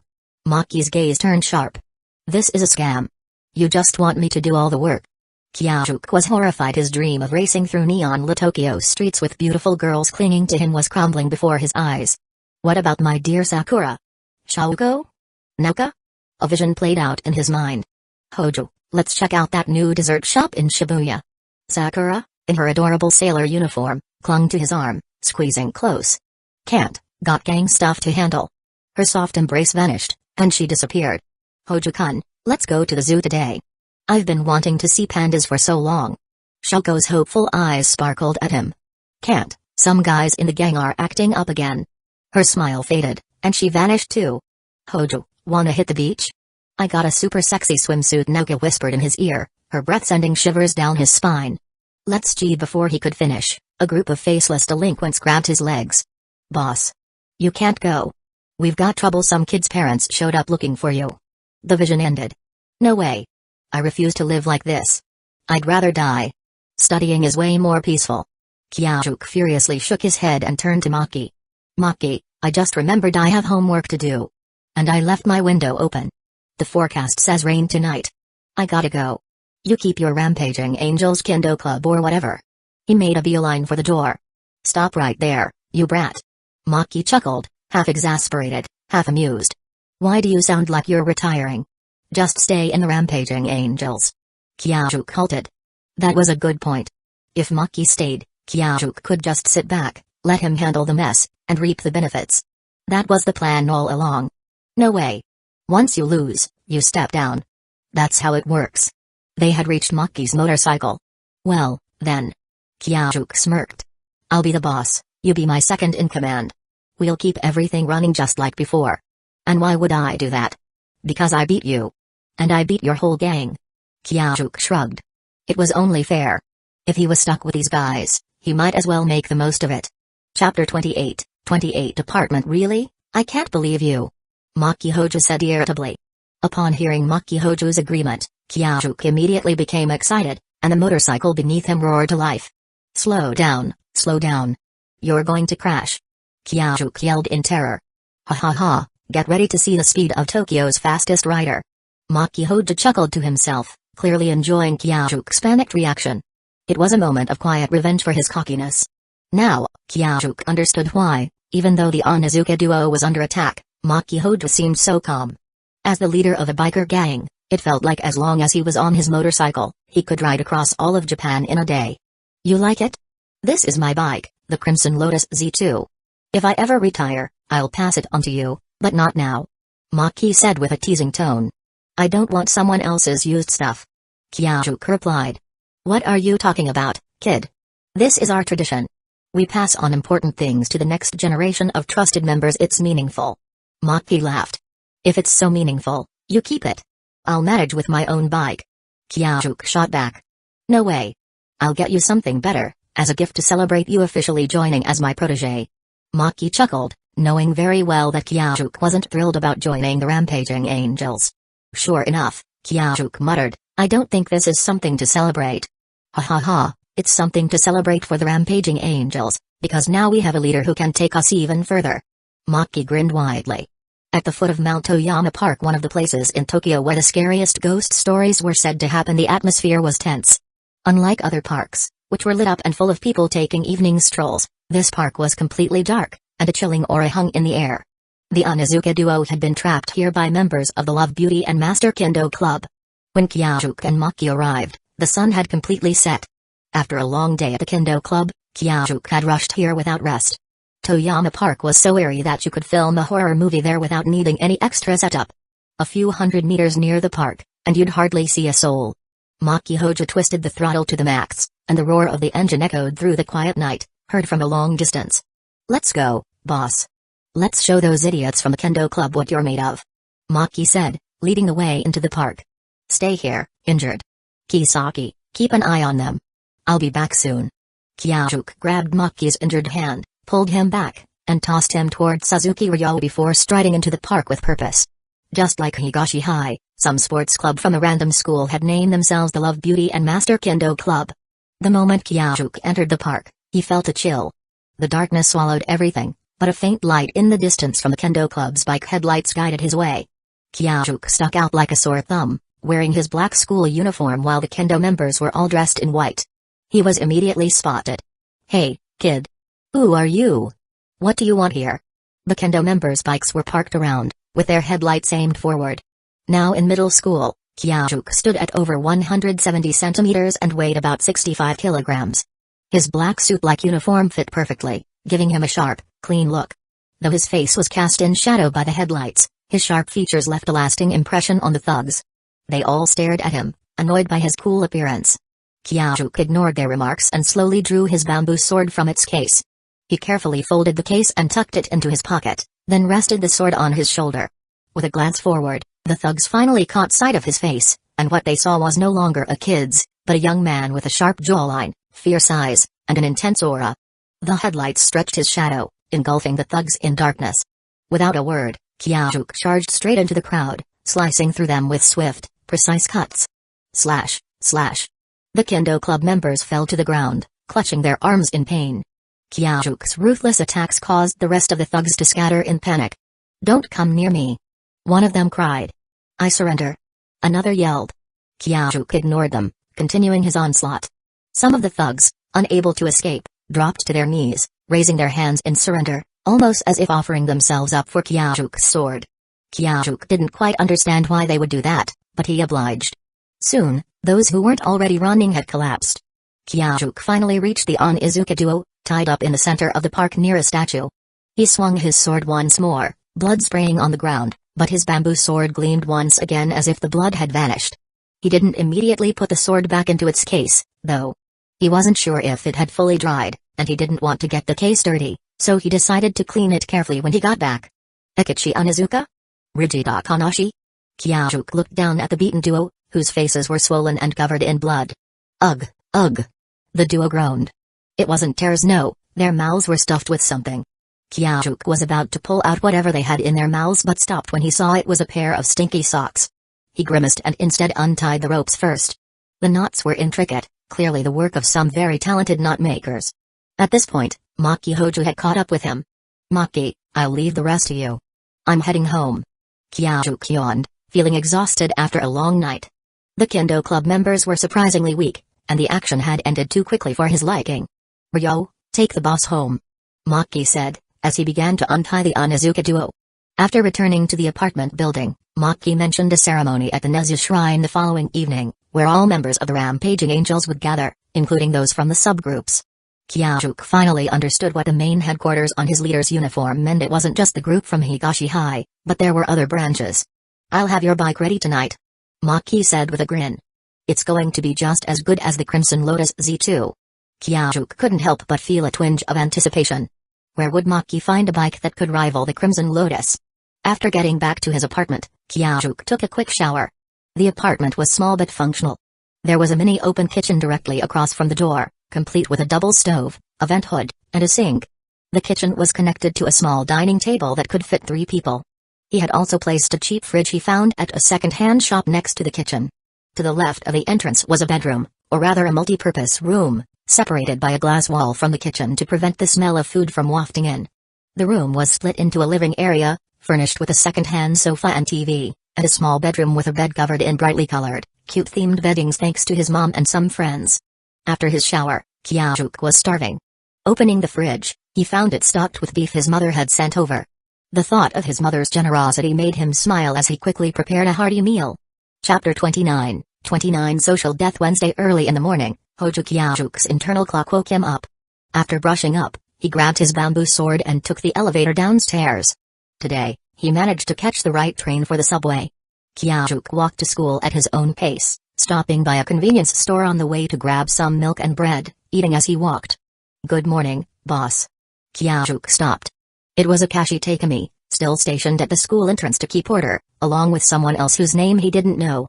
Not just Kyajuk, but with the school day starting, everyone around the gate stopped to look at him. "Good morning, boss." More than 10 voices shouted in unison. Higashi High School was the headquarters for the Rampaging Angels.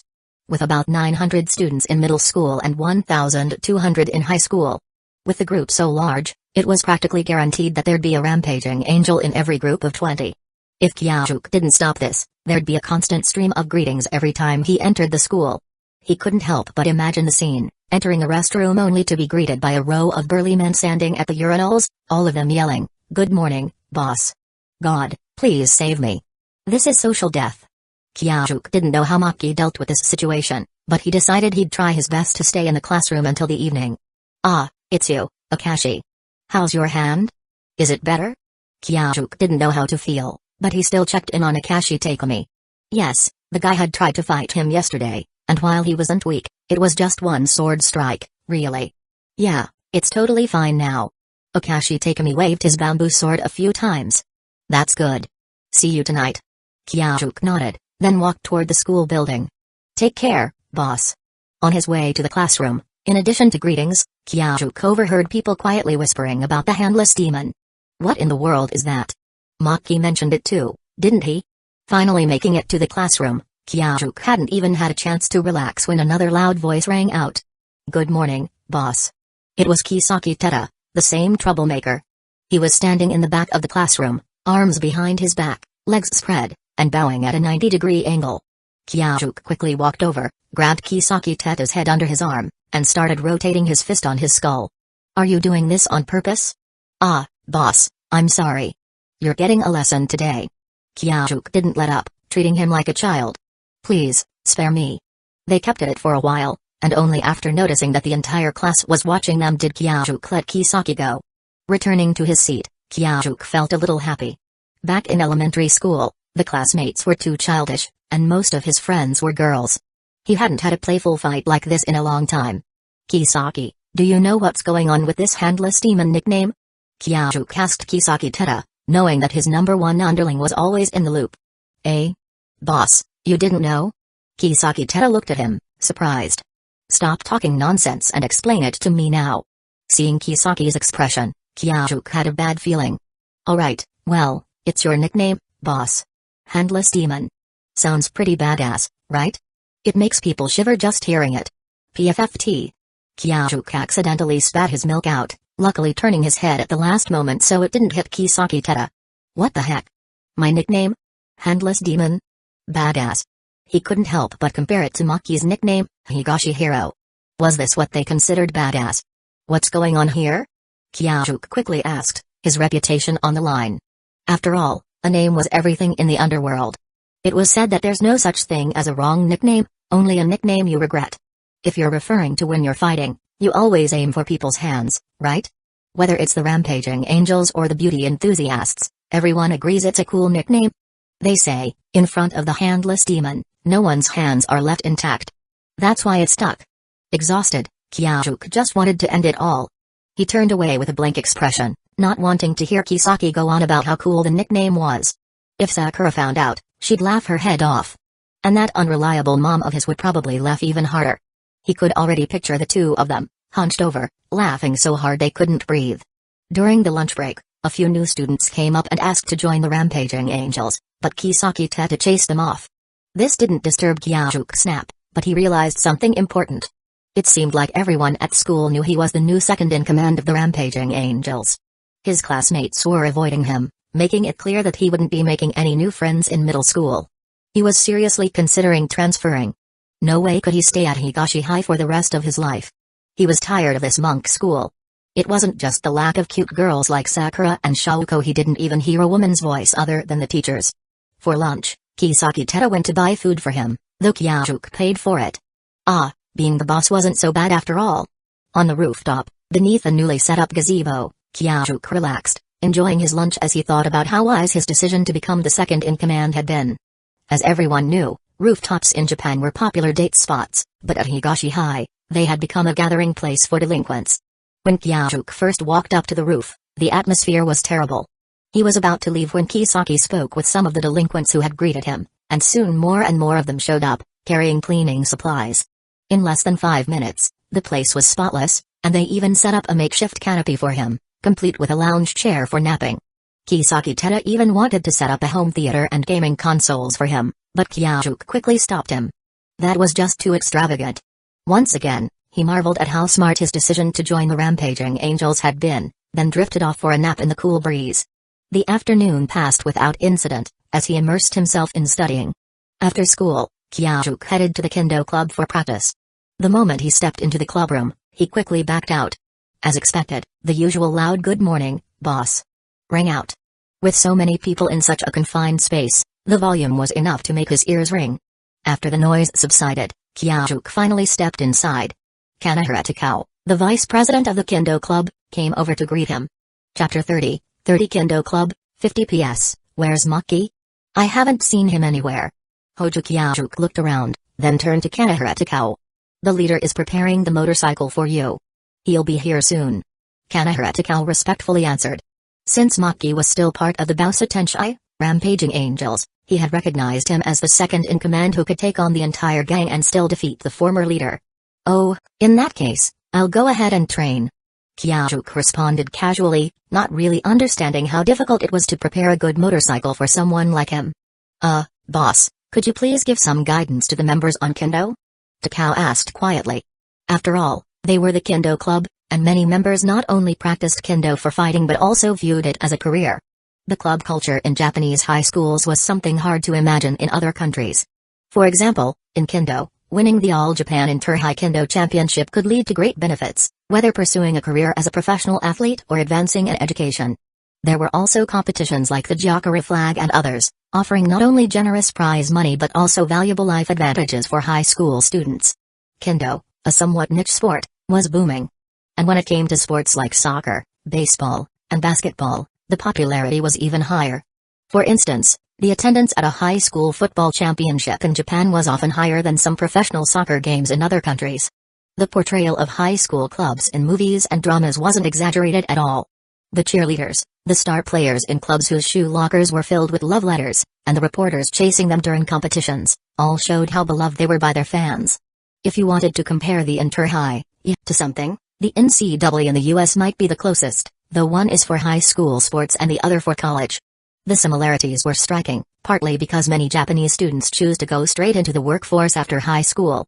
After seeing Kyaju's Kendo skills, the members of the Kendo club were eager to receive guidance from him in the Hoku Shinitro, Northern Star one-sword style. That's fine, but I'm not exactly great at teaching, Kyajuk said. He didn't mind helping out. After all, if his subordinates got stronger, he wouldn't have to worry about them calling him in to save the day, leaving him more time to slack off. That's great. Kanahara Takao exclaimed with excitement, even though he had expected the second-in-command to agree. Hearing Kyaju's straightforward response made him even more thrilled. The Kendo club members, who had been watching from a distance, immediately gathered around, their eyes full of anticipation as they looked at Kyuk. Seeing all those eager eyes, Kyuk felt a little nervous. He honestly didn't know how to teach. He was a natural at kendo, and when he was trained by the likes of Yamamura and Ono-sensei, he only had to watch a sword technique once, then quickly improved in practice. Let's do paired practice. I'll hold back my strength. I'll point out where you're lacking, and you try to avoid my attacks. Kyuk suggested. At his words, the members quickly formed a circle, and Kanahara Takao stepped forward as the first to practice.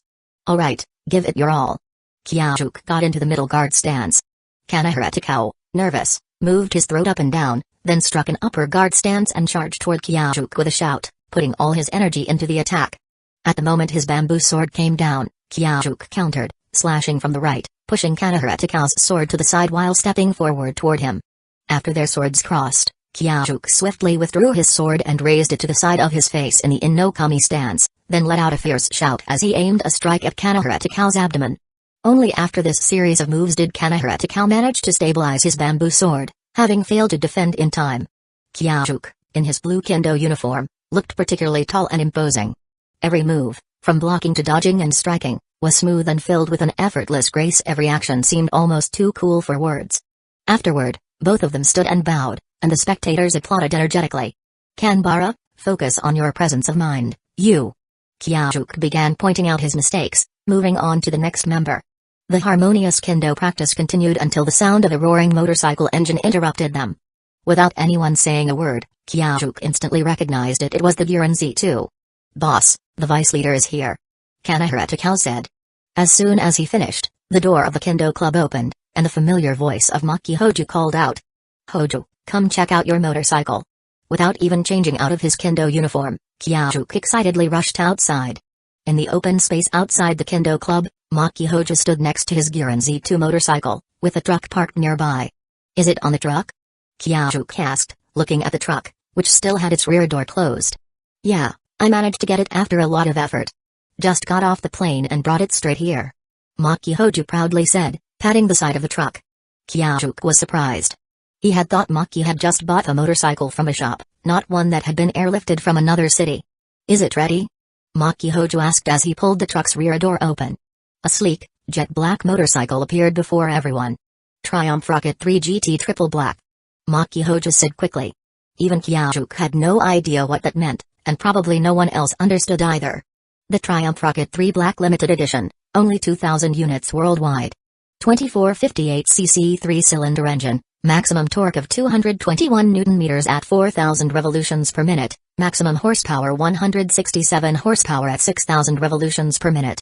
By this point, Kyuk wasn't really paying attention to what Maki was saying. His focus was entirely on the two stunning motorcycles. As the setting sun's golden light poured into the truck, it illuminated the glossy black body of the bike. Even the frog eye headlights had been specially treated, blending seamlessly into the bike when not lit. It looked less goofy and more imposing. The exhaust pipes were matte black. Without hesitation, Kyuk jumped into the truck bed and onto one of the bikes. Even though the kendo uniform wasn't ideal for riding, he didn't mind. The dashboard had a retro style, but the silver lines gave it a touch of modernity. The seat was low and wide, allowing Kyuk to place both feet flat on the ground. The back seat had a small backrest. This was perfect. Now he could take someone on a ride. Hey, Maki, how do I get it off the truck? Kyuk shouted toward the truck. Just use the stand and you can ride it off. Maki replied. I've never ridden a bike this big before. Kyuk confessed. During the last holiday, as soon as he was old enough, Kyuk got his motorcycle license. Don't worry, it's the same as any other bike. Plus, this one's yours. Do you really want to let someone else be the first to ride it? Maki said, already shouting to a couple of subordinates who were setting up a ramp to unload the bike. I'll handle it myself. Kyuk said, gripping the handlebars and glancing at the rear-view mirrors. As the sun set, he could clearly see his own face in the mirror and thought to himself, I'll take Sakura out for a ride this weekend. Ready? I'm going to unlock the stand now. Maki Hojo asked, walking up to the bike and holding it steady. With an okay gesture, Kyuk focused on the motorcycle. Despite its massive size, with his inhuman strength, it was easy for him to handle. It seemed like Maki Hojo was worried about Kyuk's skills, so he had made the ramp extra wide and long, ensuring the new rider could get off the truck without trouble. With a twist of the throttle, the roar of the engine filled the air, almost deafening, and Kyajuk felt his whole body shaken by the force. Ha ha ha. This bike's top of the food chain when it comes to engine displacement. No need to modify the exhaust, it already sounds amazing. Maki laughed heartily. Then, Kyajuk smoothly rode the motorcycle off the truck. This bike looks like it's not cheap, Kyajuk remarked, realizing the expensive gift he had just received. He mentally calculated his assets. Even if he used up all his scholarships, it might not be enough. Would he have to ask his dad to sell some cows to return the favor? Ha ha ha. Don't worry about it. As long as Bausa Tenshai gets better under your leadership, I'd give you as many bikes as you want, Maki Hojo said generously. Boss, Maki's family owns the biggest motorcycle dealership in Tokyo. He doesn't mind the cost. Many people in the gang got their bikes from him at cost price. Kanehara Takao added. Alright, I won't be polite then. Thanks, Maki, Kyajuk said. Since confirming his position as second in command, Maki had asked Kyajuk to drop the senpai title and just call him Maki. Even though Kyajuk had accepted the gift, he was already thinking about how to make some money to repay Maki with a gift of equal value. He couldn't be that shameless. Before he could enjoy the moment any longer, Maki Hojo urged him to change clothes, as his special combat outfit was already ready. His special outfit, just like Maki's, seemed to be the boss's exclusive version. It was a long, wide-sleeved jacket with gold lettering on the back that read second in command of Bausa Tenshai, Hojo Kyajuk. However, there were no names listed below like there were on Maki's. The space remained blank, and when Kyajuk saw it, he felt a strong urge to write the names of Yamauchi Sakura, Nishimiya Shoko, and Ueno Noka on it. Just like Maki had listed the names of the people who built Bausa Tenshai with him, those girls were his wings. Kyajuk had already messaged the 3 girls earlier, telling them that tonight he would officially take over Bausa Tenshai at the Nezu Shrine and asking if they wanted to come watch. When he asked Kanehara Takao whether it was allowed, Kanbara had simply told him that as the boss, he could do whatever he wanted. After all, they were delinquents, and nothing was off limits. Yamauchi Sakura immediately sent a long voice message, excitedly saying she'd come. She even asked if she should wear a kimono, as if she was the one becoming the leader. Shoko cautiously asked if being a delinquent was very dangerous. Kyajuk smiled, thinking that if he said it was dangerous, Shoko would come running to protect him, just like when they were younger, standing in front of him and shielding him from all the dangers. Ah, she's so cute. I definitely have to kiss her later, Kyajuk thought. Ueno Nika, like Sakura, immediately booked a ride for tonight and claimed she'd be the first one to go for a ride with him. Chapter 31. When the girl grows up on the road leading to Nezu Shrine, the sky had already darkened, and Hojo Kyajuk was riding his bike at the front. Although he really wanted to speed up, he wasn't familiar with the bike yet, so he was going at a very slow pace. Because of his slow speed, a large group of his subordinates on motorcycles was following behind him, forced to ride slowly as well. This caused what was normally a relatively wide Honbuki Avenue to quickly become congested. The cars stuck behind the motorcycle gang didn't dare honk their horns, partly because they were in the city and partly because the bikes in front were all his subordinates. It was probably confusing for the drivers, as they were used to seeing the gang rush through traffic like they were racing to get to the afterlife, but today, they were moving at a snail's pace.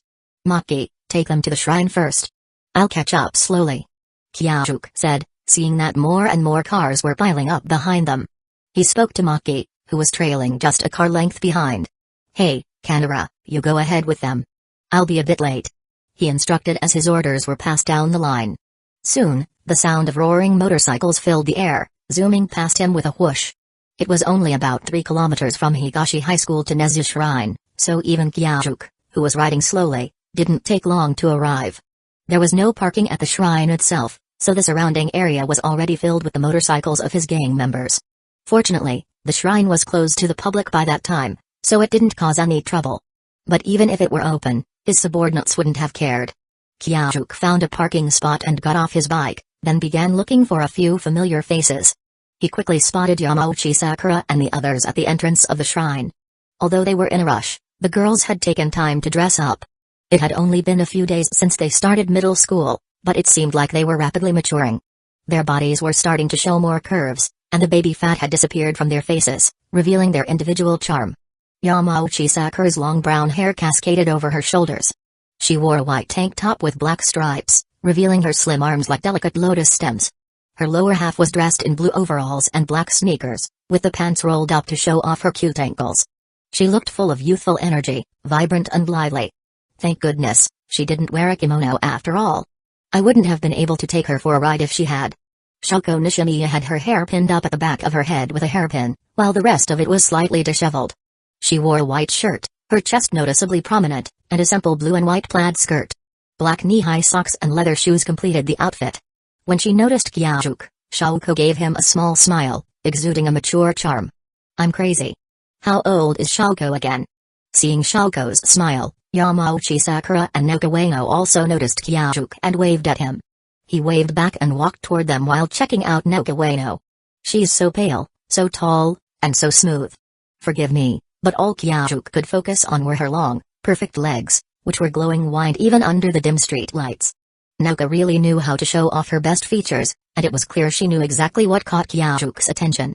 She wore a loose white t-shirt, and her ultra-short shorts disappeared beneath the hem of her shirt, making it impossible to notice anything but those incredible legs. Good evening. Kyajuk greeted, beginning to experience the downside of having too many female friends. He didn't even know which name to call, so he just used a general greeting. I can't keep gathering them together like this. He reminded himself. Kyajuk, you're so slow. Sakura complained, but her eyes were full of Kyajuk. I never thought such an old-fashioned uniform would look so good on him. This kind of long coat really challenges the person's figure. Some people look shorter wearing it, but Kyajuk's physique was outstanding, and his long legs made it look perfect. The windbreaker-style uniform looked great on him, and when he walked, the hem of his coat flared up slightly, shimmering with golden embroidery in the light from the roadside shops. He looked both handsome and powerful. Sorry. Kyajuk apologized. He. Sakura wasn't looking for an apology. She just enjoyed seeing him so unconditionally considerate toward her. Shoko and Noka also watched him intently. Kyajuk, why didn't you let me make your uniform? Noka said with a hint of regret. It would have been nice if you could have worn the one I made for you. But I guess you look good in this one, too. Kyajuk-kun, good evening. Shoko smiled shyly. Despite their close relationship, she was still so easily embarrassed. Was this also a kind of charm? Boss, it's time to go in. Everyone from the headquarters and the branches is already here. Maki Hojo called as he approached. The days were getting longer in the Kanda region, and as Kyajuk and the girls entered Nezu's shrine, the sunset's glow still illuminated the azaleas beginning to bloom. Wow, it's so beautiful. The girls exclaimed, immediately pulling out their phones to take pictures. It's not even at its peak yet. Let's come back when the Nezu shrine hosts the Azalea Festival. I'll bring my camera and take plenty of photos for you. Kyajuk said, but as soon as the words left his mouth, he mentally slapped himself. He had just promised himself never to gather them together again, but he had already broken his own rule. The girls reluctantly put their phones away, realizing it wasn't the right time for pictures. They had only been caught up in the moment. Pink, purple, and white azaleas bloomed in abundance on both sides of the Torii Gate. Kyajuk led the girls to the main hall of the shrine, following Maki Hojo. By now, the area was filled with members of the Bausa Tenshai gang, probably over 200 of them. All of them wore white work-style uniforms and were chatting in small groups, occasionally bursting into laughter. Maki, find them a place to rest. Make sure responsible people are assigned to keep an eye on them. Don't let anyone bother them again, or I'll be angry. Kyajuk instructed. Maki quickly summoned a subordinate, marked as the third squads to take care of the arrangements. Can I be a boss, too? This uniform looks kind of cool. One of the girls joked. Finish up and take me for a ride. Another said. Good luck, Kyajuk-kun. They cheered. The girls followed the third squads to a nearby pavilion. On the other side, noticing Kyaju's arrival, Kanahara Takao immediately shouted, Hey, you little punks, get over here. The meeting's starting. At his shout, the subordinates quickly gathered, forming rows, leaving a small path in the middle. Let's go, boss. Maki Hojo said, trailing behind Kyajuk, a few steps behind. Kisaki Teta, who had just arrived at Nezu Shrine's entrance, mentioned having something to do and said he'd come back later. Then he disappeared. Chapter 32, the second generation. You've worked hard. Boss. The shout of over 200 people was loud enough for Hojo Kyajuk to clearly understand. As he walked through the parting crowd, everyone present bent down in a 90-degree bow and shouted. Even without anyone instructing him, Kyajuk knew exactly how to respond.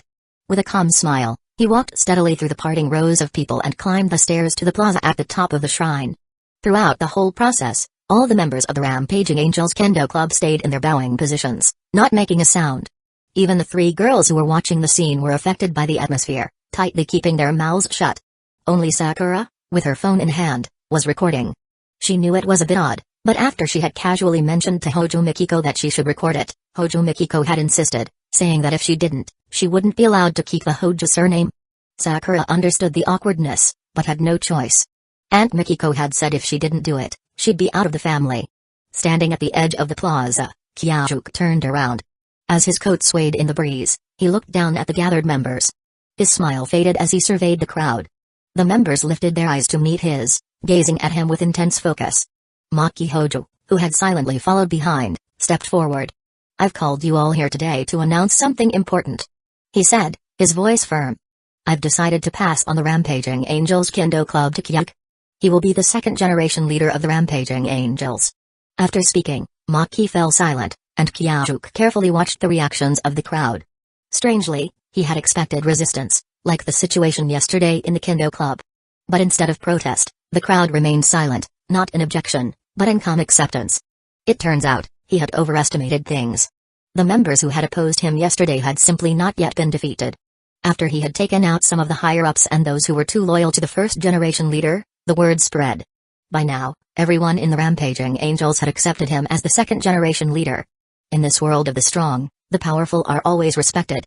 Furthermore, the first-generation leader was still around, and with the stronger second generation coming in, it was seen as a positive change.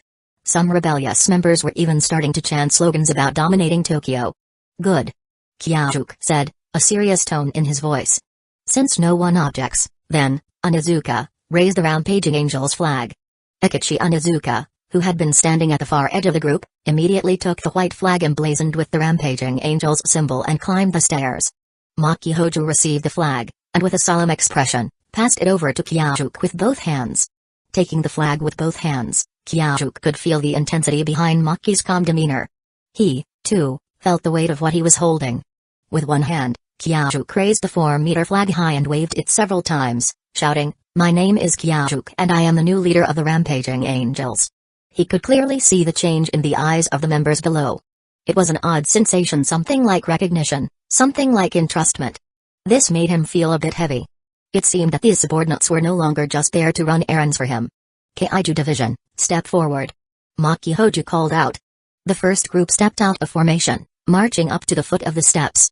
The two men in front bowed deeply before shouting in unison, "Kaiju Division Leader, Satoshi Kagiri. I pledge my loyalty to you, second boss." The towering man with jet black hair radiated sheer power. "Kaiju Division Vice Leader, Sagura Takeshi. I pledge my loyalty to you, second boss." The second, with his golden pompadour and easy grin, stepped back to stand respectfully to the side. "Roppongi Division, step forward." Two more figures strode forward. "Roppongi Division Leader, Hitani Ran. I pledge my loyalty to you, second boss." "Roppongi Division Vice Leader, Hitani Rindu. I pledge my loyalty to you, second boss." Kyajuk studied the two carefully. The older one, Hitani Ran, had wheat-colored braids. His younger brother, Hitani Rindu, wore gold-rimmed glasses and had striking yellow and blue-streaked hair. As more names were called, the ceremony continued. Maki Hojo himself stepped down, bowed, and declared, "Headquarters Vice Boss, Maki Hojo. I pledge my loyalty to you, second boss." One by one, the elite of the gang followed suit. Ecchi Onizuka. "I pledge my loyalty." Tanjima Riji. "I pledge my loyalty." Kanahara Takao. "I pledge my loyalty." Then came Kyajuk's first official decree as leader. "Kisaki Teta will be joining the Bozazaku Angels as our strategist." At his words, Kisaki Teta's head snapped up in shock. Then, realization dawned, and he practically sprinted forward before bowing deeply. "Headquarters strategist, Kisaki Teta. I pledge my loyalty, second boss." "Now, the second boss will address you all," Maki Hojo announced. A sea of expectant eyes turned toward Kyajuk. He took the flag and planted it firmly into the ground. Then, undoing his coat buttons one by one, he sat down casually on the steps. "This is my first time as boss, so I might make some mistakes." There was a moment of stunned silence. Then, a few chuckles broke out. "It's fine, if you want to laugh, go ahead." Kyajuk waved his hand dismissively. "What I can promise you is this. As long as I'm here, the Rampaging Angels Kendo Club will always be the strongest in Tokyo." Kyajuk's voice wasn't loud, and his posture didn't have any display of dominance. Yet, as they looked at the figure sitting on the steps, the members seemed to see the Rampaging Angels ruling over Tokyo under the leadership of this second-generation boss. The demon with no hands. The strongest. Long live the second generation. Conquer Tokyo. The rampaging angels are the strongest. With a leader like this, nothing could stop the rampaging angels anymore. Under the guidance of the demon with no hands, we'll become the strongest subordinates in all of Tokyo. The members shouted in unison, swept up in the joy of welcoming such a monstrous new leader. Kyajuk looked at the excited crowd and smiled. Now, let's go for a ride. He stood up, picked up the flag once more, and waved it forcefully. With his words, the crowd erupted into cheers again. They rushed out of the shrine gates, leaving only a few of the staff behind. Chapter 33, Let's go for a ride. Boss. As Hojo Kyajuk stepped down the stairs, the subordinates waiting below immediately shouted out. Aren't you going to watch over those guys? They're so excited, it looks like something's about to happen. Kyajuk muttered, suspecting that the sudden gathering of over 200 people might cause trouble. Haha, don't worry, boss. We already notified the police beforehand. It's a legal gathering. Maki Hojo reassured him. Well, that's good. But what are you still doing here? You're not planning to race me while I'm still getting used to this, are you? Kyajuk felt conflicted as he looked at his subordinates. He wanted them to leave so he could ride his motorcycle around with the girls, but at the same time, he didn't want them to go because it was only a single-seat motorcycle. He wasn't sure who he'd ride with, and that was becoming a big dilemma. Boss, do you know where we usually race? Maki Hojo asked, guessing what Kyajuk was thinking, but also knowing that the boss had little knowledge about biker gangs. Isn't it just cruising around Tokyo? Kyajuk scratched his head. Ecchi on Izuka had already taken the flag from him. Ha, of course not. You can't have a proper race in the city. We usually race on the Tokyo Beltway. Oh, I see. Well, you guys go ahead. I'll just take it slow around the city. Kyajuk said. Boss, this is a great chance for you to get to know everyone better. Kisaki Teta reminded him. Kyajuk glanced at the Onizuka duo and the Haitani brothers. They were all looking at him expectantly. Oh, so they wanted him to join in after all. No thanks, there will be other opportunities. You guys have fun. Kyajuk said decisively, looking at the three girls approaching him. He couldn't be bothered with the all-male gathering. Wasn't it better to be surrounded by soft and cute girls? When the girls approached, the subordinates knew when to step aside and quietly excuse themselves. Wow. Kyajuk, you looked so cool just now. I recorded everything. When the gang members left, Sakura trotted over to Kyajuk, holding her phone up, proudly showing him her video. Kyajuk glanced at the screen, and sure enough, it was a cringe-worthy moment of him shouting about being Tokyo's strongest.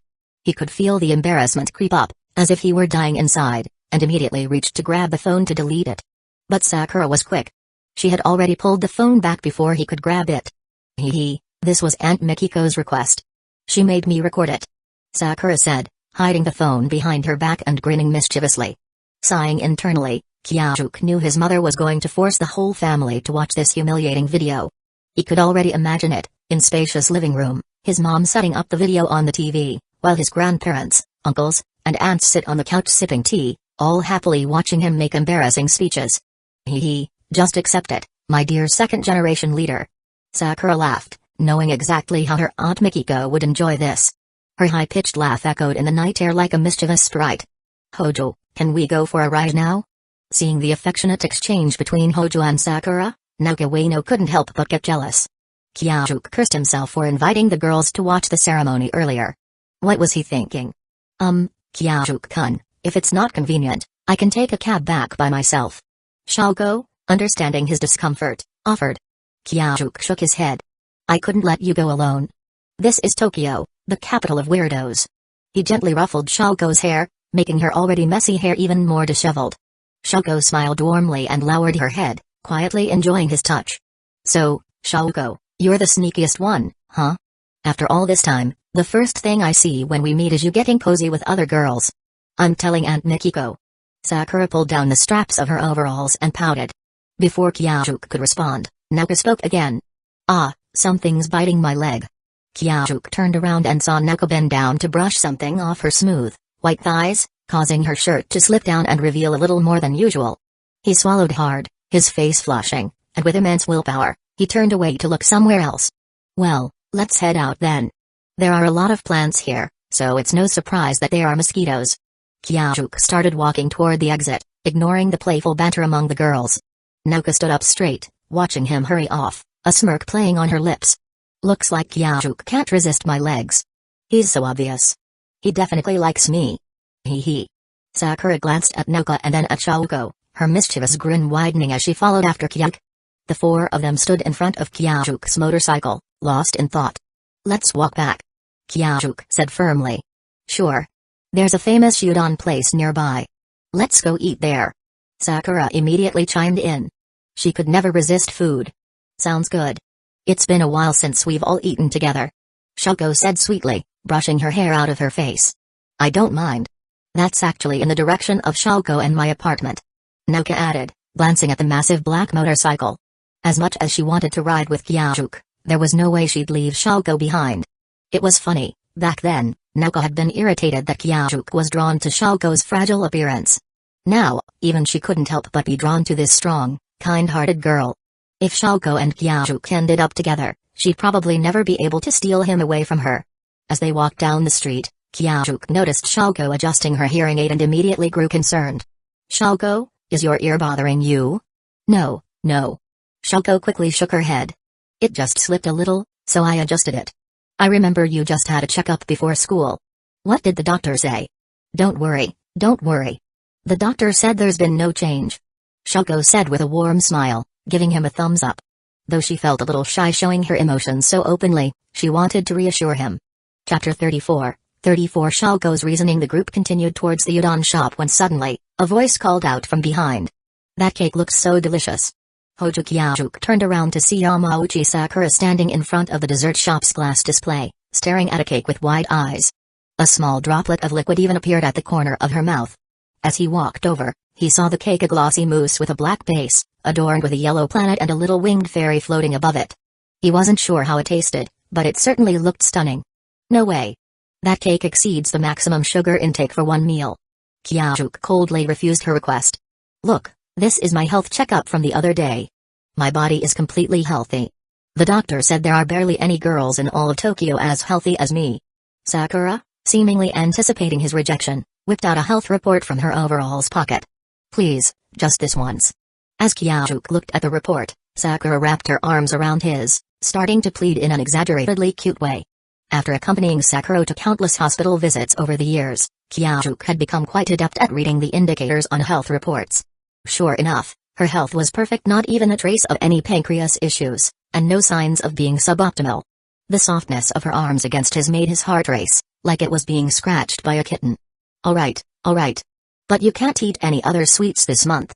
He compromised, feeling a bit guilty for being so strict with her. While other girls happily enjoy sweets and coffee dates with their friends, Sakura had always had to watch from the sidelines, just because he had some odd childhood rules. They entered the store, paid, and came out with a cake. So, are we still going for udon? Kyajuk asked the girls. How could we eat udon after cake? That'll just make us fat. You really don't understand girls, do you? Sakura's eyes never left the cake. Then how about we go to my place? Naoka and I have some barley tea, it'll help balance out the sweetness after the cake. Shouko suggested softly. Naoka agreed, and they all headed to Shouko and Naoka's apartment. The apartment was slightly smaller than Hoju's, but they slept on tatami mats and didn't have a kitchen, so the space seemed larger.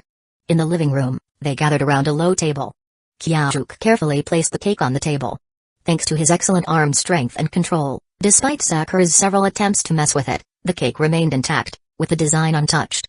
He took the cake knife, and Sakura eagerly grabbed her small fork. More. She whispered excitedly. Ignoring her pleas, Kyajuk judged the portion carefully and gave her the piece with the little fairy on it. Ah, I want more. Sakura pouted, looking at the tiny piece she had gotten. He gave the planet part to Naoka and a golden star to Shouko. For a while, they all ate in silence, enjoying the cake. Shouko smiled softly as she looked at the beautiful star-shaped decoration on her cake. She didn't care about the udon nor the cake, she was happy simply being with Kyajuk and the others. As long as she could hear his voice, she was content. As she watched Kyajuk take small bites, her heart filled with happiness. For her, hearing Kyajuk's voice and listening to every word he spoke felt almost surreal, like a beautiful dream. She thought back to when Kyajuk held her hand and guided it to his face, teaching her pronunciation one word at a time. Even though she couldn't get it right, he never got frustrated. Instead, he would furrow his brow and find another way to explain. During those moments, what kept her going wasn't just the desire to speak properly, it was the seriousness in his expression, the movement of his lips, the sway of his little tongue, and the warm breath brushing against her face. I can't disappoint him.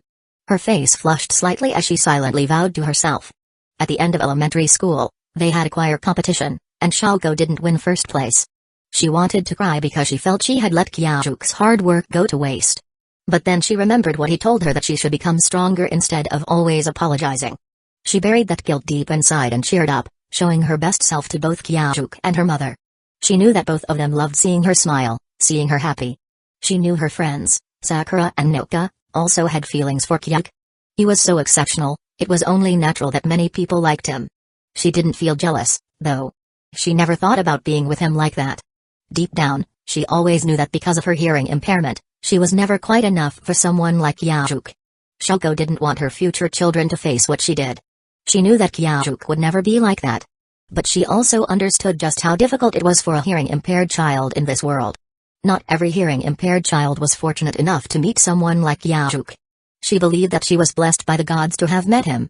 She didn't know if her hearing loss would be passed on to her children, but even if it didn't, someone as wonderful as Qiaoju deserved to be with someone just as amazing, not someone who relied on a hearing aid to hear others. TL note, no. What do you mean? Whether it was Sakura or Noka, as long as they could make Qiaoju happy, Xiaogo would always bless them. She speared a piece of cake with her fork and ate it slowly. It's so sweet. Xiaogo smiled in satisfaction as she watched Qiaoju and Sakura playfully bickering across the table. Ah, let me have a bite of yours, I swear it'll be the last one. Sakura reached over to Qiaoju's plate with her fork. Unfortunately for her, Qiaoju pressed his hand on her head, creating an impenetrable defense. No matter how hard she struggled, she couldn't get near the cake. She could only watch helplessly as he ate the last bite. After finishing the cake, Xiaogo went to the fridge and poured herself a glass of barley tea. She drank it down in one go, and Sakura let out a loud burp. Sakura, how many times do I have to tell you not to drink so much cold tea in one go? It's bad for your stomach. Go warm yourself up with a cushion.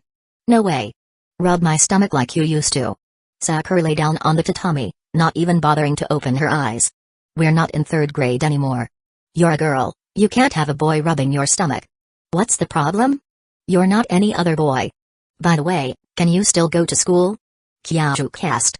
Unlike the others, Sakura went to a prestigious all-girls school that didn't allow students to be late. Oops. The cake was so good, I completely forgot. Sakura jumped up in a panic. I have to go now, Xiaogo, Noka, see you next time. She hurriedly put on her shoes at the entrance, preparing to rush downstairs. Hey, Sakura, your strap on the right side is falling down. But Sakura didn't hear him and had already rushed to the next floor.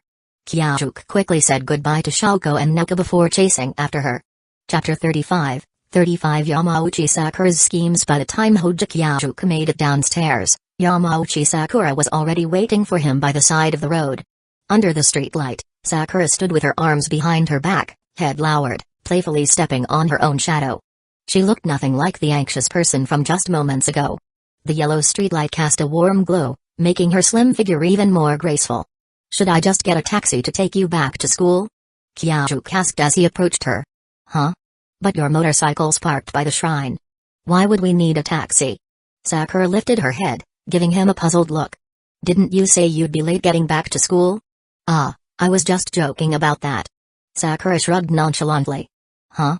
Qiaoju, you're so slow. My strict school wouldn't let me hang around outside this late, so I just took the night off. She explained casually. Then where are you staying tonight? Aren't you staying with Xiaogo and the others? Not a chance. It's rare that I get to spend time alone with you. Suddenly, Sakura's expression turned a little angry as she glared at Qiaoju. How long has it been since we've been alone together? Qiaoju blinked, caught off guard. After thinking for a moment, he realized it had actually been a while. Ever since meeting Xiaogo and getting closer to Noka, they'd mostly been hanging out as a group. Except for their morning workouts, it was always the three of them together. I don't care. Take me for a ride now. That thief cat stole the button on my graduation jacket, so your first ride has to be with me. Sakura declared. Do you even know what you're saying? What kind of ridiculous things are you spouting? Come on, hurry up. Sakura pushed Qiaoju forward, taking the lead as they headed toward the shrine where his bike was parked. I'm telling you in advance, this is the first time I'm riding this bike today. The kind of speedy rush you're expecting won't happen. I'll just take it slow. Kyajuk warned. Hee hee, rush? You're funny, Kyajuk. Sakura giggled. Alright, hop on. Kyajuk mounted the motorcycle, patting the seat behind him. So exciting. The second-generation leader of Tokyo's most notorious delinquent group, Rampaging Angels, is taking me for a ride. Sakura teased, her voice filled with a playful tone. She knew Kyajuk, despite looking like a laid-back, carefree guy, had a low tolerance for this type of Junabiu stuff. Clang. With that sound, there was silence between them. Kyajuk pulled his hand back, recalling the soft, warm feeling he'd just felt. Kyajuk. Sakura, now embarrassed after his action, yelled out in a mix of indignation and shyness. Ah, sorry, I couldn't help it. Hurry up and hold on tight, I'm starting the bike. Kyajuk apologized quickly, twisting the throttle. The bike's exhaust roared to life. Sakura hummed a little, wrapping her arms around Kyajuk's waist. Her small face pressed gently against his back. I'm starting now. Kyajuk warned, then slowly drove onto the road. Sakura, is there anywhere you want to go? Not really. Let's just follow this road and keep turning left at each intersection. Alright. Kyajuk grinned, speeding up just a little.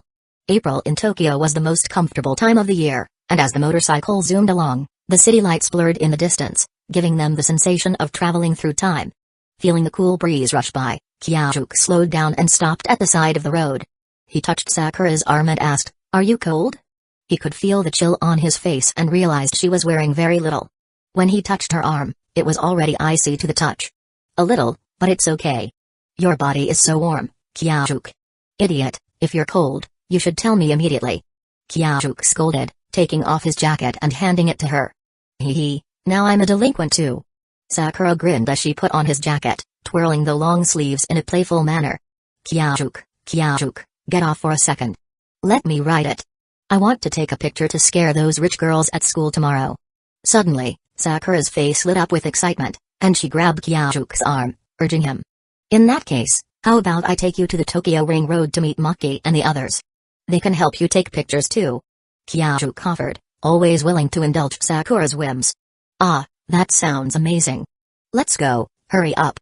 Sakura quickly climbed onto the bike, wrapping her arms around Kyajuk's waist and reaching one hand out toward the sky, shouting go. Kyajuk couldn't help but smile at her infectious energy. Sakura had a way of lifting everyone's spirits, making them feel as if they were all sharing in her joy. He sent a quick message to Maki Hojo, confirming they were still cruising on the Tokyo Ring Road, then told them to wait for a bit. Kyajuk and Sakura sped off in the direction of their meeting spot. Meanwhile, Maki Hojo and the gang eagerly awaited their arrival. As soon as they heard their leader was coming, the bad boys started howling in excitement, anticipating the first motorcycle rally with the boss. Once they reached the Tokyo Ring Road, Kyajuk kicked up the speed slightly, making full use of the bike's massive engine. Sakura, feeling the speed increase, held on tightly to him, letting out a surprised squeal that sent a warm, sweet breath against Kyajuk's neck, making him feel strangely ticklish inside. The sensation of her soft, elastic body against his back made him recall their earlier moments at the shrine, where her strap had left an impression. He turned his head slightly, glancing at Sakura through the rearview mirror. Her brown hair was flying in the wind, her lips slightly parted, flushed with excitement, and her amber eyes gleaming in the light. Kyajuk, I'm catching the wind. Sakura shouted joyfully, lifting her hand high in the air, her fingers spread wide. Wow, Kyajuk, everything they said online is true. It feels just like grabbing boo. Kyajuk froze for a moment, caught off guard by her words. Sakura. Stop looking at that kind of stuff. What? It's not like that. Oh, I get it now. Kyajuk doesn't know what that feels like yet. Sakura laughed mischievously, her bright voice floating in the wind, while her hand mischievously squeezed and released, squeezing and releasing. Kyajuk? Yeah? You asked me where I'm sleeping tonight, right? Yeah, I'll take you back to Shaoko and the others later, right? No way, tonight, you're staying with me. Sakura said matter-of-factly. What? Kyajuk choked on his words. Stop joking around. I'm not joking. Don't you remember? I bought your pillow, your duvet, and the bedsheets. I told you about it before, remember? Sakura said, a teasing grin on her face. Kyajuk was left speechless, but luckily the sound of approaching motorcycles saved him from the awkward moment. We're here. Up ahead are Maki and the others. Sakura said, her voice full of mischief. Hee hee, Kyajuk, you're such a coward. Sakura lowered her hand, pressing her face against his back and laughing softly. Beep beep, the sound of motorcycle horns echoed as Kyajuk approached his gang. The loud noise shattered the night's silence, but they were far enough out of the city that it didn't disturb anyone. Looking ahead, the headlights in the dark resembled wolves on a hunt, or some unknown monster ready to pounce. Once the noise died down, Kyajuk rode up, stopping in front of them. "President." His subordinates shouted in unison, a greeting Kyajuk had long gotten used to. Sakura, still behind him, froze in surprise before quickly hiding behind him, giggling softly, clearly enjoying the scene. "Relax, everyone. I still need to learn how to enjoy the ride too," Kyajuk said with a smile. His eyes were warm and gentle, inherited from his mother, and when he smiled, a few of his subordinates blushed, unable to tear their eyes away from his handsome face. "Ha. You don't need to overthink it. Just twist the throttle and take a lap to feel the thrill." Kisaki Teta laughed loudly. "Yeah, let's race." Even the normally quiet Hazama yowed and smiled, his Harley-Davidson looking rather imposing. "Alright then." Kyajuk took the two helmets from Kisaki Teta and handed one to Sakura before putting the other one on himself. His subordinates might be reckless, fearless badasses. But Kyajuk wasn't about to ride recklessly. He had no intention of speeding. As Sakura giggled beneath her large helmet, Kyajuk sighed inwardly. He was definitely the health-conscious one here. The night passed quickly with the motorcycle ride, and Kyajuk felt like he'd gotten closer to his subordinates. By the end, Ecchi Onizuka even teased him, calling him slow, which made Kyajuk twist the throttle just a little harder, speeding up by a small margin. He tried to get his subordinates to come up with a new nickname for him, anything but the Handless Demon. But they rejected the idea with no mercy. "Are you kidding? The Handless Demon sounds so badass. It's an advantage in a fight. We'll be more focused on protecting our hands if we're up against you," one of them argued. Kyajuk sighed, deciding he'd have to switch to a different group. Anything to get away from that nickname. After turning down Maki's offer to race some more, he took Sakura back to the city. Chapter 36. 36 Today, you belong to me at Kyaju's apartment. Yamauchi Sakura lay on Kyaju's bed, scrolling through her phone and looking at the photos she had just taken on a junior Yamanote line with some delinquents. "Kyajuk, your expression is so funny." Sakura suddenly burst into giggles, holding her stomach as she kicked her slender legs playfully on the bed. "Hey, you! You better delete those." Kyajuk was in the kitchen preparing his dinner and Sakura's late-night snack. His meal consisted of pan-seared beef with rice, while Sakura's dish was papaya and snow frog, a combination that both nourished the stomach and aided digestion. His fridge was stocked with all of Sakura's favorite foods. Whether it was yam or papaya, he always kept them ready, anticipating any surprise visits from her. As for the snow frog, he had specially asked the dry goods store owner to find it. At that moment, the steam pot filled with papaya and snow frog was emitting a delicious aroma. "Kyajuk, I think I smell something good. Is it ready?" Sakura, like a little bee drawn to honey, wrinkled her nose and followed the scent to the kitchen. Ah, the familiar smell. Sakura inhaled deeply, savoring the fragrance. "Hey! Sakura, pay attention. You're in a single man's apartment right now. It's dangerous." "Kyajuk, are you saying that?" Sakura giggled mischievously and quietly approached Kyajuk from behind. Soft arms wrapped around his waist, and her hands rested on his stomach. "Being alone with a beauty like me. Does even Kyajuk start to think bad thoughts?" Sakura felt Kyaju's muscles tense and his heat radiate through his body. With her lips close to his ear, she whispered in a low, husky voice, no longer the lively tone she usually had. "Sakura." A dry voice came from Kyaju's mouth. Sakura raised her head and could clearly see the movement of Kyaju's Adam's apple. "Huh, looks like even Kyajuk can't resist my charm. Forget about those cat burglars, Kyajuk is mine. Don't cause trouble here." Kyajuk quickly reached out his right hand and tickled her stomach, his fingers deftly finding the sensitive spot. "Hey, Kyajuk, that's cheating. You can't use that move." Over the years, Kyajuk had long since figured out where Sakura was ticklish. Even with his eyes closed, he could pinpoint it. "I'm sorry. Let's eat." Sakura, tears in the corners of her eyes from laughing, begged for mercy. Kyajuk really was such a big oaf, treating a beautiful girl like this. "Go clean up the low table." Kyajuk released her and began serving the food. Sakura had already made a mess of the coffee table earlier. As soon as she entered the room, she had been shouting about conducting a surprise inspection and had started rummaging through everything like a hamster. "At your command, second-generation rampaging angel, the one-armed demon lord." Sakura saluted playfully and ran off, just barely avoiding Kyaju's attempt to grab her. "You better not mention that nickname again, got it?" Kyajuk said helplessly. No way, one-armed demon lord sounds so cool. Sakura laughed as she cleaned up the table. Let's make a deal, don't tell my mom about this. Kyajuk, wearing oven mitts, brought over the papaya and snow frog dish but didn't put it on the table. Instead, he held it in his hand, teasing Sakura. Ugh. Sakura stared at the bowl of simmering papaya and snow frog in his hands, her fingers gently tapping her cheek as she put on a troubled expression. Kyajuk, you're so cruel. You know I can't refuse Aunt Miki's cooking. Sakura gave up thinking and looked up at him with her big, shiny eyes, her amber pupils filled with innocence. Pa. Kyajuk sighed helplessly. Whenever Sakura made that face, he couldn't think straight. He would unconditionally agree to whatever she wanted. It's still hot. Let it cool a bit before you eat. Kyajuk placed the bowl on a coaster, opened the lid, and set a spoon inside. Kyajuk, I really want to eat it now. Can you blow on it for me? But I haven't even bought a fan yet. Kyajuk scratched his head. Sakura was never someone who could wait patiently for her food to cool. In the past, he would use a small fan to blow on her food to cool it faster. Then just blow on it with your mouth. You're the boss of all delinquents, you should practice your lung capacity for those loud speeches. Sakura said seriously, giving him a look that clearly said, you're the worst delinquent boss ever. If I blow my saliva into it, I won't take responsibility. Kyajuk also sat down, scooped a spoonful of the papaya and snow frog, and blew on it before offering it to Sakura. Sakura sat on his left and opened her mouth, making a cute sound. Watching her pink lips slowly part, Kyajuk felt his throat tighten. He struggled to control his thoughts, finally getting the spoon into her mouth. Sakura hummed in enjoyment, licking her lips afterward. It's so good. I want more, hurry up, Kyajuk. Kyajuk couldn't say much, so he scooped another spoonful, blew on it, and fed it to her. After feeding her a few more spoonfuls, he realized there was still enough left for him to eat, so he finally stopped. Kyajuk, why did you stop? Sakura complained. I haven't had my dinner yet. I'm starving. Kyajuk put the pan-seared beef, sliced into pieces, onto his plate. Thankfully, it had been left in the pan, and the residual heat kept it warm.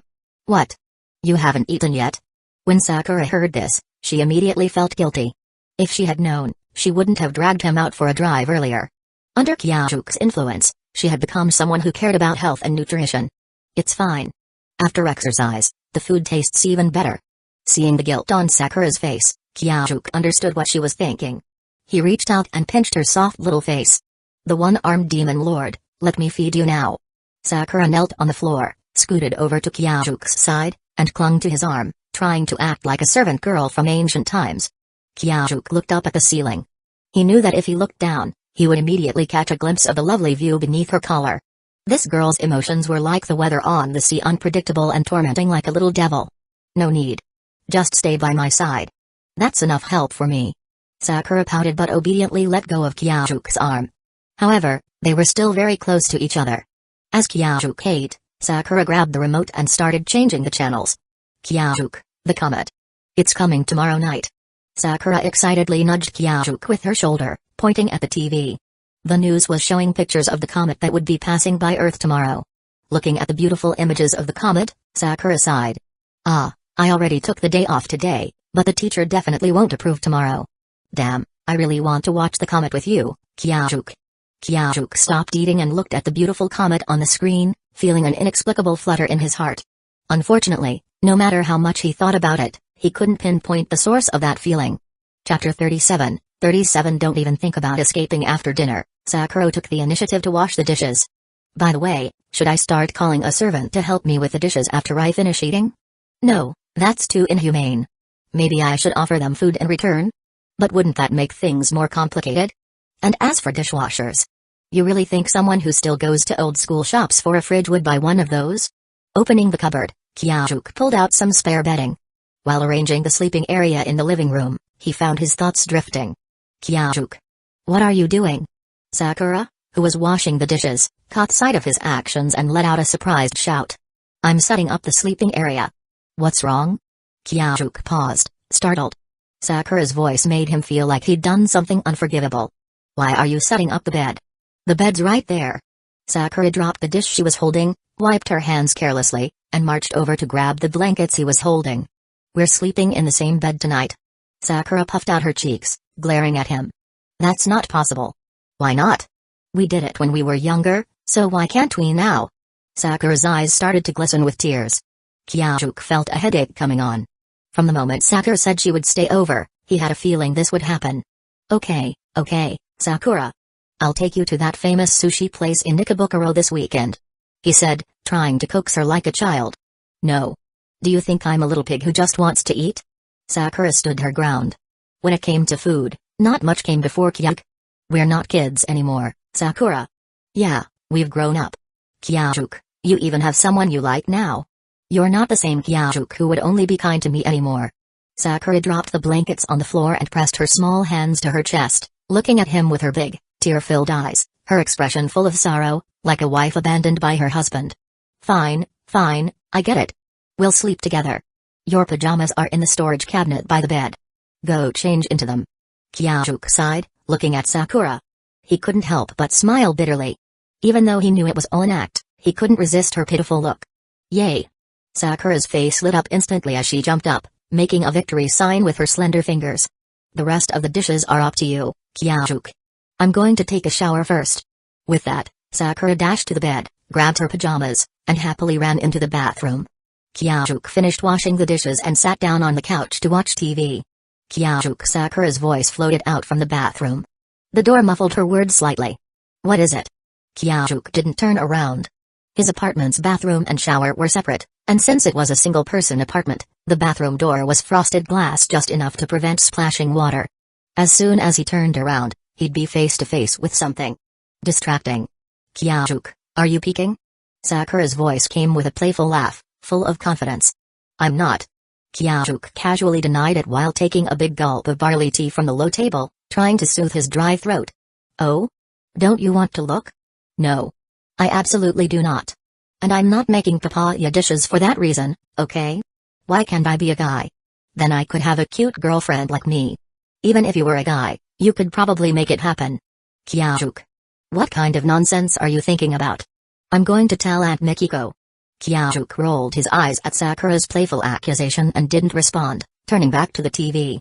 Inside the bathroom, Sakura quieted down. Time passed, and Kyajuk, feeling a little drowsy from watching TV, closed his eyes for a moment. When Sakura finished her shower, she came out and saw Kyajuk seemingly asleep. She tiptoed over quietly, draped her arm around his neck, and placed her palm on his chest. Then she rested her chin on his head and gently lay down on him. Kyajuk, feeling the weight on his head, didn't open his eyes immediately. A sweet fragrance, whether it was Sakura's scent or the soap from her shower, hit his nose. Sakura's little hand mischievously stroked his solid chest muscles. She moved her chin off his head, leaned close to his ear, and whispered softly, Kyajuk, I'm not wearing anything. Kyajuk's mind was flooded with vivid, dangerous thoughts. Sakura's freshly showered skin, radiating warmth, seemed to be affecting his every nerve. I'm going to take a shower. Kyajuk bolted upright, rushing to the bathroom. Sakura, left behind on the couch, giggled, her laughter like a bell ringing in the air. When Kyajuk emerged from the bathroom, he found that Sakura had turned off all the lights. The 3 layers of curtains on the balcony weren't fully drawn, letting a sliver of moonlight spill in. Using the dim light, Kyajuk made his way to the bed. Sakura was already lying down, her eyes closed.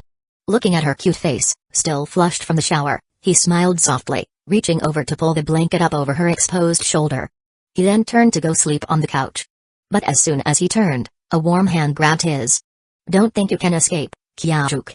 Turning back, Sakura was looking at him with wide eyes, her body turned toward him. With no other choice, Kyajuk climbed into bed. Good night, Sakura. He lay as close to the edge of the bed as possible, trying to give Sakura as much space as he could, determined to keep his distance. The familiar sweet scent of Sakura's body filled the air, and now he was sure the fragrance wasn't from the soap. It was the scent of her skin. The whole bed seemed to be wrapped in her warmth. Under the covers, Sakura slowly reached out with her little hand, tracing her finger over Kyajuk's arm. Suddenly, Kyajuk rolled over, pulling her into his arms. Sakura froze, her small face turning bright red, completely still with shock. She may have teased him earlier, but in truth, neither of them had much experience when it came to love. She, being a girl, was more skilled at this sort of thing, but only because Kyajuk was always the passive one. Now, this wasn't how the script was supposed to go. She was supposed to tease him relentlessly until he finally gave in. Feeling the warmth of Kyajuk's body, Sakura gently placed her hands on his chest. Kyajuk. We're the ones who are longing for each other, aren't we? Sakura's face flushed even more, and then she smiled contentedly, resting her head against Kyajuke's chest, her eyes closing. As for Kyajuke, even though his earlier action seemed bold, now he felt awkward. His hand, not trapped by Sakura, reflexively rested on her firm little backside.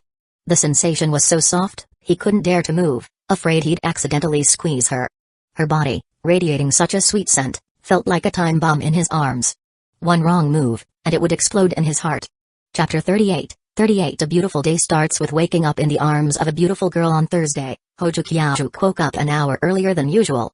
Before Yamauchi Sakura had even stirred, he had already prepared breakfast.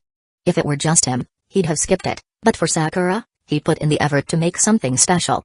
Lazy pig, wake up, he said gently, pinching her little nose. Good morning, Kyajuke, Sakura mumbled, rubbing her sleepy eyes as she sat up. She smiled widely, her large shirt slipping off her shoulder, revealing her fair skin. The morning sun streamed through the curtains, bathing her in golden light, making Kyajuke feel as if he wanted to marry her on the spot. Quick, get dressed. Breakfast is ready, he said, tearing his eyes away from her with great effort before heading to the kitchen to heat up some milk. Today, he made steamed yam cake for Sakura, though with a twist. He reduced the sugar and added some healthier ingredients. Wow, yam cake. I haven't had this in ages, Sakura exclaimed happily as she finished washing up. Although she was a girl who knew how to dress up, she never kept him waiting for long. After all, the whole point of makeup was to look her best for him, but making him wait for that? That was going too far. Sakura's odd logic, though, seemed perfectly reasonable to Kyajuke, and both of them accommodated each other in their own ways. Oh, and I packed a bento for you. You can take it to school later, he added. Kyajuke had gotten up early not only to make breakfast but also to prepare some snacks for Sakura to take to school. According to her, the cafeteria there was more like a prison, with a supervisor making sure the girls ate properly. A small slip in manners, and they'd be docked points and given extra training sessions. Ugh, this is so good. The food at school isn't even fit for humans, Sakura exaggerated loudly, which made Kyajuke smile. The food at school wasn't really that great, but it was healthy. At least he didn't have to worry about Sakura's diet. I don't get why we have to do yoga every day. Is the school really planning to marry us off right after graduation? Are they training us to be ladies or what? Sakura lamented. Despite her complaints, her time at the ladies' school was unexpectedly fulfilling and fun. After breakfast, Kyajuke rode his Rocket 3 to drop Sakura off at school before heading to his own. Since he had already spoken to his subordinates yesterday, there was no repeat of the usual boss greetings in the halls. Once in class, Kyajuke felt like the stares from his classmates were more fearful than before. The student sitting in front of him, Hanagaki Takemiki, looked like he'd been beaten up. His face was bruised, and he kept glancing at Hojo, quickly looking away when their eyes met. At lunch, Kyajuke went to his usual spot, the rooftop. After eating, he didn't nap but instead called Kisaki Teta up to chat by the railing. Kisaki, what's up with Hanagaki Takemiki and his friends? Did they get picked on by the rampaging angels? Hojo asked. Hey, those guys? They've always wanted to be delinquents. When they found out about the rampaging angels, they decided to target other schools.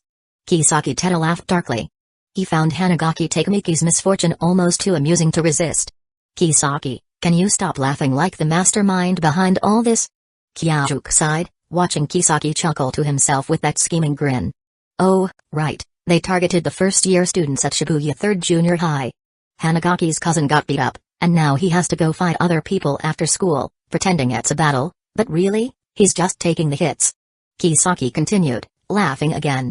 Kisaki, I get that you enjoy seeing Hanagaki's misfortune, but can you tell the story a little more professionally? If you keep this up, I might just end up punching you, Kyajuke said, giving Kisaki a pointed look. Sorry, but why would you think I'm happy about Hanagaki Takemiki's bad luck? Kisaki pushed his glasses up, feigning surprise at Kyajuke's accusation. Don't treat me like an idiot, Kisaki. Kyajuke replied, giving him a look that said he wasn't fooled. I topped the entrance exams and left you trailing by 50 points. The only reason you're not further behind is because the exam had a full score limit. Kyajuke gave Kisaki a pat on the shoulder, taking the opportunity to knock him down a peg where it hurt the most. I don't care what your reasons are for sticking with me, as long as you're not trying to sabotage me. You should have figured out by now that I'm lazy, extremely lazy, which is why I keep you around. As for your issues with Hanagaki Takemiki, I can even guess it's about a girl. Am I right?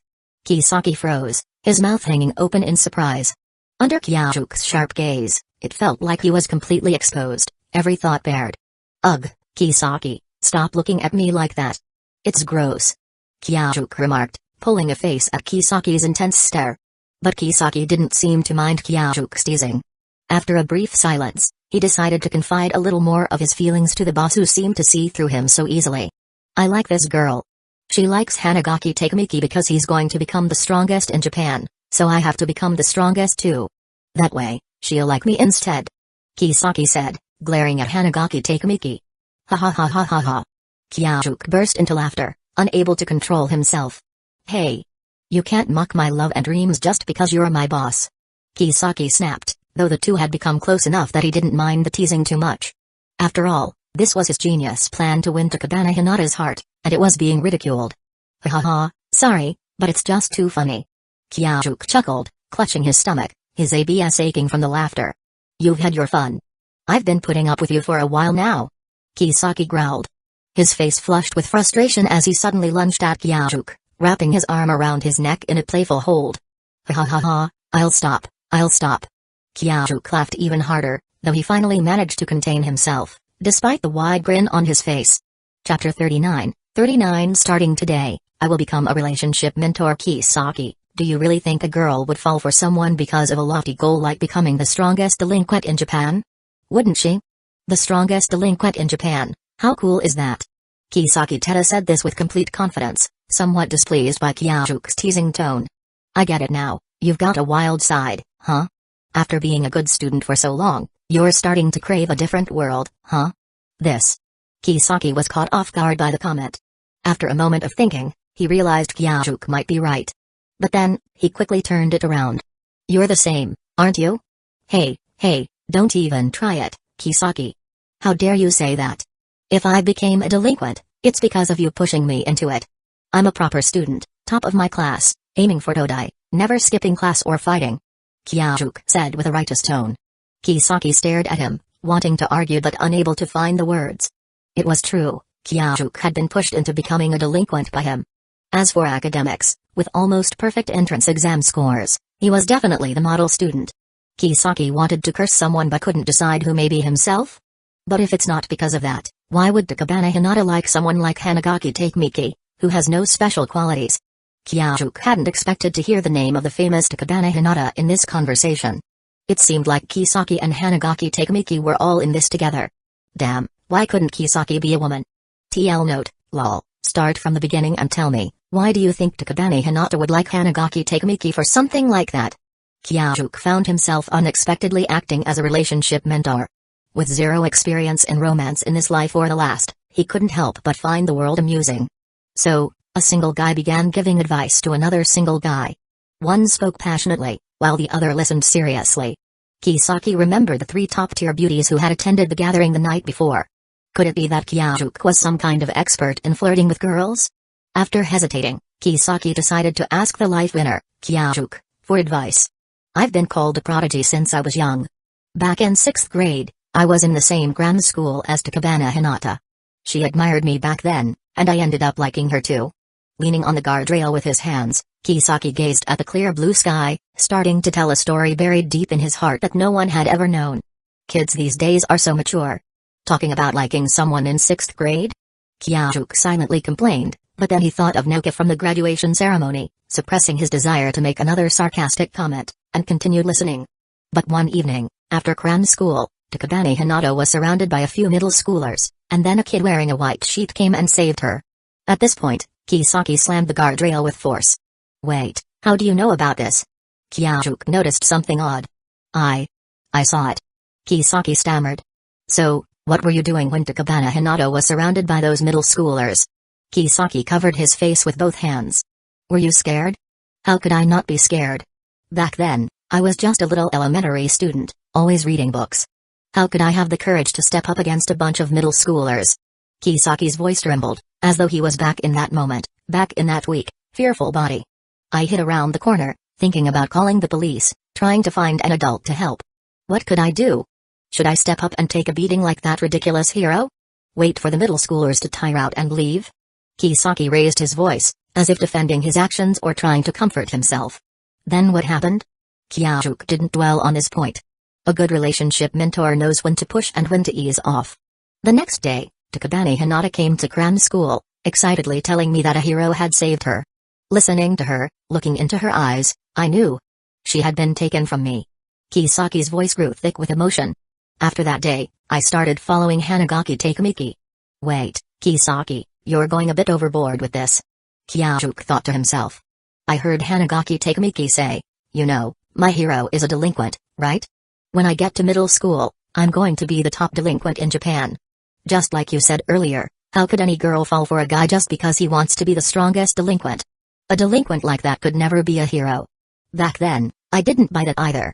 But Takabane Hinata really liked Hanagaki Takemiki, the guy who wanted to be the #1 delinquent, and she saw him as her hero. At this point, Kisaki looked up, wiping away his tears. He clenched his fists. That's when I made up my mind. I would become Japan's strongest delinquent. If I achieve that, I'll definitely win Takabane Hinata back. Ha ha ha ha ha. Kyajuk couldn't hold it in anymore and burst out laughing. You bastard, I'm going to kill you. I swear I'm going to kill you this time. Kisaki's face turned bright red, and he lunged at Kyajuk, grabbing him by the neck. Of course, it was just a playful gesture. Ha ha ha ha, Kisaki, you don't need to do anything, I'm going to laugh myself to death any second now. Kyajuk laughed so hard he could barely breathe. He realized he owed Kisaki an apology. He had thought Kisaki was a scheming, sinister guy, but it turned out he was so pure. Kisaki, you've been deliberately avoiding the truth, haven't you? Kyajuk leaned his elbow on the guardrail, his back against it. What truth? What are you talking about? Kisaki was in the same position, but upon hearing Kyajuk's words, he looked uncomfortable and turned his head away. Takabane Hinata didn't fall for the hero or the top delinquent. She liked the guy who saved her from the middle schoolers. Kyajuk mercilessly revealed the truth Kisaki had been avoiding. That's not true. Takabane Hinata liked Hanagaki Takemiki because he wanted to be the #1 delinquent. He's a hero. Kisaki, stop lying to yourself. Your idea that becoming the #1 delinquent would win Takabane Hinata's heart is just you fooling yourself.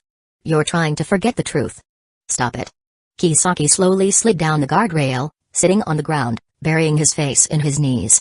You want to forget the fact that when Takabane Hinata was in danger, you didn't step up to save her. Instead, you hid behind, too scared to do anything. You want to forget the weak, powerless you. Listening to Kyajuk's words, Kisaki didn't respond. His sobs grew louder. Chapter 40 Kisaki Teta's dream to be a superhero. Kisaki Teta's situation wasn't really that complicated. After hearing him out, Kyajuk quickly figured it out. In simple terms, Kisaki was obsessed with the idea that the girl he liked fell for someone else because of a heroic rescue. And he was too afraid to step up himself. Unable to accept that he lost her due to his own cowardice, he convinced himself that it was something else entirely that made Takabane Hinata fall for Hanagaki Takemiki. Then, he tried to numb himself by trying to become a so-called badass. Putting in a lot of effort for no real reason. Kisaki, you wanted to become the top delinquent, so you came to me for advice, right?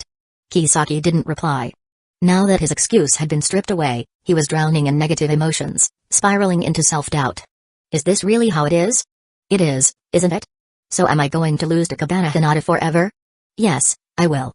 She likes the person who stood up to protect her when she was in danger, not me, the coward. I'm weak. I'm despicable. Regardless of what's happened, you're still my subordinate. So let me, as your boss, tell you why girls fall for someone. Hearing that, Kisaki felt a spark of hope. He looked up at Kyajuk, who was standing with the wind blowing his hair, smiling confidently, looking unbelievably handsome. If I could be as cool as that, maybe Takabane Hinata wouldn't have fallen for someone else.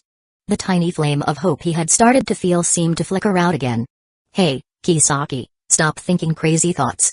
Kyajuk quickly interrupted, noticing the brief flash of light in Kisaki's eyes. He felt pleased with himself for his emotional guidance skills, but then saw that light dull again. Boss, I bet you just rely on your face to get the girls, huh? Kisaki glared at Hojo's smiling face, which had once seemed like the face of someone reliable, someone who could become the strongest delinquent in all of Japan. But now, all he could see was someone he couldn't stand. Of course not. Let me explain it slowly. Kyajuk sat down, his hand on Kisaki's shoulder. Kisaki, if you know that Takabane Hinata likes Hanagaki Takemiki because he was her hero, then why don't you learn from that? Kisaki's eyes widened instantly. He felt a sudden jolt of excitement and electric shock straight to his brain. Right, Takabane Hinata likes Hanagaki Takemiki because he saved her. So I can just go save her too, right? If once doesn't work, I'll do it 10 times. Eventually, she'll come back to me. Why did I ever think about becoming the top delinquent? Boss, do you mean I should find a few people to pretend to be bad guys, scare Takabane Hinata, and then save her like a hero? Kisaki turned to Kyajuk, his eyes now burning with excitement. Slap. Kyajuk slapped his forehead. Kisaki was truly a born troublemaker, only the path of delinquency could bring out his true potential. Are you an idiot? Use your second best brain and think for a second. But isn't that what you meant? Let me ask you, who does Takabane Hinata like now? Hanagaki Takamiki. Isn't Hanagaki Takamiki getting bullied by other delinquents? Yeah, but what does that have to do with me? Have you been a delinquent for so long that your brain rusted? Hanagaki Takamiki got himself into danger. That's your chance to be the hero. Huh? Hanagaki Takamiki isn't the one I'm interested in. I like Takabane Hinata. Takabane Hinata's hero is Hanagaki Takamiki. If you become his hero, then what does that make you to Takabane Hinata? A hero's hero? Exactly. What do we call a hero's hero? A superhero. A superhero? Kisaki asked, confused. Yeah. Someone even greater than a hero, a superhero. If Takabane Hinata finds out that her hero was saved by you, her superhero, don't you think she'll start seeing you in a new light? She definitely will.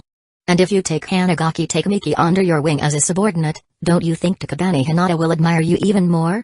Kisaki remembered back to the days when Takabane Hinata used to look up to him at the study sessions, saying, Kisaki-kun, you're first in the mock exams again, you're so amazing. He then imagined her face lighting up when she found out he saved Hanagaki Takamiki. Kisaki-kun, I didn't know you were so awesome even as a delinquent. Hee hee hee, hee hee hee. Kisaki grinned like a fool, lost in his happy fantasies. Kisaki, wake up. It's not time to daydream yet. Perfect? The plan is working. Kyajuk couldn't believe that his nonsense had successfully convinced Kisaki to fall for it. He felt pretty proud of his emotional guidance abilities. Boss, let's go. As a superhero, I need to rescue Hanagaki Takamiki from those low-tier delinquents. Kisaki's depression lifted in an instant. He jumped to his feet, shouting with excitement. Are you an idiot? It's lunchtime right now. Didn't you say Hanagaki Takamiki and the others are going to get beaten up after school? Oh, right. So, what do we do now? Should we gather some subordinates to join us after school? Kisaki scratched his head, his face now free of that previous unpleasant expression, replaced by something more cheerful. Do you know what makes a hero? The more people you have, the more it just becomes an army. A few lackeys won't cut it. I'll go with you, it's fine. Kyajuk casually made up the excuse and then headed for his special reclining chair. TL note, this guy is totally gonna stole her from him. Being an emotional guide is exhausting. While there's still time, I should take a nap. Seeing his boss's confident demeanor, Kisaki had a bunch of emotional questions he wanted to ask. But seeing Kyajuk close his eyes, he knew that the man had a serious case of morning mood. So he decided to sit quietly and think it over himself. The afternoon flew by, and as expected, Hanagaki Takamiki and his friends didn't stick around for club activities. Instead, they left school quickly, their faces dark and their steps hurried. Boss, let's follow them. They're hanging out at a park in Shibuya. Kisaki eagerly suggested. Why the rush? Who knows how late it'll be today? Let's eat first. I'm not going home hungry again. But don't you remember what Maki said? Girls don't like impatient guys. And heroes always show up last. Kyajuk said casually, then hopped on his motorcycle. Kisaki, know any good restaurants? There's one. A subordinate's family runs an Italian restaurant nearby. Kisaki also hopped on his bike. Italian? Sounds expensive, I'm broke. I'll pay. I still have plenty left from my scholarship. Think of it as your consultation fee, boss. Kisaki, you really are a good guy. Chapter 41. This isn't what I expected after a full meal. Hojo Kyajuk and Kisaki Teta arrived at Daneuki Park. It was similar in layout to Hodoyama Park, with towering trees surrounding a grassy area. Originally, this spot was a place for children to run wild and play freely, but now it had become the hangout for delinquent students. They wore baggy pants and white shirts, some sitting cross-legged on the grass while others leaned against the trees. The atmosphere was electric. Why so electric? Because at the center, Hanagaki Takamiki was curled up on the ground, taking a one-sided beating. Those supporting him were shouting in anger, while the other side cheered on the attackers. Who's in charge here? What's your plan? At the edge of the crowd, Kyajuk stood with a sword bag in one hand and his other hand casually tucked into his pocket. His eyes scanned the scene. Kiyomazu Masataka, member of the Kando Manji 3rd Division. Kisaki Teta replied. Kando Manji? What's that? Kyajuk casually asked. A judo club from a school in Shibuya, about 100 members. Their leader's called Invincible Mikey. And his special move is the nuclear kick. Kisaki Teta had gotten used to his leader's lack of delinquent knowledge, so he explained briefly. He then glanced at Kiyomazu Masataka, who was orchestrating the fight from the front, and looked down at his own arms. No way he could take that guy on. Kyajuk had asked what Kisaki planned to do, and Kisaki had initially thought about charging in like Hanagaki Takemiki had done, playing the hero. But after comparing the strength of the two sides, he quickly reconsidered. He remembered how Takemiki had ended up after trying to be the hero getting beaten up badly. He wasn't nearly as tough as Takemiki when it came to taking hits. So, Kisaki turned to Kyajuk for help. Boss, it's all on you now. Even though he said that, inside, Kisaki was buzzing with excitement. I may be weak, but my boss is number one. Alright, I'll take care of it cleanly and quickly. Kyajuk said, ready to pull his bamboo sword from the bag. Wait, hold on. Boss, can you let me say a few words first, then you step in? Kisaki Teta said, a bit shy. Oh, I get it, you'll show off, and I'll do the real work. Got it. Today, I'll make sure you're Hanagaki Takemiki's hero. Boss, thank you. Kisaki's heart swelled with gratitude.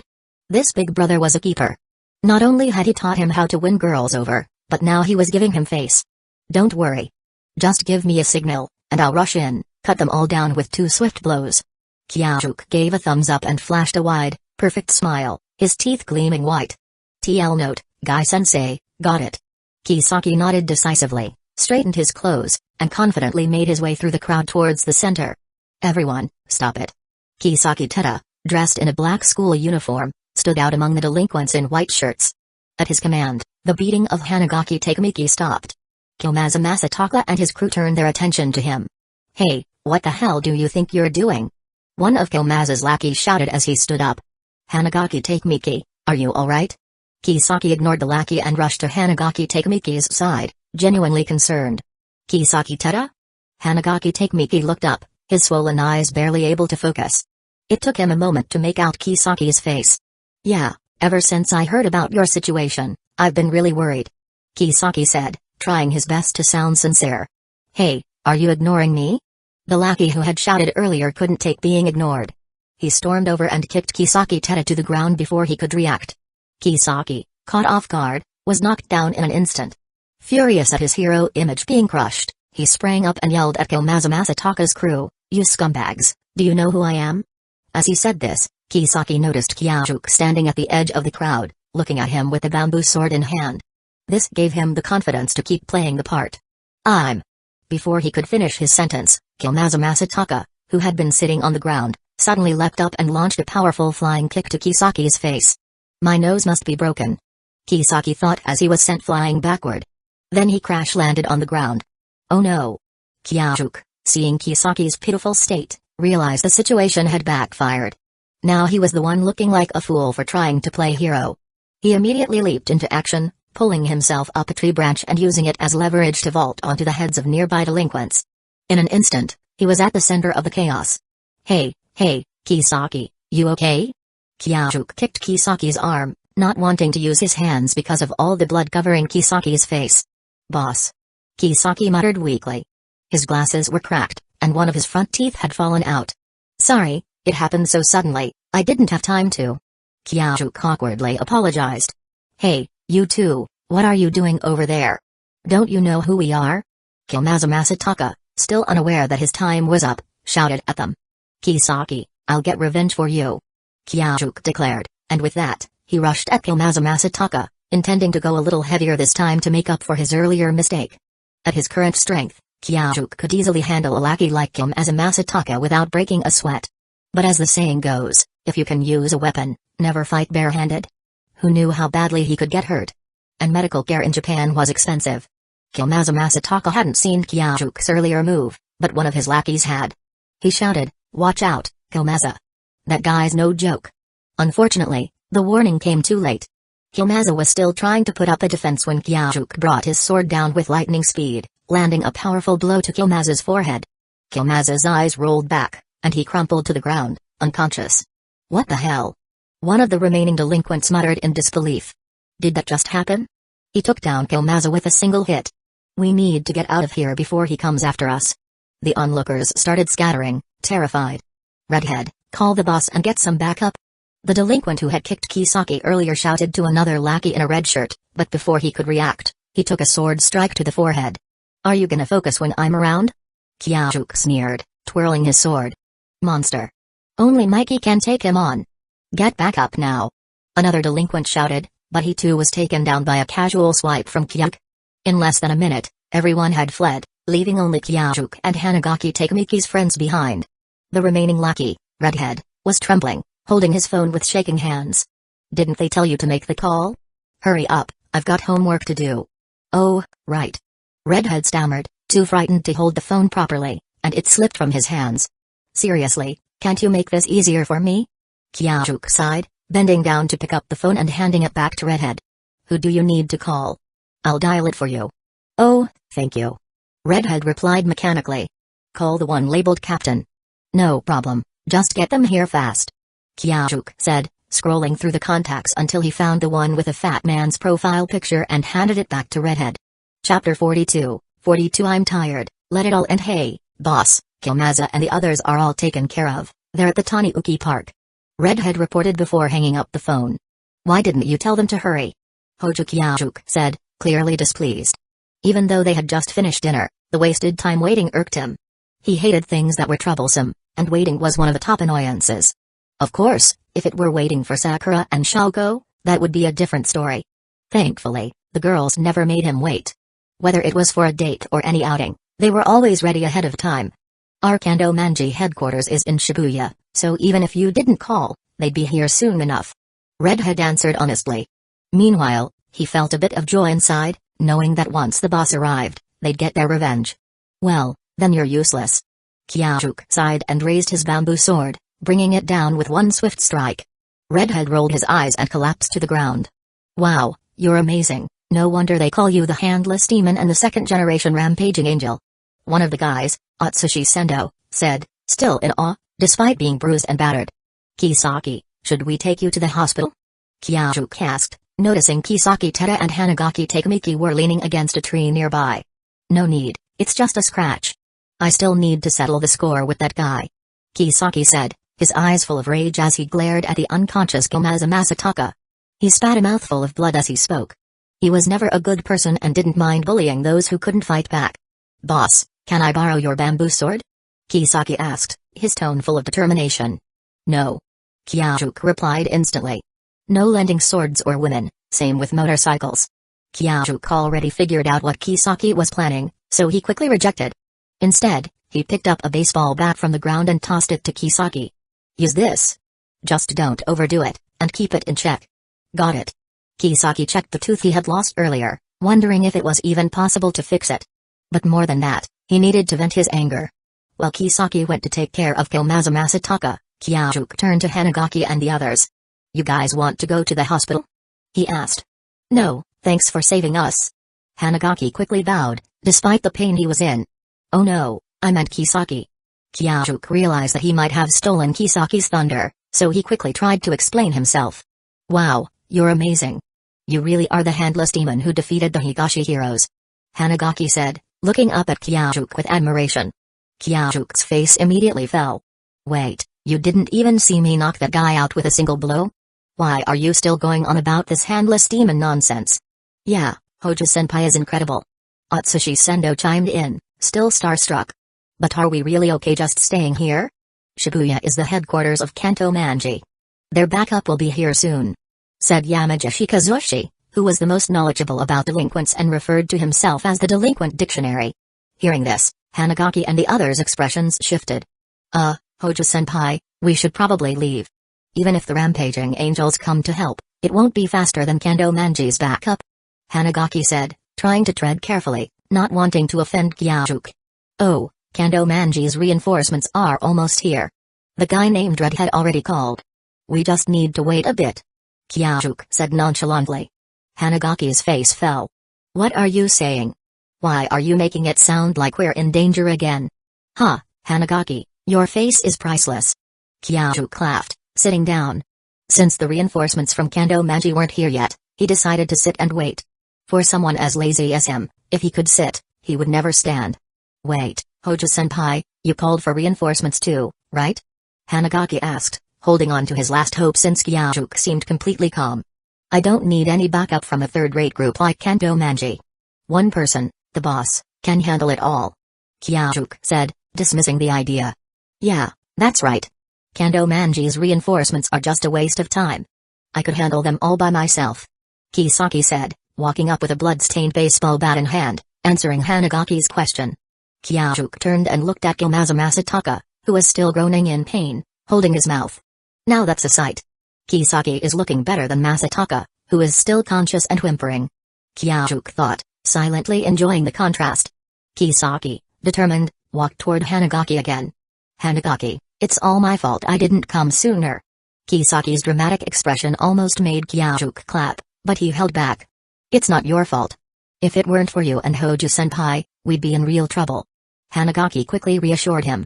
Well, that's good to hear. If anything like this happens again, just come to me. I'll help you. Kisaki said with a tone mimicking that of a TV hero, feeling proud of himself as he looked at his glowing reflection. Kisaki, you're so kind. But, your nose is bleeding again. One of the others said, noticing Kisaki's ongoing injury. Kisaki wiped the blood away, a sense of fulfillment washing over him, even if it meant losing a tooth. Oh, it looks like Kando Manji's people are here. I need to handle them. Kyajuk stood up with his bamboo sword, speaking with calm authority. Good luck. Kisaki Tedo bowed respectfully, while Hanagaki and the others followed suit. As Kyajuk walked toward the scene, Hanagaki couldn't help but keep watching, his eyes filled with admiration. That was so cool. That's Kando Manji. Facing off against an entire delinquent gang, and Hojo-senpai talked to them like it was just going to the convenience store. Hanagaki clenched his fists, full of admiration for Hojo-kyuk. You didn't know? Our boss defeated the entire rampaging angels by himself, and then he took down Amai Aishu too. Kisaki boasted proudly. Of course I know. Everyone in the Tokyo delinquent scene has heard about the handless demon ruling over Higashi, the new leader of rampaging angels. Hanagaki said excitedly. Kisaki began to sense something was wrong. It seemed like Hanagaki wasn't as enamored with him as he had thought. Hanagaki, today I came to help you, but the boss came to help me. Kisaki tried to clarify. Even taking care of his subordinates' requests, Sando, this is what I was telling you about. Hojo-senpai is going to become the strongest delinquent in all of Japan. Hanagaki said, brimming with admiration. Exhausted, Kisaki closed his eyes, feeling defeated. Chapter 43, Mikey, the Invincible? 30 PS, Hojo-kyajuk walked to the center of the park, casually waiting for the rest members to arrive. Komaza. A group of people dressed in black combat uniforms walked over. Upon seeing Komaza Masataka writhing on the ground in agony, a delinquent with a rather scruffy look immediately shouted. Vice boss. Hearing the shout, Komaza Masataka quickly scrambled up and staggered towards his teammates. Hey, you bastard. Did you really beat up our team like this? A chubby man with the words third squad captain on his shirt said with a fierce expression. I guess so. Kyajuk replied nonchalantly, glancing at Komaza Masataka, whose arm was twisted and his face covered in blood. TSK, Kisaki said he'd be careful, huh? In the two fights Kyajuk had been in, his opponents had only sustained minor injuries, the kind that would heal by the next day. After all, they had no deep personal grudges. Go. Get revenge for Komaza. The short, fat captain shouted, charging at Kyajuk. The world of delinquents often didn't bother with right or wrong, many times, it's just about avenging their brothers. They simply wanted revenge when their comrades were harmed. Captain, be careful, that guy's tough. Redhead quickly warned. I brought the entire third squad with me, do you think this kid can take us all down? Pachin, the captain of Manji's third squad, said without looking back. Hearing that, Redhead closed his eyes in relief, returning to his agonizing wails. Listening to his comrades' loud shouting, Komaza Masataka felt a surge of satisfaction. Those guys are definitely going to get beaten up. And that blonde, bespectacled jerk, I'm going to knock out 8 of his teeth. A few minutes later, the atmosphere around him grew eerily quiet, prompting Komaza Masataka to cautiously open his eyes. What? What is this? He stared in disbelief as all of Manji's third squad members lay on the ground, unconscious. Only the kid with the bamboo sword remained standing, while that Hanagaki kid was still happily shouting and cheering nearby. Hey, is this all you guys from Kanto Manji have? Kyajuk lazily waved his sword, his tone unfriendly. The warm-up hadn't even finished, and they were all down already. He was really irritated by this. How? How is this possible? This is just the third squad. Kando Manji has 5 squads in total. Seeing the calm, unscathed Kyajuk, Kilmaza felt a deep fear. How could this guy be so strong? Then hurry up and bring the rest here. Seriously, I'm wasting my time here. Kyajuk looked up at the sky, half of the sun already gone. Only the captain has the contact information for the boss. Kilmaza answered, trembling. That fat guy? Yeah, he's our third squad captain. Hey, wake up. Kyajuk kicked the chubby man, who had been knocked out cold by a single blow earlier. You bastard. Pachin groaned, clutching his head as he sat up. When it comes to fighting, Kyajuk had a special technique. It hurt but left no trace that could be used as evidence. So, when Pachin woke up, he only felt a little dizzy and a sharp pain in his forehead. Quick, bring the rest of your group over here. Don't make it like a video game where I fight bosses and wait for the next level. Seeing Pachin's still defiant expression, Kyajuk kicked him harder. I'll do it without you telling me. Just wait, Mikey will kick you out in no time. Pachin spoke confidently, though inside, his nerves were on edge. After witnessing Kyaju's monstrous performance earlier, he wasn't so sure about Mikey's chances. Mikey, we've been defeated, it's at Taniuki Park. Pachin respectfully spoke into the phone, nodding. Hearing the calm yet domineering voice of their leader, he regained his confidence. The boss and the main force will be here soon.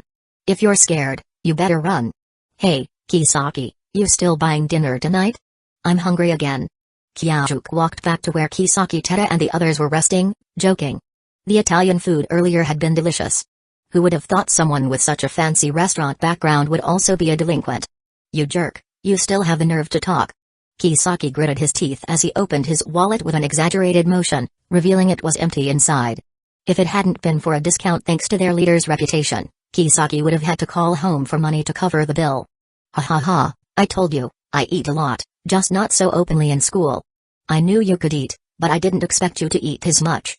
Kisaki said painfully. Well, you can't blame me entirely. The portions were just too small. How about this, next time you want to treat, we go for a buffet. Kyajuk smiled awkwardly. You think there will be a next time? Kisaki snapped. Hey, oh, you guys are here, that was fast. The roar of motorcycles interrupted their conversation. Their members are all local, of course, they're fast. Boss, be careful of Mikey. He's just a middle schooler, but many of the older delinquents have lost to him. And really, do we not need backup? This is a full manji, not like the small fry before. Ah, do you think there's anyone stronger than me in all of Tokyo? Kyajuk casually waved his bamboo sword, then turned to Kisaki and smiled before walking toward the center of the field, waiting for the rest of the members to arrive. With every fight, Kyajuk felt his strength grow. The swordsmanship talent reward allowed him to continue improving just by swinging his sword. Even repeating sword strikes mechanically, he could feel his progress. And this battle with so many people was only making him stronger. Now, compared to his fight with Amai, he was probably twice as strong. Kisaki, infected by his boss's confident smile, quickly took out his phone to call Maki Hojo. He had checked beforehand, and the members of Bozaku including the 2 sub-leaders were having a meal in the Shinjuku area, right next to Shibuya. Though he had invited Kyajuk to join them, they had decided to look for Hanagaki Takamiki instead. As the behind-the-scenes hero, Kisaki certainly wasn't going to make a move without proper preparation. Though he had shown confidence in Kyaju's strength earlier, he wouldn't take any chances. Tokyo was no small-time gang like Amai. Having just formed, they already defeated the 9th-generation Black Dragons and grown quickly. They were about to dominate Shibuya. After confirming that Maki Hojo would bring people over immediately, Kisaki looked at his boss. If Kyajuk couldn't handle this, he'd be ready to join the fight. Delinquents in black combat gear kept pouring into the park from the surrounding area, soon surrounding the clearing. A small blond man, draped in a combat uniform, walked with an indescribable aura, as the crowd parted for him. Seeing him, Kyaju's ears seemed to ring with an unknown background music. Damn, the uniform isn't just for wearing, it's for draping. Next time, I'll wear it like that.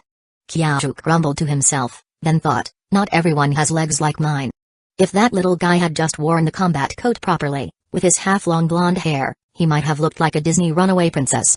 What a shame, though, this guy's obviously the protagonist. Why couldn't he be a girl instead? Kyajuk stared at the little guy's head, trying to catch a glimpse of his name bar. Chapter 44, 44 No nicknames allowed for someone this cool. Pachin, are you okay?